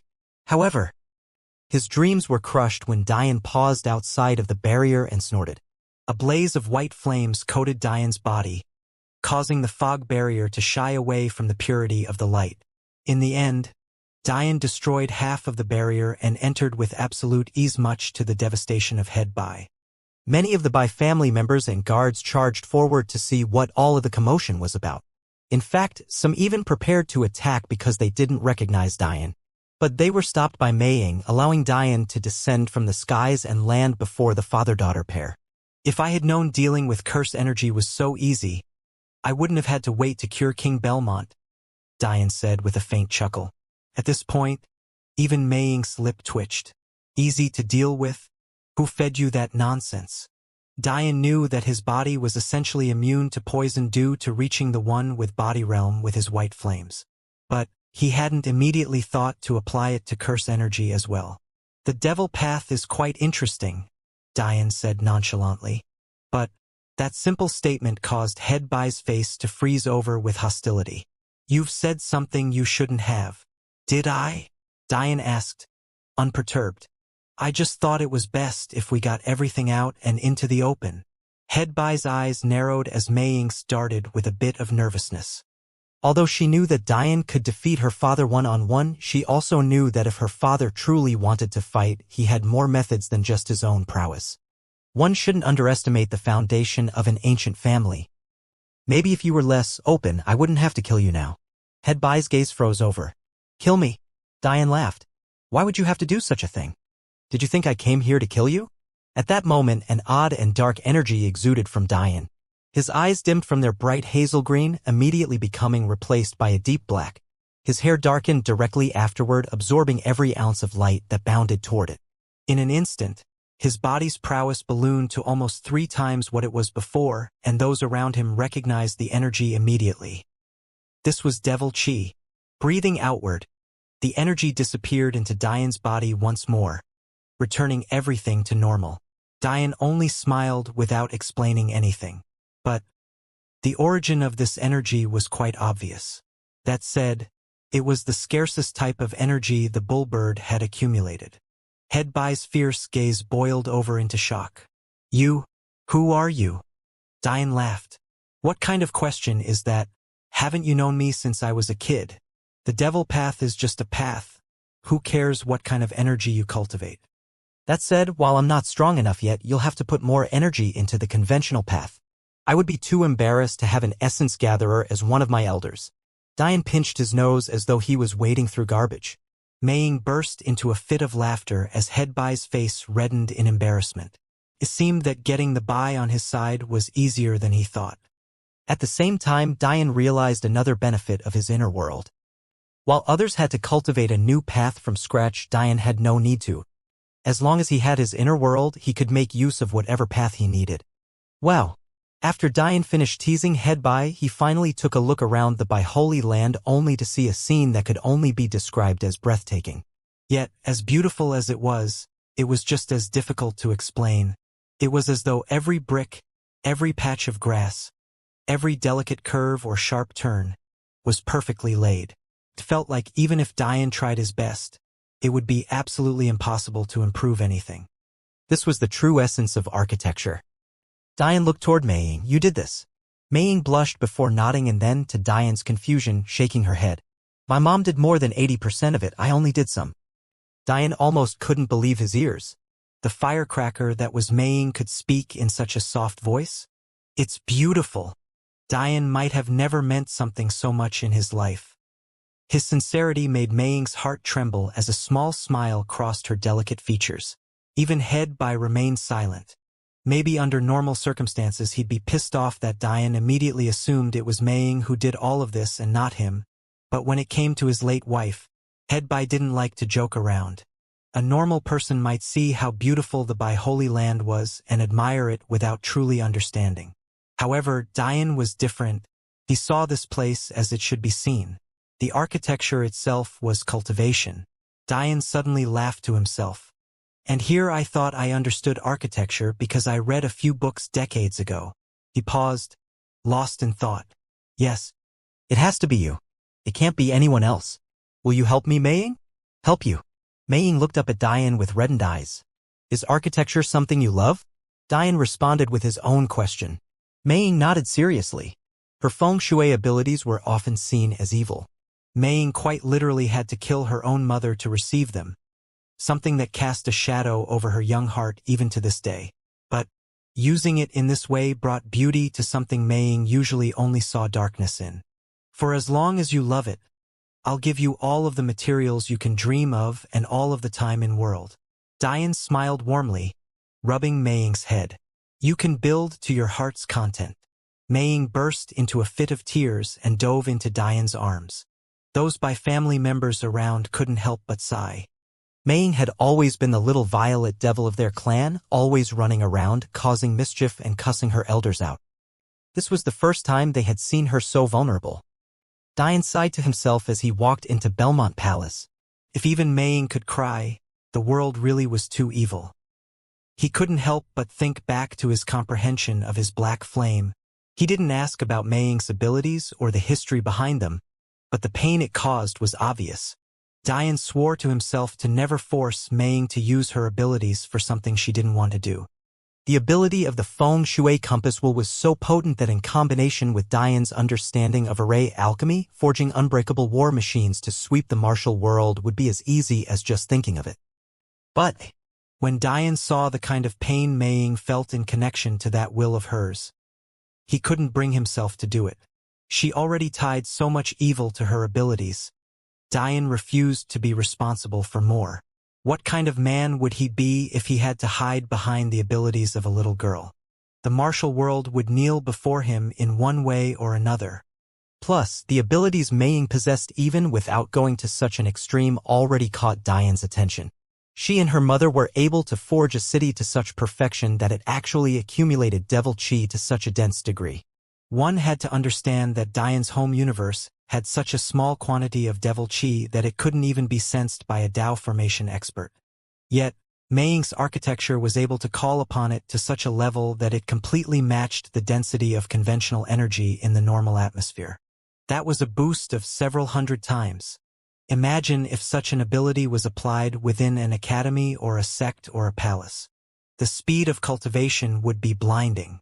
One had to also know that Maying used the most normal materials. After all, for the same reason Earth wasn't rich in beasts, it wasn't rich in minerals and energy stones either. Yet she still accomplished so much. If Maying never wanted to fight a single war, Dian wouldn't even blink an eye. Her value was no less than Eli's. He could only imagine what kind of result of her feng shui combined with Eli's botany abilities would bring. What do you mean the catacombs are infested? Suddenly Dian's thoughts were interrupted by a fiery conversation. I mean exactly what I said.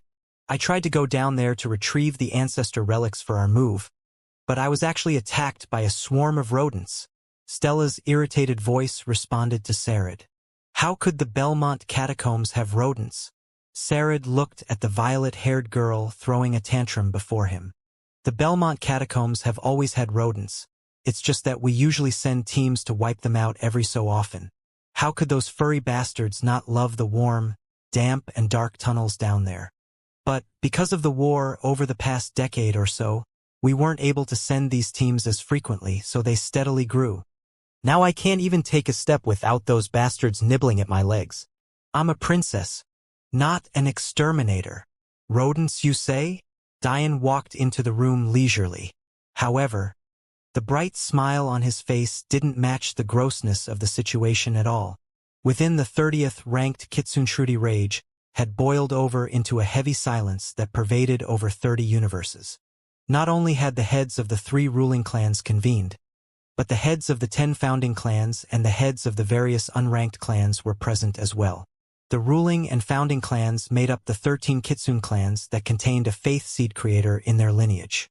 As for the unranked clans, these included the Snow Clan, who had never before raised such an expert. Or, more accurately, said expert was forgotten in history. According to current Kitsune lore, they only know of 13 faith seeds, however. It's likely that more have been forgotten due to the obscene length of time that had passed since they last appeared. The 3 ruling clans, following this logic, were, of course, the Heaven, Jikin, and Void clans. The 10 founding clans were the Chikyu, Earth, Kaze, Wind, Kasai, Fire, River, Kawa, Ocean, Umi, Yama, Mountain, and Mori, Forest clans. As for the reason for this meeting, the 8 shattered jade plates lying at the center of the hall were all that were needed in testimony. The number of life-saving treasures a single clan had were limited. Oftentimes, they'd only be set aside to protect the best of geniuses during their youths. They would then be passed down to the next generation after a certain level of cultivation or time had gone by. Usually, this would correspond with when this former genius reached the peak of their potential. For these 8 individuals, Head Void, 11th, 9th, 8th, 7th, 6th, 3rd, and 2nd Elders, they had long since reached their peak potentials. For the Void clan to suffer such a devastating blow, even losing one of their Dao formation experts, the head of their clan no less? To say that they had lost half of their fighting prowess wasn't an exaggeration at all. It would take thousands of years to overcome this setback, or so they believed.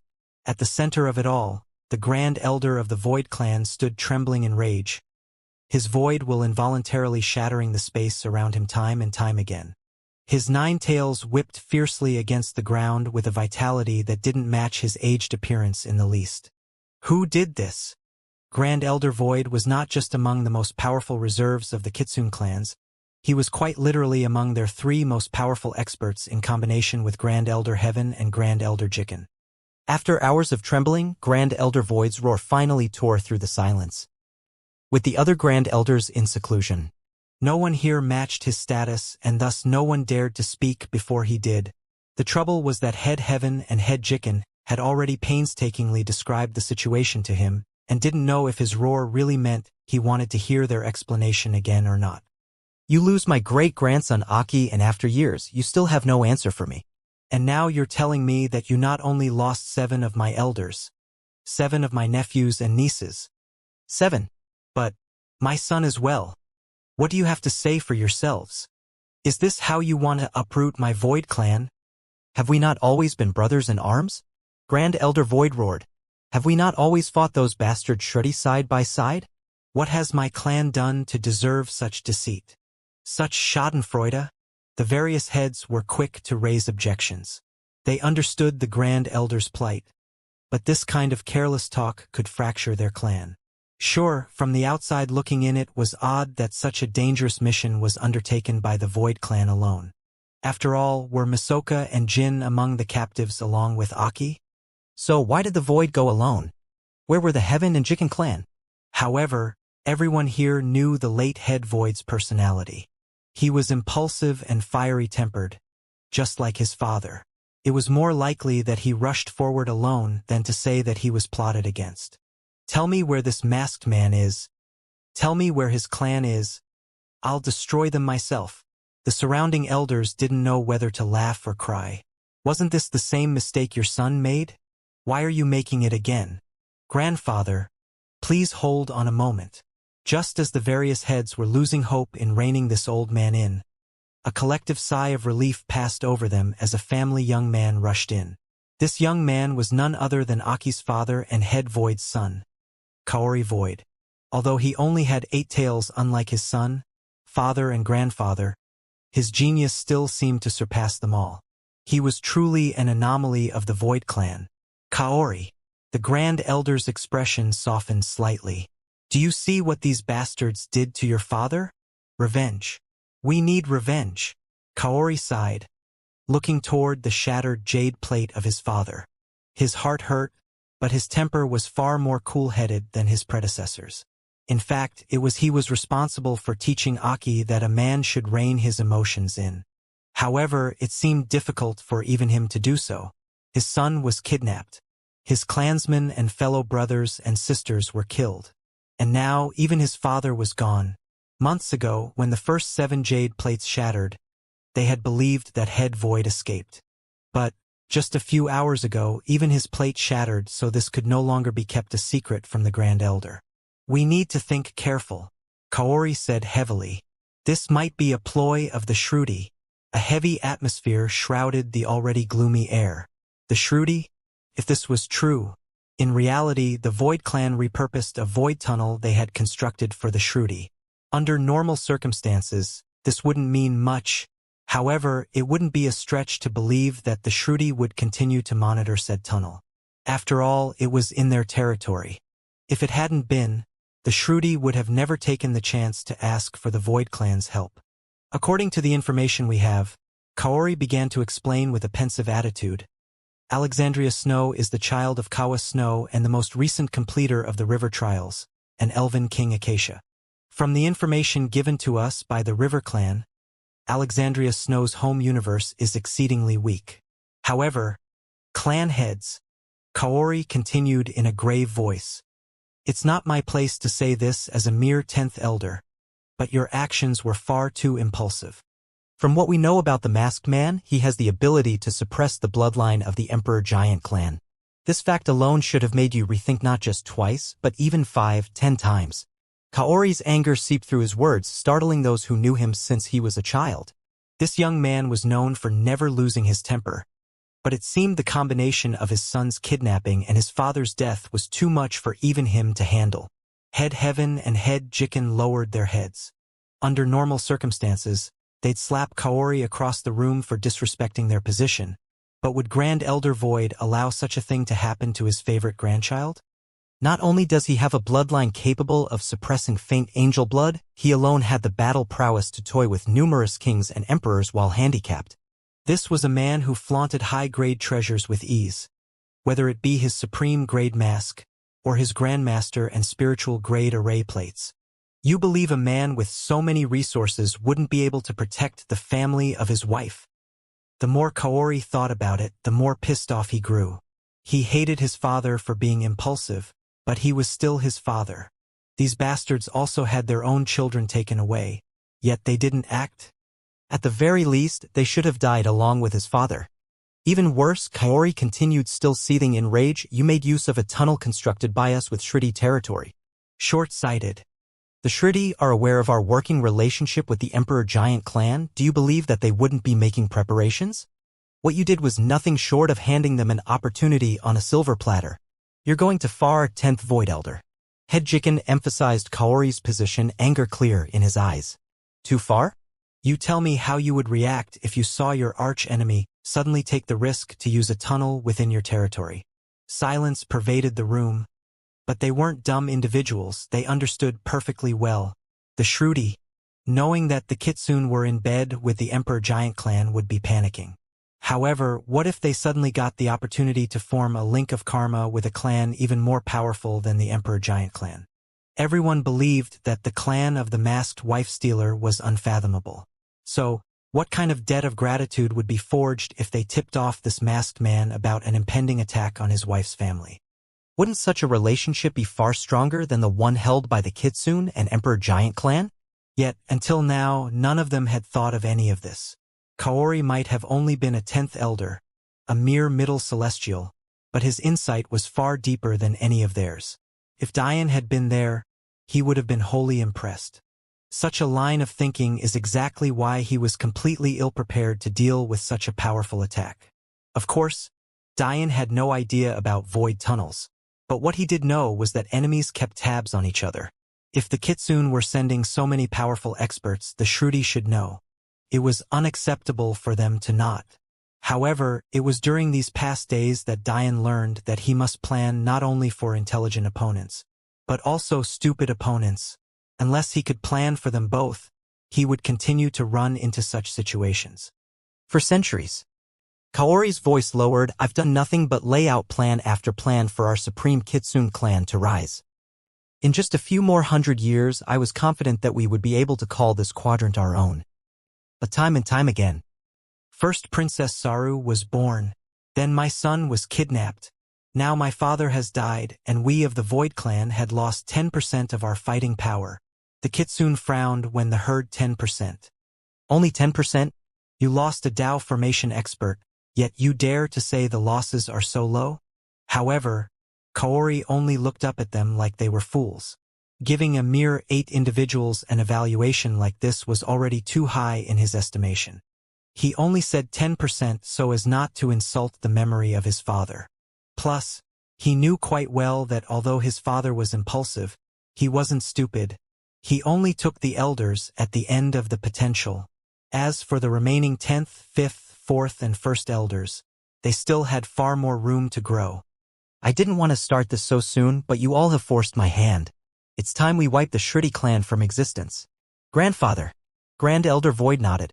From this day forth, the new head of the Void clan is my grandson, Kaori Void. The Kitsune were stunned. Such a move was within the Grand Elder's power, but a flagrantly unilateral decision like this one was exceptionally rare. Kaori and Aki's bloodline was the main bloodline of the Void clan. However, there were 2 others of importance as well. Due to Grand Elder Void's prowess, the other 2 bloodlines had been suppressed, but the death of Head Void should have been their opportunity to rise up. Grand Elder Void was too old to take the title of clan leader, while Kaori was too weak to take on the role. In addition to all of this, their bloodline had just become responsible for the deaths of 7 elders. 7. Even worse, the other 2 bloodline both had individuals stronger than Kaori within him. This would normally be negligible if it wasn't for the fact that they were of Kaori's generation. Both 4th and 5th elder were leagues ahead of Kaori in terms of battle prowess.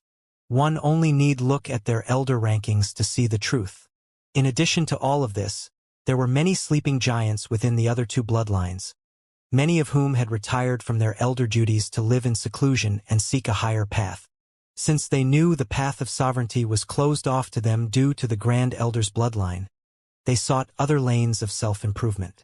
Any one of those sleeping giants would force the Grand Elder to take them seriously.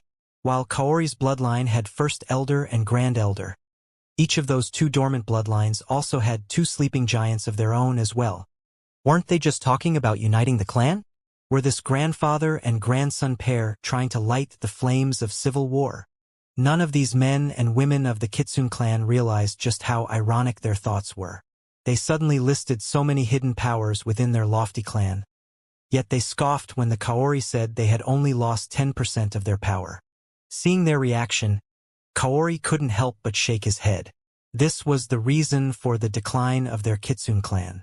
There was simply too much stupidity.